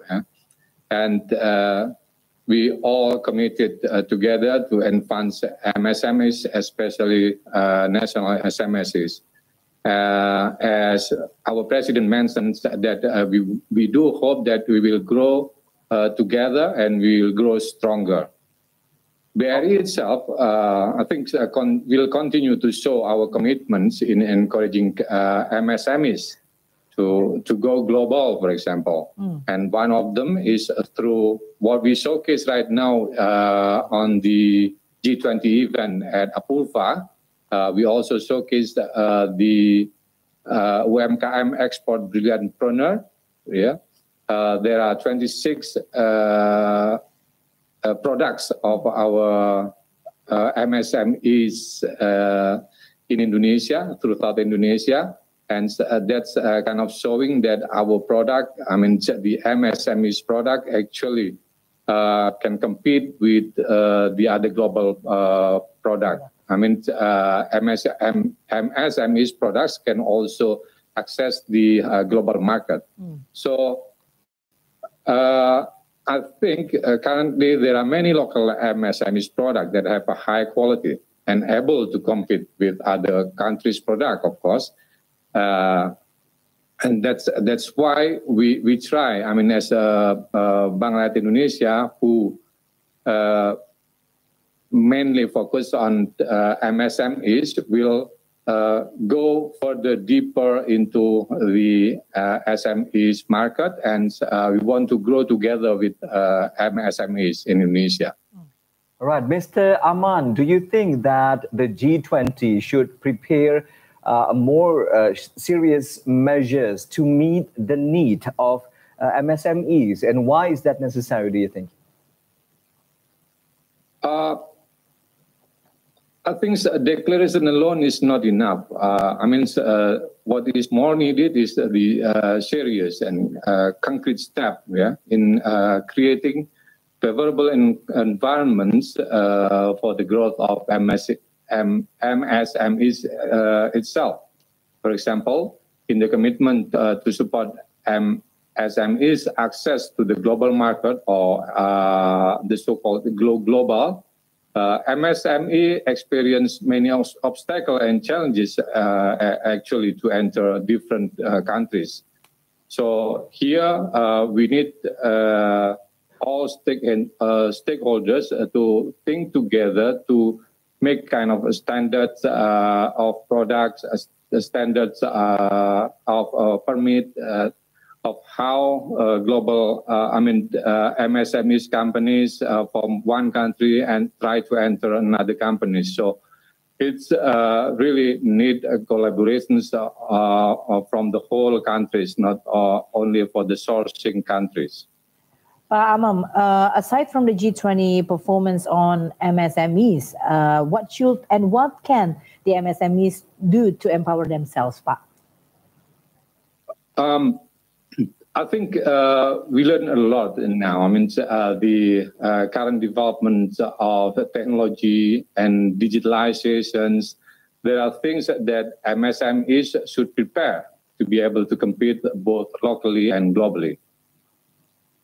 Right. At least I see that there are three things that MSMEs probably can prepare to go global. First, I think that SMEs need to segmentate and filter their target market.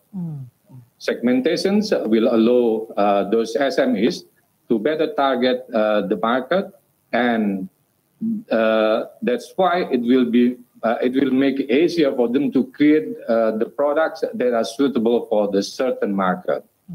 Secondly, they should build a digital presence, because we are in digital era now, so digital marketing is one of the way how MSMEs will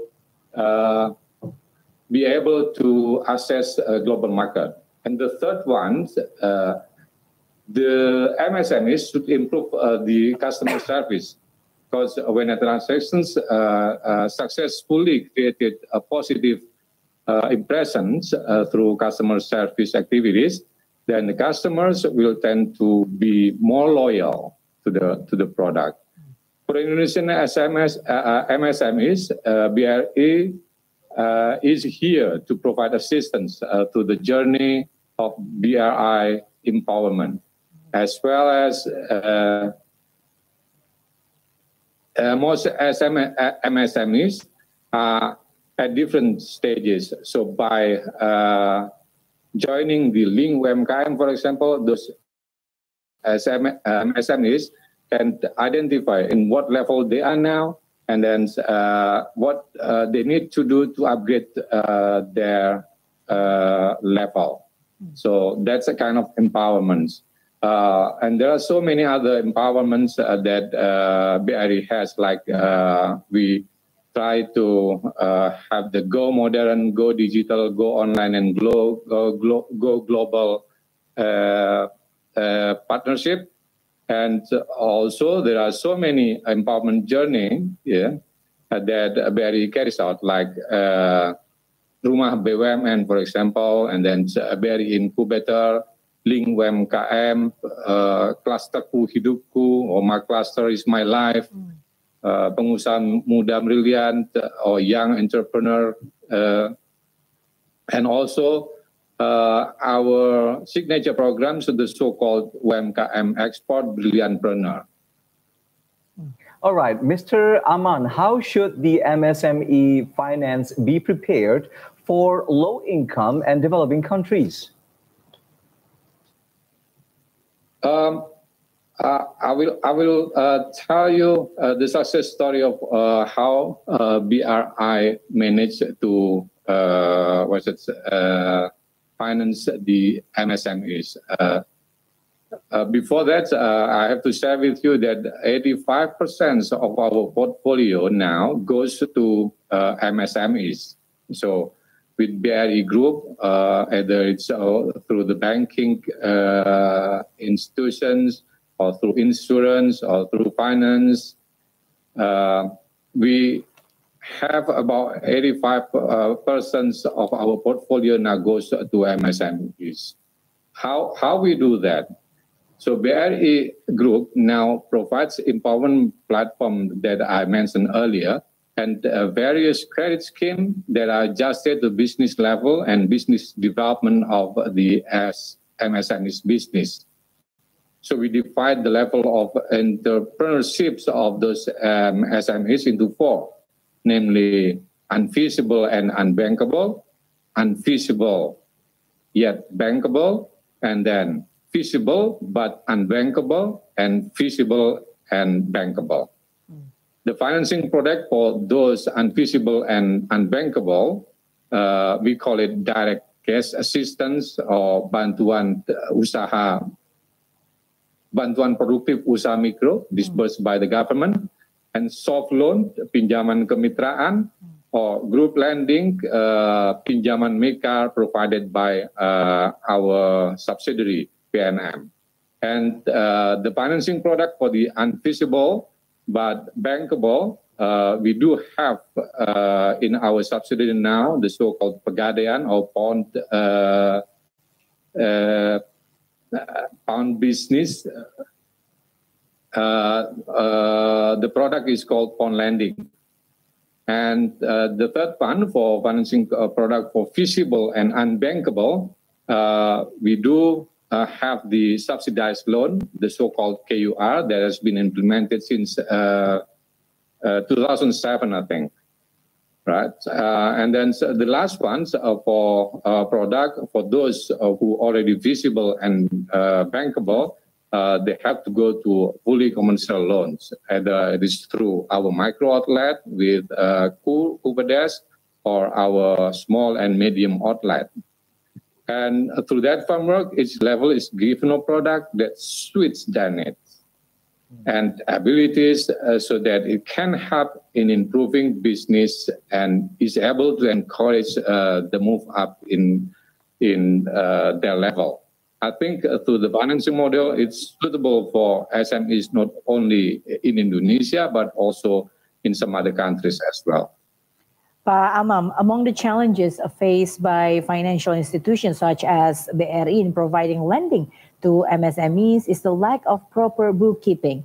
Do you see this changing, especially with the advent of tech companies that provide easy-to-use bookkeeping apps? How can tech innovation improve financing access for MSMEs, Pak Amam? Yeah, it's clear, right?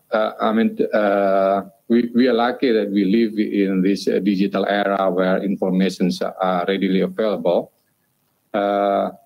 It's true, though, that the availability of a financial statement is indeed one of the obstacles that we face in conducting analysis of the financing needs of those MSMEs business.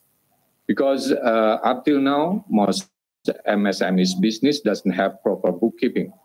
Although some of the tech companies already provide their easy-to-use bookkeeping applications, still there are very few of the SMEs utilize that. We also provide, financial applications for the MSMEs, both in urban areas and remote areas through Indonesia. Definitely require high overhead costs, right? But we are lucky that since 2016, BRI has prepared digital transformations, one of which is in terms of digitizing the credit underwriting process through the so-called BRI-Spot. BRI-Spot actually is a special applications for BRI marketers to process MSMEs loan, which is simple, fully automatic, and digitized. BRI-Spot really able to simplify the various processes, including the input process that can now be accessed via smartphone and be more flexible. And truly, it's really shortens the times of the processing, which was about 2 weeks before implementing the BRI-Spot. It's now only 2 days. So it's really efficient in time consuming. And it really able to change the business, which are originally paper-based. Now it's become paperless. So by using that BRI-Spot, we can produce faster and efficient service to the customer. All right. Mr. Aman, digital adoption rate in Southeast Asia here is among the highest in the world. But for developing countries like Indonesia, there's this huge disparity in digital adoptions between the urban and the rural areas. What's your view on this, Mr. Aman? Yeah, we as a bank, we do our own research. Based on the research that we did in 2020, we already identified that there are 7 main characteristics of the ultra micro and micro consumer, which are, the first one is they are now familiar with digital platform, but smartphone penetrations remain low. That's the first fact that we found. And the second, limited knowledge of financial product. So they know only savings account mostly. They don't know about other product or services that can be provided by a bank. The third one, cash is still dominant. The use of cash is still a dominant method of transaction used by the customer. And the fourth one, there is a need that a financial institution that is locally embedded and is able to gain their trust. The fifth, majority, they have unstable income. Hence, they are not comfortable with traditional lending products. So it's kind of contradictory. Huh? They don't have stable income, but they are not now comfortable with traditional lending products. The sixth one, they prefer banking via an agent. It's because those agents are closer to them. Open to beyond banking offerings to help grow the business. So that's the characteristics that we found in our survey. So from that research, then we know that even though the adoption of technology is high, the majority of MSMEs, entrepreneurs, still have a high level of trust in technology, in digitalization. So they cannot immediately switch to digital platforms. They still need human touch. So that's the findings of our research in 2020. Pak Aman, then how we could address such disparity, Pak, according to your opinion? Yeah, I think still related to the previous questions, RE then applied the concept of a hybrid bank, which is combining the physical presence and digital capabilities. We call it phygital. That's the way how we measure the customer journey. The concepts help RI in improving business processes, business model innovations, and managing networks that combine digitalizations, networking, and financial advisors.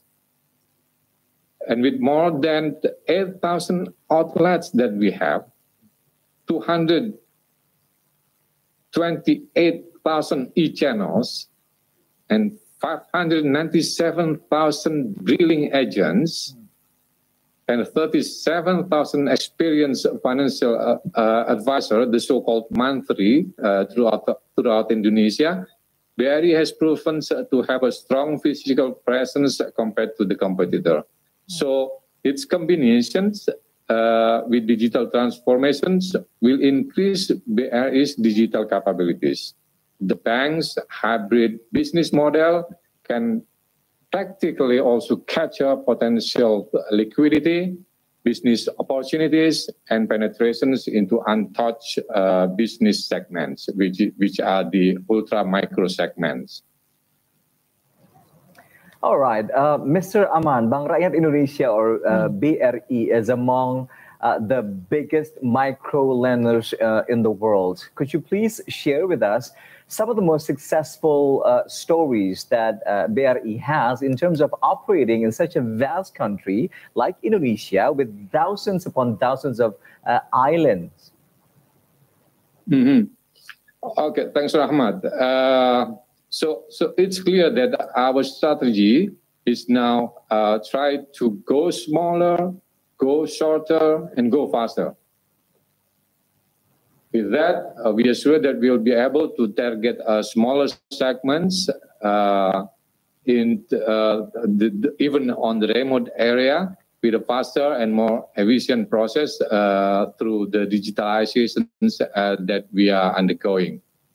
For the sustainability growth of Bank Rakyat Indonesia, we also already identified that our new source of growth in the future is ultra micro segments. For that reasons, we then established the holding ultra micro together with Pegadaian and PNM. So we are sure that it will support BRI's journey in achieving the aspirations of being the most available banking group in Southeast Asia and champion of financial inclusions. In an effort to reach the unreachables, we also utilize the so-called three-party agents, or we call it agent billing, in which the number now is around 597,000 billing agents, which I mentioned earlier, providing banking services to the surrounding community, especially in the rural area. They are very important to grow our business, because they are so close with that peoples in the rural area.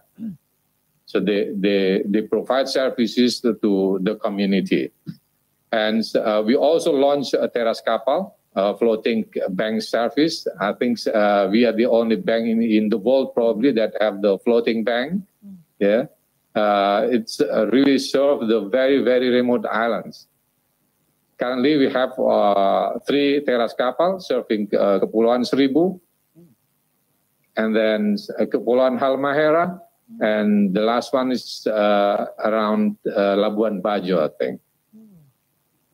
All right, Mr. Aman Sukriyanto, we will have to take a quick break now. Please stay with us. We will continue our conversation in just a few minutes. And the full coverage on the day-long final day of the G20 Leaders Summit will just continue in a few moments from now. In the meantime, stay with us right here on TVRI World. We'll be right back.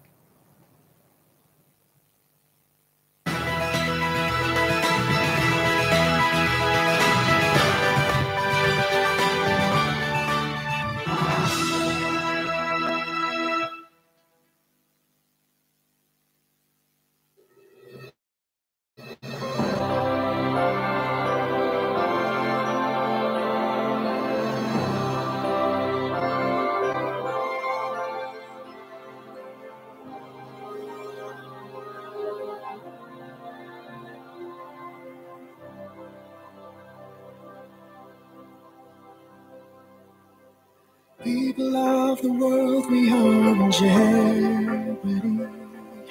Striving times to act in solidarity. Our wish to heal the world, we shall do whatever must be done.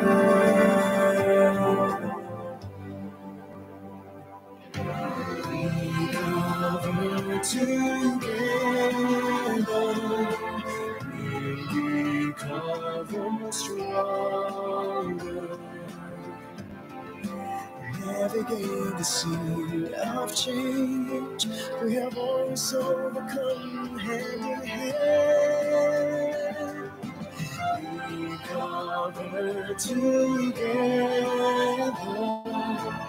we'll recover stronger, reaching out for our children's future destiny.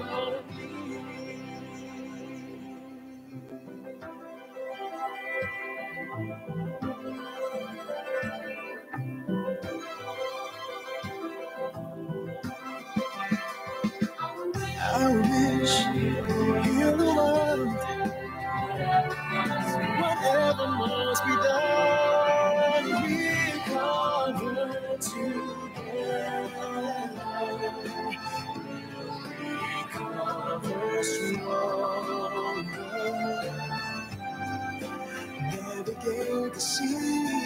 change. We have always overcome hand in hand. Recover together.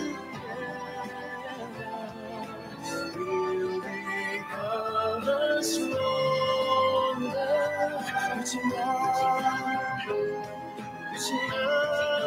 up for our children's future destiny. Yes, it's from this history, taking us ahead.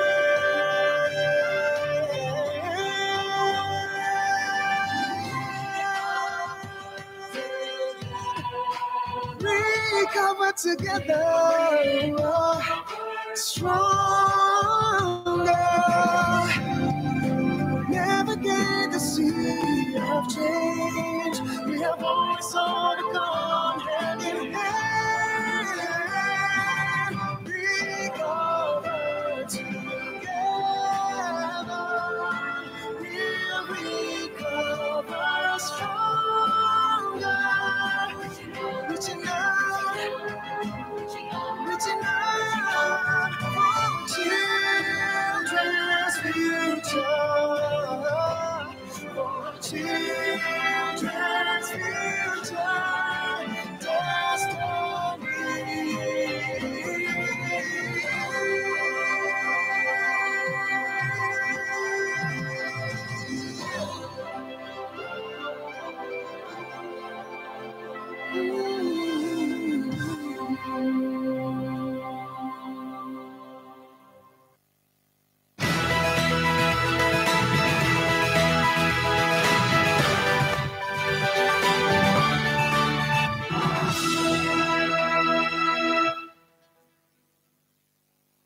On the special report on the Leaders Summit here in our mini studio Nusa Dua Bali. Still with me, Eni Parnusa, and my partner. Hi, I'm Rahmat Idris. And very emotional day today.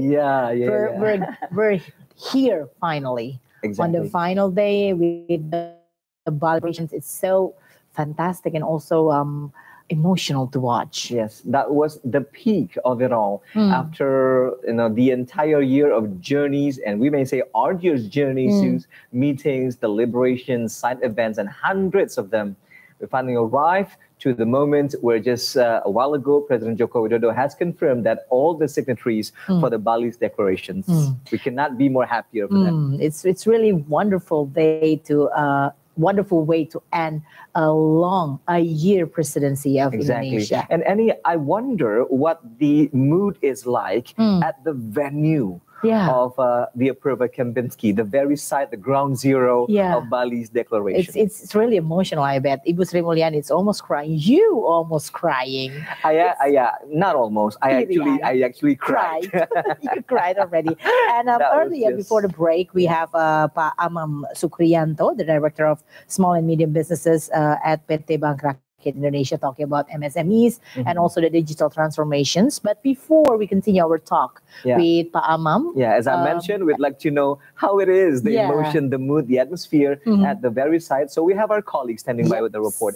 So we're going to contact TVRI World reporter Tegar Bestari, who's going to give a live report from the Media Center. Tegar, what you have for us this afternoon?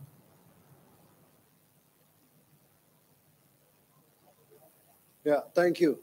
Turkish President Recep Tayyip Erdogan in the press conference say that the recession that continue to increase show the dangers that await us in the future. Several economic indicators show that the economic will get worse, and this crisis involves the whole countries. But it is the fragile countries in Asia and Africa which will suffer the impact the most. During the pandemic, food and energy supplies decreased, as did the economic crisis, which increased hate speech against immigrants from Asia, Africa, and Muslims living abroad. Turkey seeks to take a part in peace and stability in all regions of the world. They also provide health access to various countries and organizations. Erdogan says that Turkey is the country that provides the largest humanitarian and humanitarian aids in the world, and Turkey provides the world's largest medical assistance. He went on to say that we receive more than 5 million refugees and provide their accommodations on. In addition, Turkey, together with Russia, Ukraine, and United Nations, built a corridor for food export in the Black Sea to solve the food crisis, ensuring safety along the route transport to Africa. Turkey are also fighting food waste because there are 2 billion people in the world who live and sleep hungry every day. They hope that the economic architecture planned in G20 can help tackle this condition. On another agenda regarding health, Turkey claimed to have been successful in terms of health architecture, especially in the last 20 years. President Erdogan said that he wants his country to be the ultimate model for health architecture. In the past 2 days, Turkey has had bilateral meetings with Indonesia, Saudi Arabia, the United States, France, Italy, and Germany. Tegar Bestari and Hari reporting. And now we're back to the studio.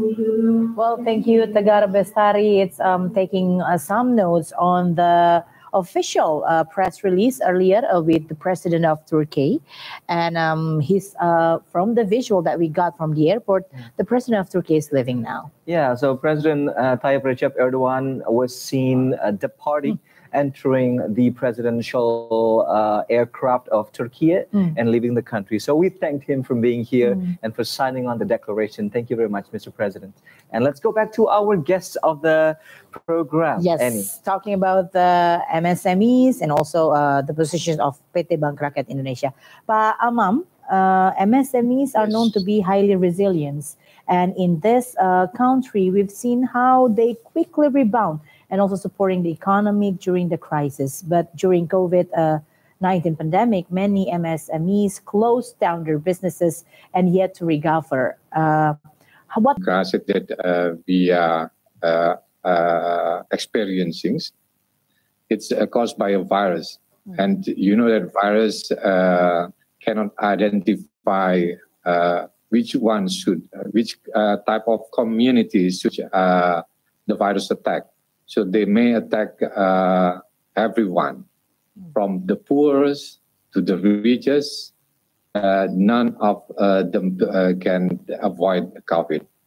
And of course, it includes the MSMEs. It was even worse for MSMEs. Why? Because the restrictions of people mobility, for example, it make them lose their income, of course. And to make their daily need, they have to spend all their savings. And as a result, it's quite hard for them to revive their business. However, with the good response, good policy response from the governments and the regulator, and also good strategic response from the financial institutions, we are lucky that we can go through the COVID crisis. And as a country, we are able to grow the GDP up to more than 5%. So I think it's very impressive. Another thing that we should also be grateful that the previous crisis, the crisis that happened in 1998 and then 2008 and then another crisis in 2013 has made the Indonesian banking industry more prepared to face the current crisis. Risk management, for instance, it's already been implemented in a better manner by banks and governments and regulators, also increasingly responsive, and the policy response issues also really accurate, so that the negative impacts of these pandemics can be controlled properly, I think. On the other hand, various stimuli implemented by the governments as an effort to maintain people's purchasing power have also succeeded in keeping the economy rolling. And the impact on BRI credit demand, especially for credit stimulus base, continues to exist, continues to increase as well day by day. Right now, our relationship managers can provide on average 1 trillion rupiah of KUR every day. All of these efforts, of course, make the economic optimism will continue to improve in many sectors, especially in MSMEs. MSMEs, which support the Indonesian economy, will also revive and are proven to be resilient in facing the slump during the pandemic. All right, Mr. Aman, what sort of lessons learned that our MSMEs can take from the downturn during the COVID-19 pandemic? Okay, Rahmat. So I think we all now live in what the so-called VUCA era. I mean, we live in environments that are volatile, uncertain, complex, and ambiguous. It's really happened to us, and we have to face it. But luckily, that how we should face it, I think we have the different VUCA as well, but of course with different abbreviations. We can counter volatility on the first VUCA with visions on the second VUCA, and meet the uncertainty with understanding, and also react to complexity by making clear or clarity, and fight the ambiguities by being agile, of course. So MSMEs has that have a careful preparations and willing to transform their business, how they undergo their business, of course, will grow into strong and resilient MSME. So they are able to survive and adapt quickly if changes occur, even though it's due to crisis or other external factors. All right, Mr. Aman, we're afraid that this is the time that we have for these conversations. Director of Small and Medium Business of PT Bank Rakyat Indonesia, Mr. Aman Sukriyanto. We thank you very much for your time and your insights for our program. Thank you again, Mr. Aman. You are welcome, Rahmat. Well, now let's continue with the information that we have provided for you this afternoon. Russian Foreign Minister Sergei Lavrov said that Western countries had tried to politicize a joint declaration at G20 summit in Bali.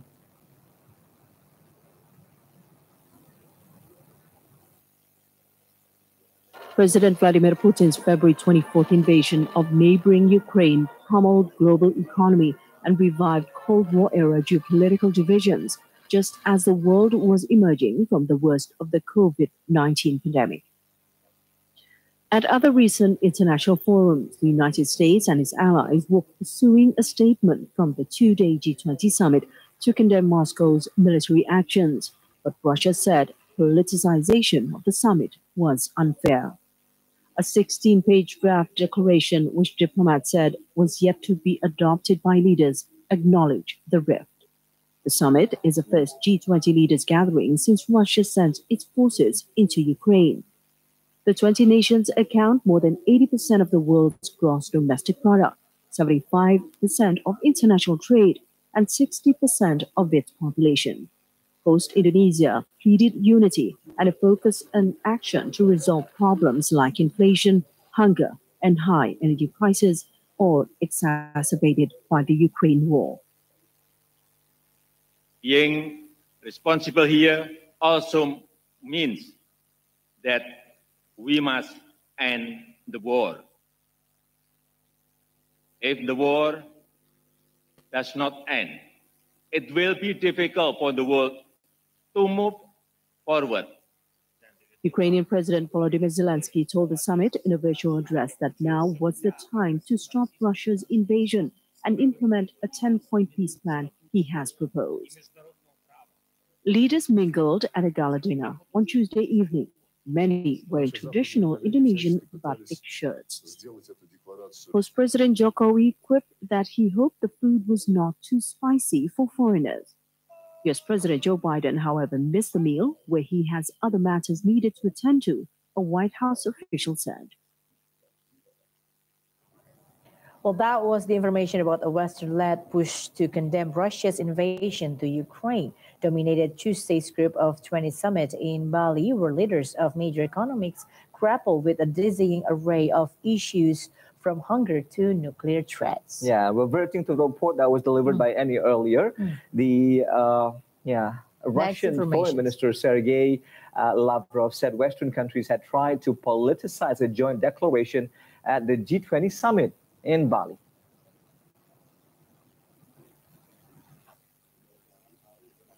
The draft declaration by leaders of G20 said most members strongly condemned the conflict in Ukraine and stressed that it was exacerbating fragilities in the global economy.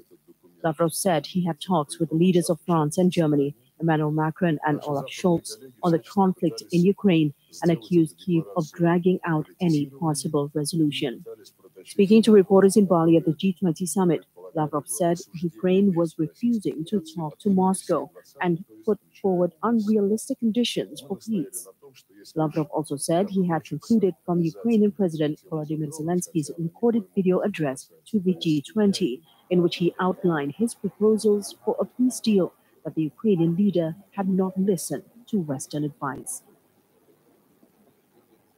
Well, this morning at the G20... Meantime, British Prime Minister Rishi Sunak said G20 saw international condemnation of Russia's war in Ukraine. Well, this morning at the G20, we saw international condemnation of Russia's war in Ukraine. And with Russia's foreign minister sitting there, we highlighted both the illegality and barbaric nature of Russia's war, and also the devastating impact it is having on people around the world through higher food and energy prices. We have a responsibility to work with our G20 allies to fix the global economy, to grip inflation, but also to safeguard and preserve the international order, and that's what we're going to do. The British Prime Minister extended support for Ukraine at G20 summit while confirming a long-planned order for warships from British defense contractor Base Systems. Well, Poland has decided to increase the surveillance of its airspace, Prime Minister Mateusz Morawiecki said, as he confirmed that Poland was studying the possibility of requesting consultation under Article 4 of the NATO Military Alliance Treaty after a Russian-produced rocket fell on the Polish village near the Ukrainian border. Polish Prime Minister Mateusz Morawiecki said, first of all, he has decided to increase the combat readiness for chosen military groups of the Polish army, especially when it comes to surveillance of the airspace. And this surveillance of the airspace is taking place and will be taking place in cooperation with his allies. Prime Minister Morawiecki told reporters in the early hours of Wednesday morning. 2 people were killed in the explosion of Przewodów.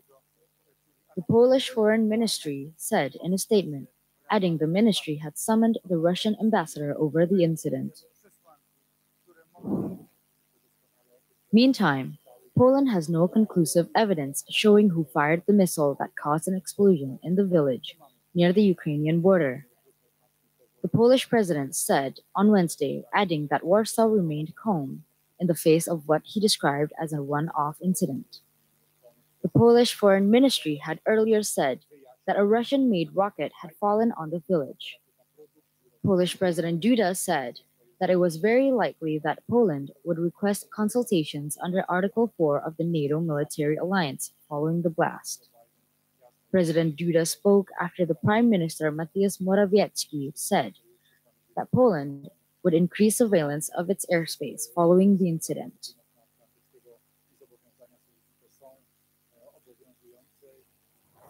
United States President Joe Biden press statement spoke after holding an emergency meeting with world leaders on the Poland blasts.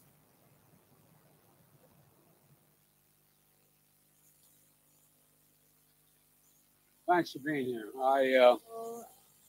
As you saw, I just met with the leaders of NATO and the G7 and talked about the latest events in Europe. And I briefed them on my discussions with President Duda of Poland, as well as NATO Secretary General Stoltenberg. And we agreed to support Poland's investigation into the explosion in rural Poland near the Ukrainian border. And I'm going to make sure we figure out exactly what happened. Our empathy simply goes out to apparently 2 people were killed. And then we're going to collectively determine our next step as we investigate and proceed. There was total unanimity among the folks at the table. We also discussed the latest series of Russian missile attacks, which are continuing the brutality and inhumanity that they've demonstrated throughout this war against Ukrainian cities and civilian infrastructures. And they've been totally unconscionable, what they're doing. Totally unconscionable. And the moment when the world had come together at the G20 to urge de-escalation, Russia continues to, has chosen to escalate in Ukraine while we're meeting. I mean, there were scores and scores of missile attacks into Western Ukraine. We support Ukraine fully in this moment, and we have since the start this conflict, and we continue to do whatever it takes to give them the capacity to defend themselves. Mr. President, is it too early to say whether this missile was fired from Russia? There is preliminary information that contests that. I don't want to say that till we completely investigate it, but it is. It's unlikely in the minds of the trajectory that it was fired from Russia, but we'll see. We'll see. Unlikely, sir. Mr. President, is Poland suggested invoking Article 4 or 5 from NATO, sir? The suggestion is we're going to probably have a meeting of the ambassadors. So that looks like we're going to go to next. Thank you. Okay, thank you, guys. Meanwhile, the Business 20 or B20 Summit opened in Bali, Indonesia on Sunday, with the summit attended by business representatives from G20 members. And the forum plays important platform for enterprises to take part in global economic governance.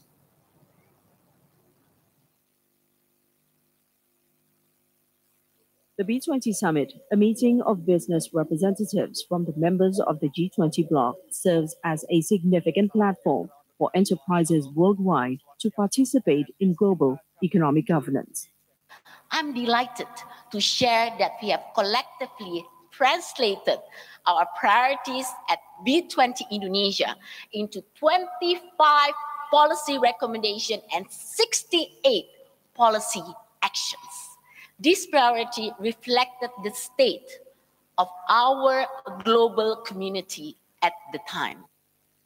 More than 2,000 business leaders gathered at the 2-day B20 Summit to discuss an array of important topics, such as sustainable development of resources, carbon emissions reduction, and technological innovation. The Group of G20 Leaders Summit is held in Bali on November 15th until today. The annual summit comes amid a host of daunting global challenges, such as food security, climate change, and post-pandemic recovery. Billionaire Elon Musk said he was working at the absolute most amount from morning till night, 7 days a week, when asked about his recent acquisitions of Twitter and his leadership of automaker Tesla.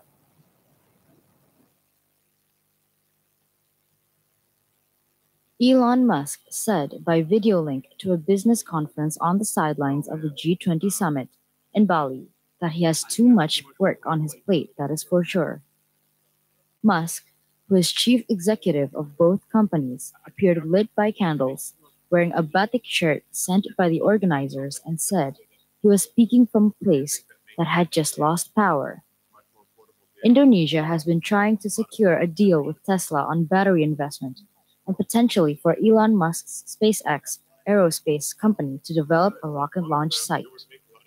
Musk made no commitment to either of those, but said Indonesia had a large role to play in the electric vehicle supply chain and that it would make sense long-term for SpaceX to have multiple launch points around the globe. The Business 20 or B20 Summit ended in Nusa Dua, Bali on Monday with the release of a communique and 25 policy recommendations. To welcome several Chief of B20 Indonesia, Sinta Kamdani, said in her closing address at the B20 Summit, the recommendations are legacy for supporting global economic recovery from the COVID-19 pandemic.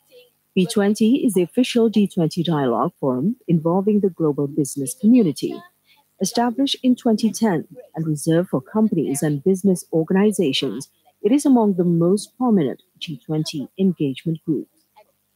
B20 is composed of an average of over 1,000 delegates from G20 countries, including top executives from leading multinational corporations, besides around 3,000 participants, representing an overall business community of over 6.5 million businesses. According to Kamdani, post-pandemic economic recovery has been reflected by businesses that have begun to make innovations to benefit from new opportunities and a trade rebound.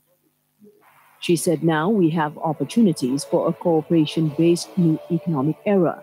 With the spirit, we are proud of delivering Indonesia's B20 communique, which covers our collective recommendations for G20 leaders, she said. The B20 communique, which was produced under the leadership of Indonesia, covers three main elements: innovation, inclusion, and collaboration. Innovation focuses on efforts to open key areas of growth for realizing inclusion. Indonesia is encouraging the acceleration of digital transformation for empowering micro, small, and medium enterprises and vulnerable groups by focusing on capability, entrepreneurship, and job creation. Meanwhile, the spirit of collaboration between developed countries and developing nations needs to be promoted, particularly to create a just health service architecture and guidance for emergency response in the future. The B20 chain formed together consensus with 25 policy recommendations and 68 policy actions has been reached. Moving to the next question, I'd like to ask. Yeah, and that report brings us to the end of this segment for our coverage of the G20 Leaders Summit here live from Bali, Indonesia. And in just a few moments, our friends and colleagues, Siska Becker and Eli Uli Herdi, will be joining you, and we'll be returning with more in-depth dialogues and conversations on the Bali's declarations. Finally, I'm Rahmat Idris. And I'm Eni Paranasa. Once again, congratulations for the great work in producing Bali Declaration for Indonesian G20 Presidency 2022. In the meantime, goodbye for now. See ya.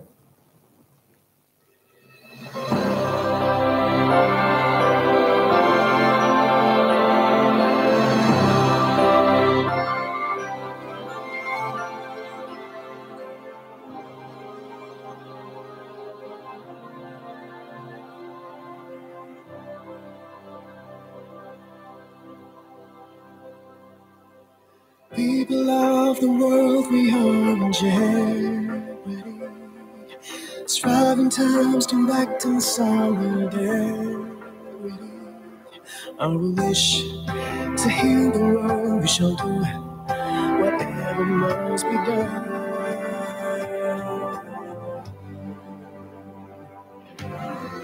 We cover together. Recover stronger, navigate the sea of change. We have always overcome hand in hand. Recover together, we'll recover stronger. Reaching up for our children's future destiny.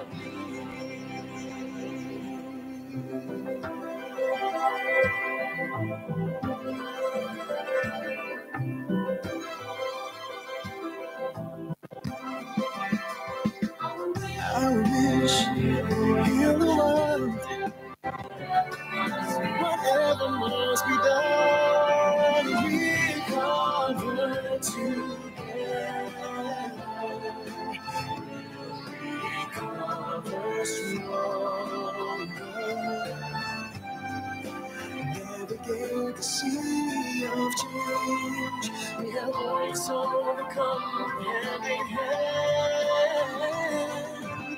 Recover together. We'll recover stronger. Reaching up for a children's future destiny. Yes, it's from God's history, taking us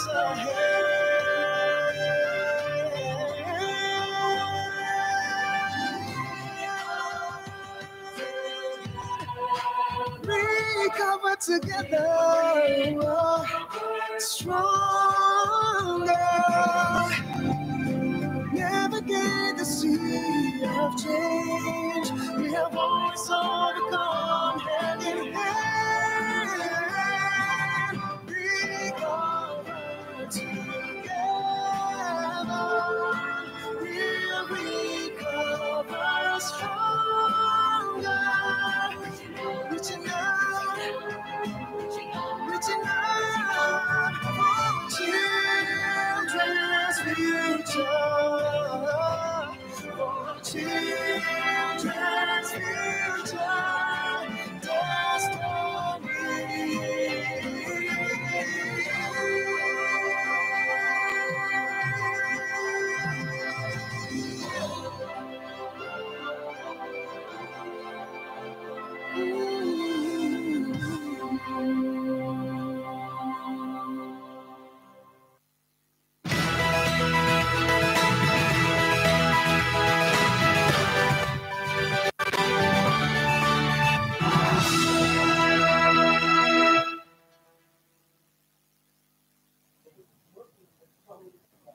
Hello, welcome back to our last leg of the day. I'm Uli Herdi with my partner here. I'm Siska Becker. We're both excited for today, the second day of the G20 Leaders Summit. Indeed. And we are still awaiting for the final moment for the leaders to decide on a joint communique. Is there going to be one? That was what we're going to find out Wait today. and see. We're still waiting for the final statement, and let's just kickstart our day with the latest reports. Yes.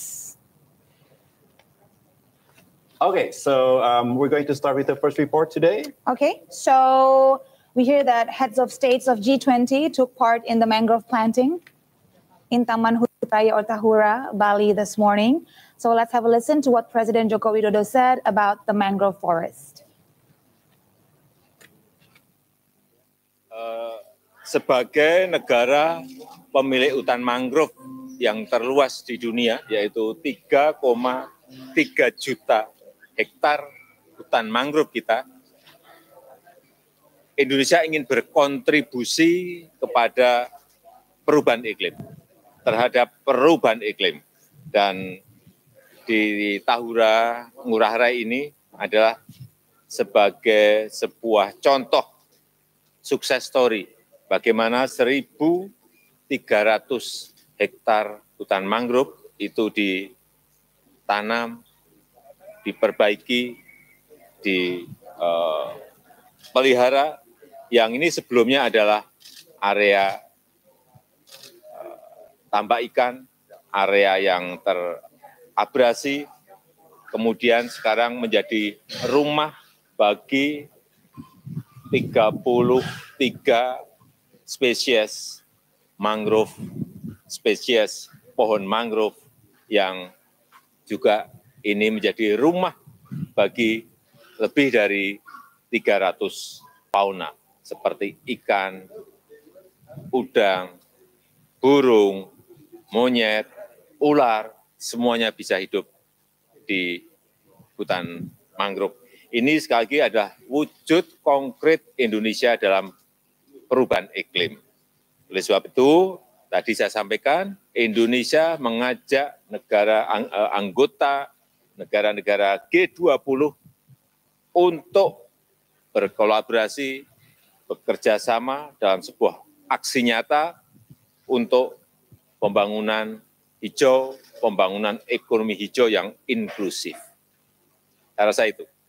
Mungkin boleh cerita tadi Pak kesan para leader setelah melihat ya mereka banyak yang kaget bahwa kita sudah melakukan sejauh ini dan ini mereka mengatakan ini ada sebuah pekerjaan yang konkret karena di sini memiliki kapasitas 6 juta bibit, itu baru satu lokasi. Tadi saya sampaikan kita tahun depan akan memiliki 33 lokasi, sekarang 5 sudah selesai, yang sisanya dalam proses berjalan.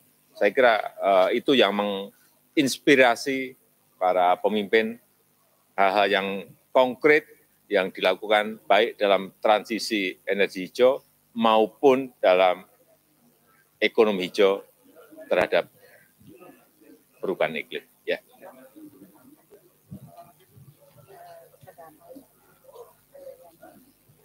Oh, tadi menanyakan mengenai ini apa? Saya sampaikan ini adalah floating solar panel yang kita sudah ada di beberapa danau, ada di beberapa dam yang kita lakukan kira-kira 3 atau 4 tahun yang lalu. Yeah. Leaders of the G20 economies visited a mangrove forest in Bali today as a part of the efforts by Indonesian government to showcase its commitment to restoration initiatives.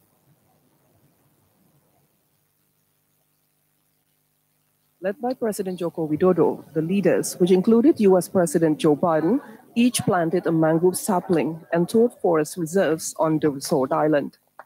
The visit took place after an emergency meeting was held among Western leaders to discuss reports of the missile landing in Polish territory near Ukraine.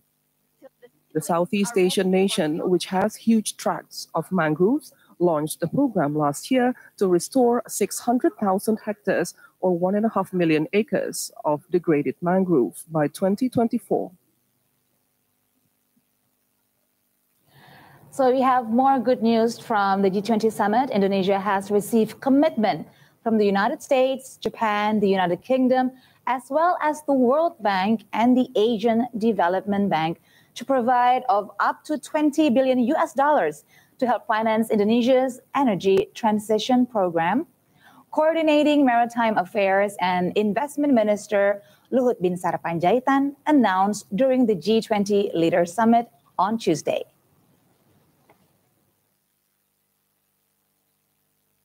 Maritime Affairs and Investment Minister Luhut Binsar Panjaitan told a press briefing during the G20 Leaders Summit in Bali on Tuesday that the funds worth $20 billion would be disbursed in stages to finance the country's transition to clean energy. The President of the United States, Joe Biden, announced during the G20 Leaders Summit that the U.S., Japan, the United Kingdom, and the World Bank and the Asian Development Bank, ADB, would provide up to $20 billion to help Indonesia shift its coal-dominated power grid away from the polluting fossil fuel. UK Prime Minister Rishi Sunak joined other world leaders at the G20 to launch the Indonesia Just Energy Transition Partnership, or GETP, at the Partnership for Global Infrastructure and Investment (PGII) side event. The GETP includes an ambitious pathway to reduce power sector emissions, a strategy based on the expansion of renewable energy and the phase down of coal.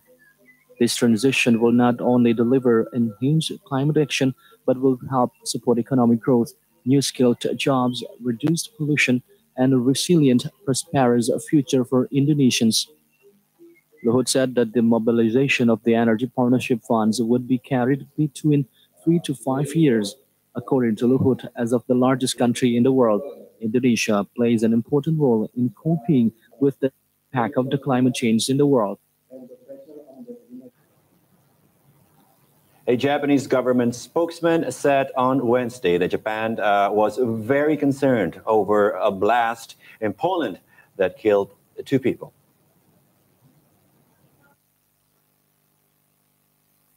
Japanese Prime Minister Fumio Kishida attended an emergency meeting of G7 advanced economies and NATO member nations held in Bali on the sidelines of a G20 summit.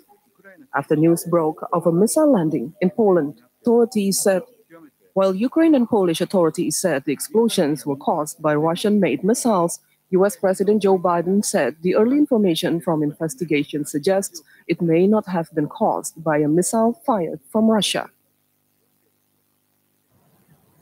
In relation to the last news, Poland has decided to increase surveillance of its airspace.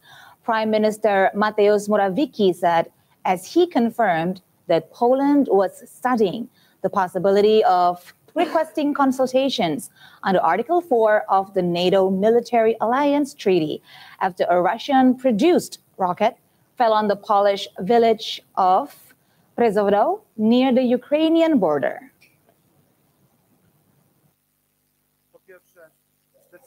Polish Prime Minister Mateusz Morawiecki said, first of all, he has decided to increase the combat readiness for chosen military groups of the Polish army, especially of the airspace.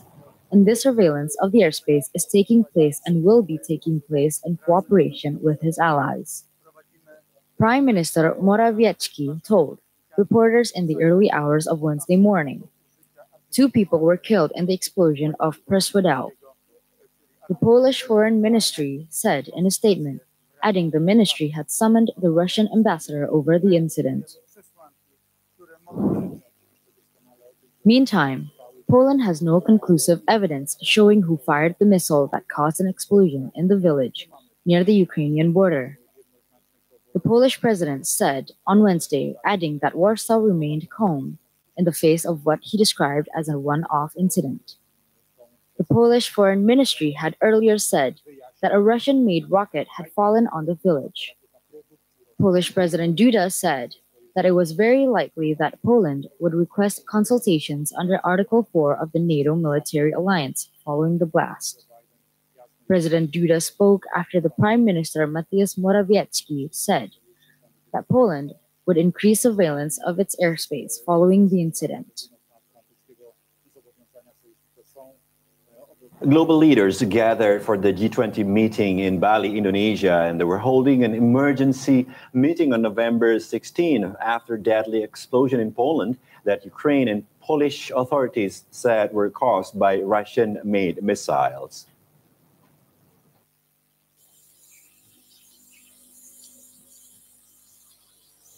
Thanks for being here.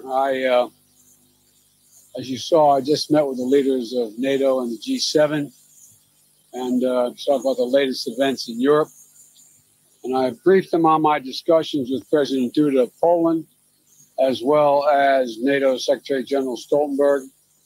And we agreed to support Poland's investigation into the explosion in rural Poland near the Ukrainian border. And I'm going to make sure we figure out exactly what happened. Our empathy simply goes out to apparently 2 people were killed. And then we're going to collectively determine our next step as we investigate and proceed. There was total unanimity among the folks at the table. And we also discussed the latest series of Russian missile attacks, which are continuing the brutality and inhumanity that they've demonstrated throughout this war against Ukrainian cities and civilian infrastructures. And they've been totally unconscionable, what they're doing. Totally unconscionable. And the moment when the world had come together at the G20 to urge de-escalation, Russia continues to, has chosen to escalate in Ukraine while we're meeting. I mean, there were scores and scores of attacks, missile attacks in the Western Ukraine. We support Ukraine fully in this moment, and we have since the start this conflict, and we continue to do whatever it takes to give them the capacity to defend themselves. Mr. President, is it too early to say whether this missile was fired from Russia? There is preliminary information that contests that. I don't want to say that till we completely investigate, but it is. It's unlikely in the minds of the trajectory that it was fired from Russia, but we'll see. We'll see. Unlikely, sir. Mr. President, is Poland suggested invoking Article 4 or 5 from NATO, sir?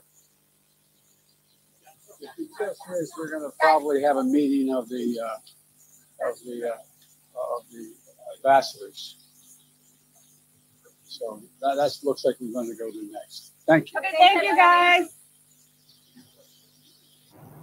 A Western-led push to condemn Russia's invasion of Ukraine dominated Tuesday's Group of 20 summit in Bali, where leaders of major economies grappled with a dizzying array of issues from hunger to nuclear threats. The United States and its allies were pursuing a statement from the two-day G20 summit to condemn Moscow's military actions in the invasion of neighboring Ukraine. But Russia said the politicization of the summit was unfair. In a virtual address, Ukrainian President Volodymyr Zelensky told the summit that Kyiv is demanding a full Russian withdrawal from occupied territories.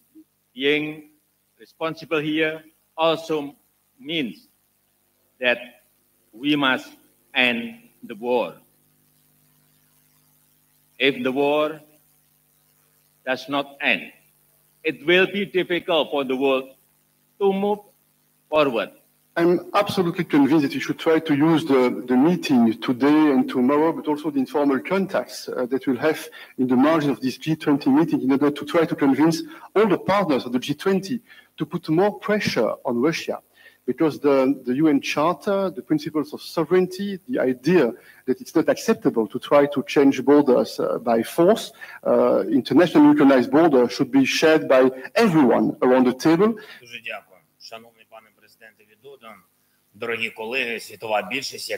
Well, this morning at the G20, we saw international condemnation of Russia's war in Ukraine. And with Russia's foreign minister sitting there, we highlighted both the illegality and barbaric nature of Russia's war, and also the devastating impact it is having on people around the world through higher food and energy prices.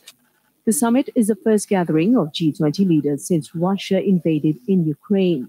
The 20 nations form more than 80% of world GDP, 75% of international trade, and 60% of the world's population. Host countries like Indonesia pleaded for unity and action to resolve problems like inflation, hunger, and high energy prices, all of which were exacerbated by the Ukraine war.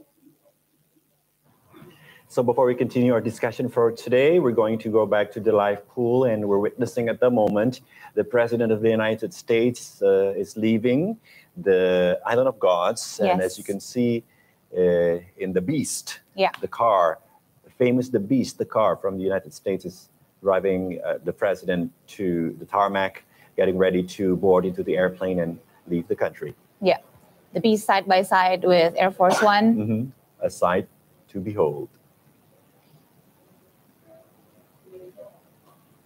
This is a sign of how great of influence the USA have. Even the presidential plane is widely known already by many Air people. Force One. Yes. It's the premise of many great Hollywood movies. There he is. There he ascending is. the stairs. President of the United States is Joe Biden. He's leaving in a couple of minutes. Just entered the airplane, boarded already.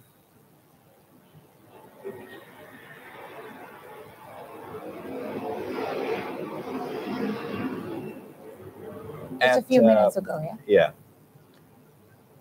At 15:52 Bali time, he left the Congress.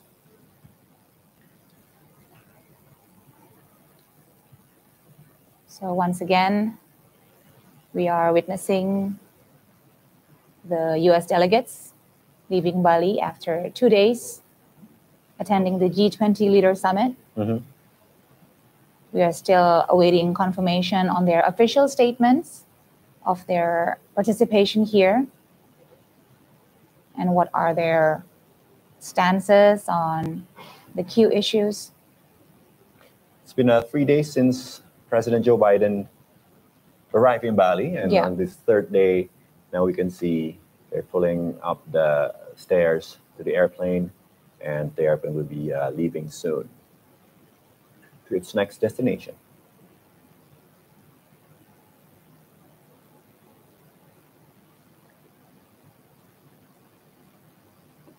assuming that this signals that everything has been concluded. We are waiting anxiously for the statements, official statements, which we hope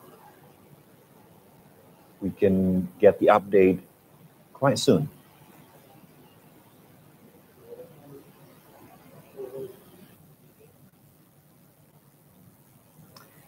Asian Pacific Economic Conference in Thailand is his next destination. Yeah. Tour. So he's doing a bit of a Southeast Asian tour right now with Bali and Thailand in his agenda. Very busy week for President Joe Biden. For everyone. Yeah, we hope that he had a great stay here in Bali. Indeed, we do. Yeah. And now is the preparation for the press conference from the President of Indonesia, Bapak Jokowi. As you can see in the screen at the moment, everybody's getting ready. Yes. And in a few moments, we will be able to witness the press conference delivered by the President of Indonesia, Bapak Joko Widodo. We can tell you that the media center here is buzzing with excitement. Yeah, the atmosphere is electric. Just outside our mini studio, a couple of steps, and the media center is here, the heart of the action, and the air is electric with excitement, and everybody's waiting for the final issues of the statements. Yeah.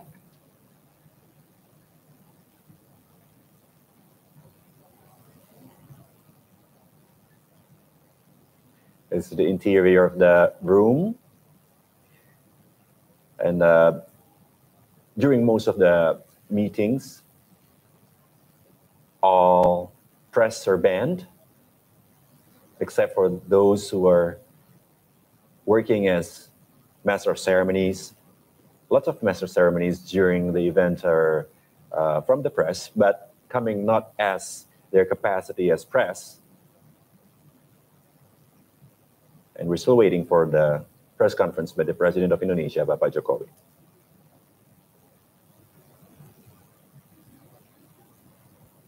Quite exciting, yeah? Yes. Of course, everybody's question is, will there be a joint communique? Is there a certain language they all upon agree on?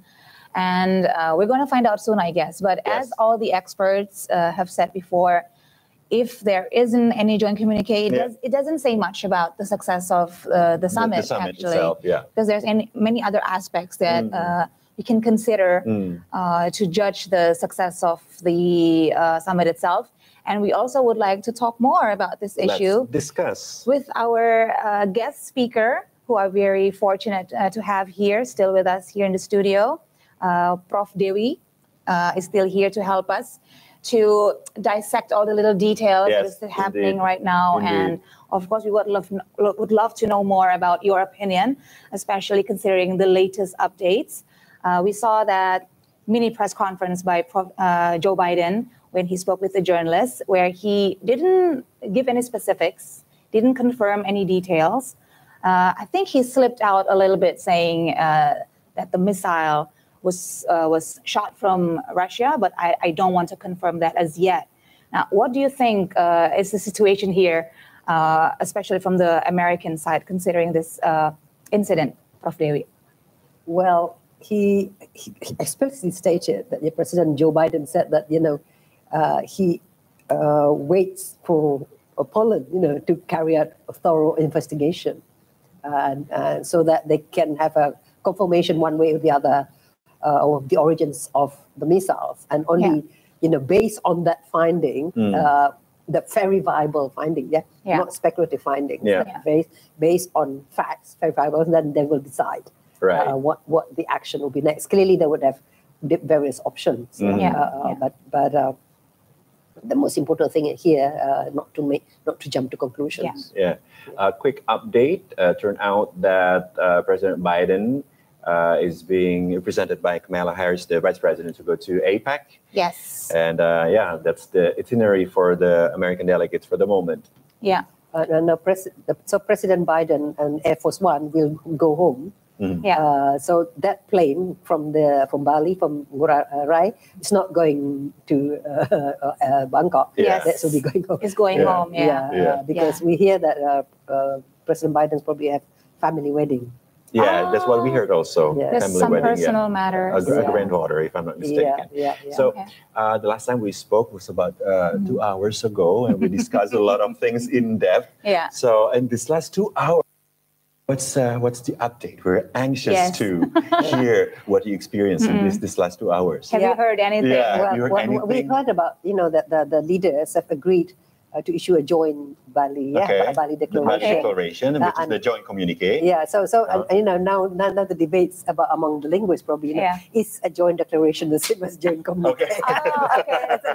So I said, I suppose, I don't know, but in any case, it is clearly, they have come to some consensus to issue, the Bali Declaration G20.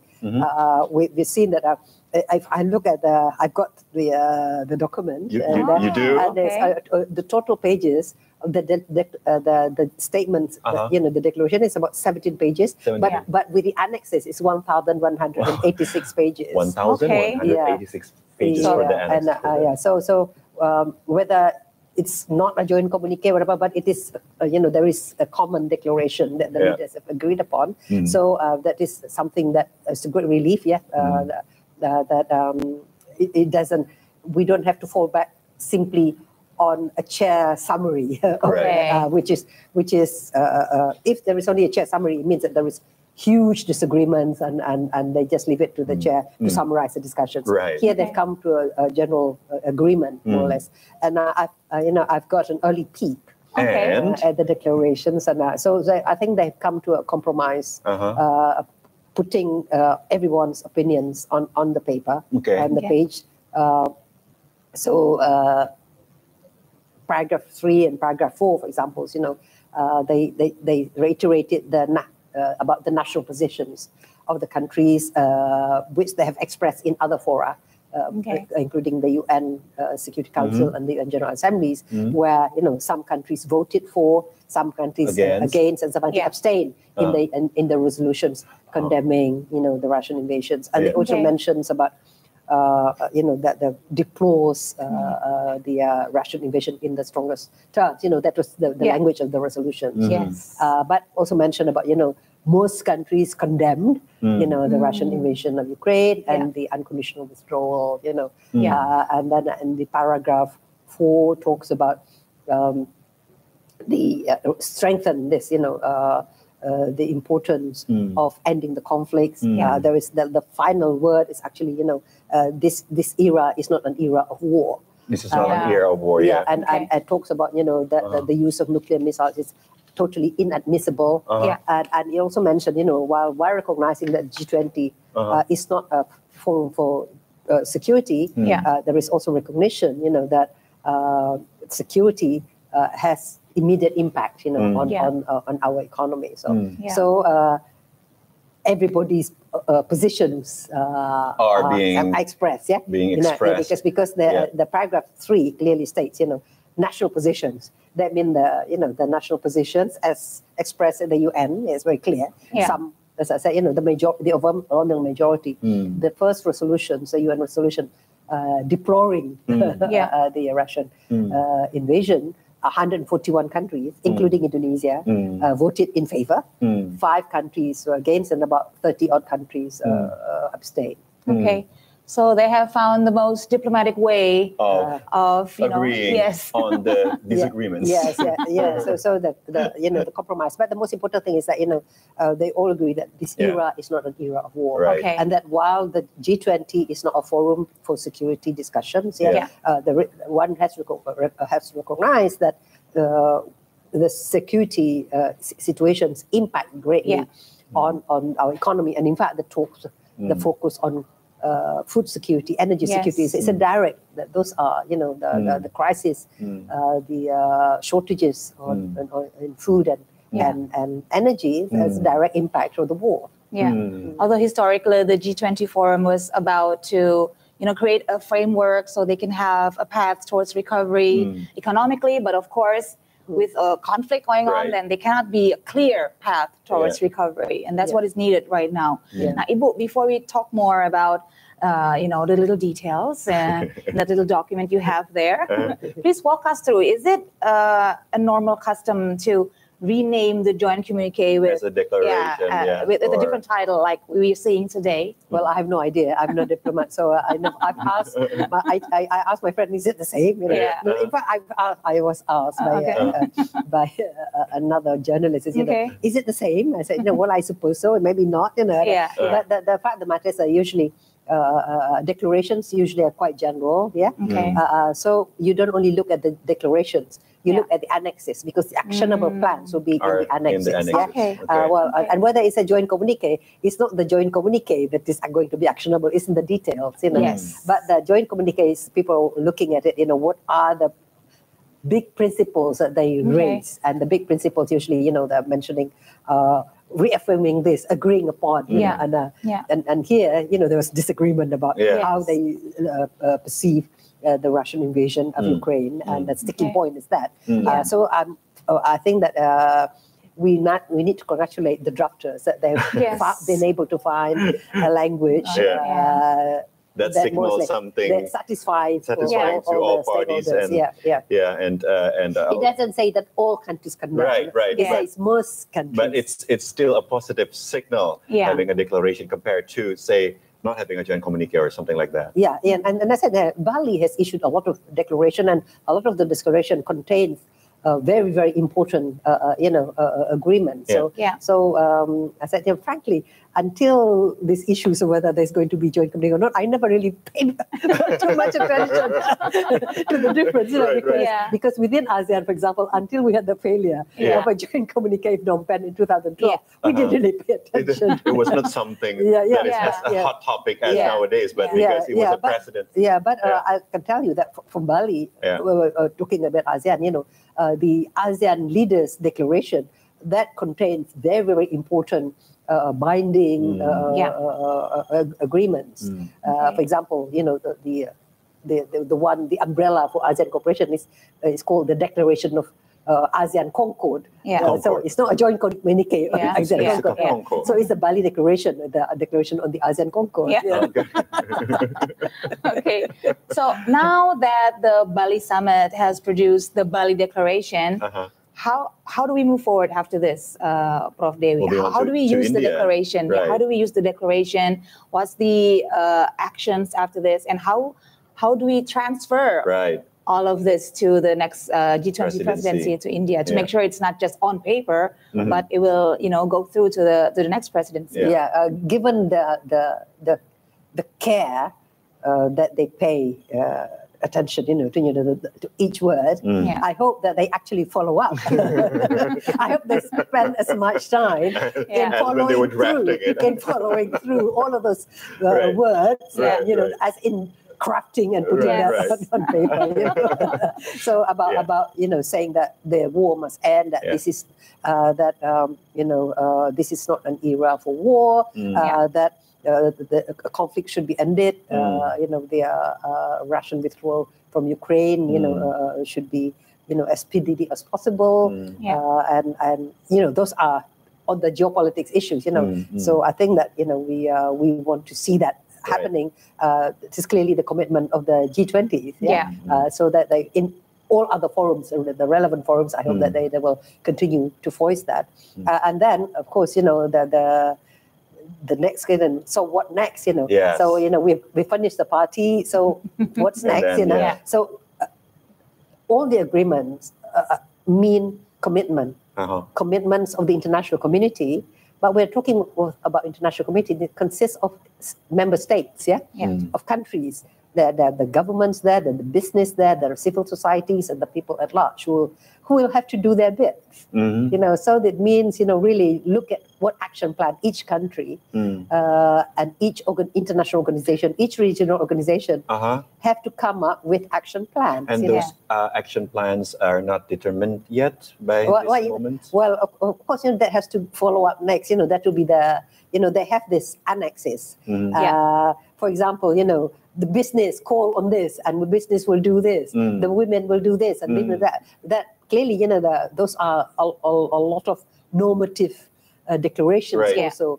But as a guide, as a guideline for you know for future action, and for that, for example, talk about enhancing women, for example, in participation, whether it's in business or in climate change, you know. So what are you going to do about it? You know, so each country, depending on its situation, will have different programs. But the most important thing, for example, you know, coming back to the 3 priorities, pick, for example, on energy transition. You know, we have seen the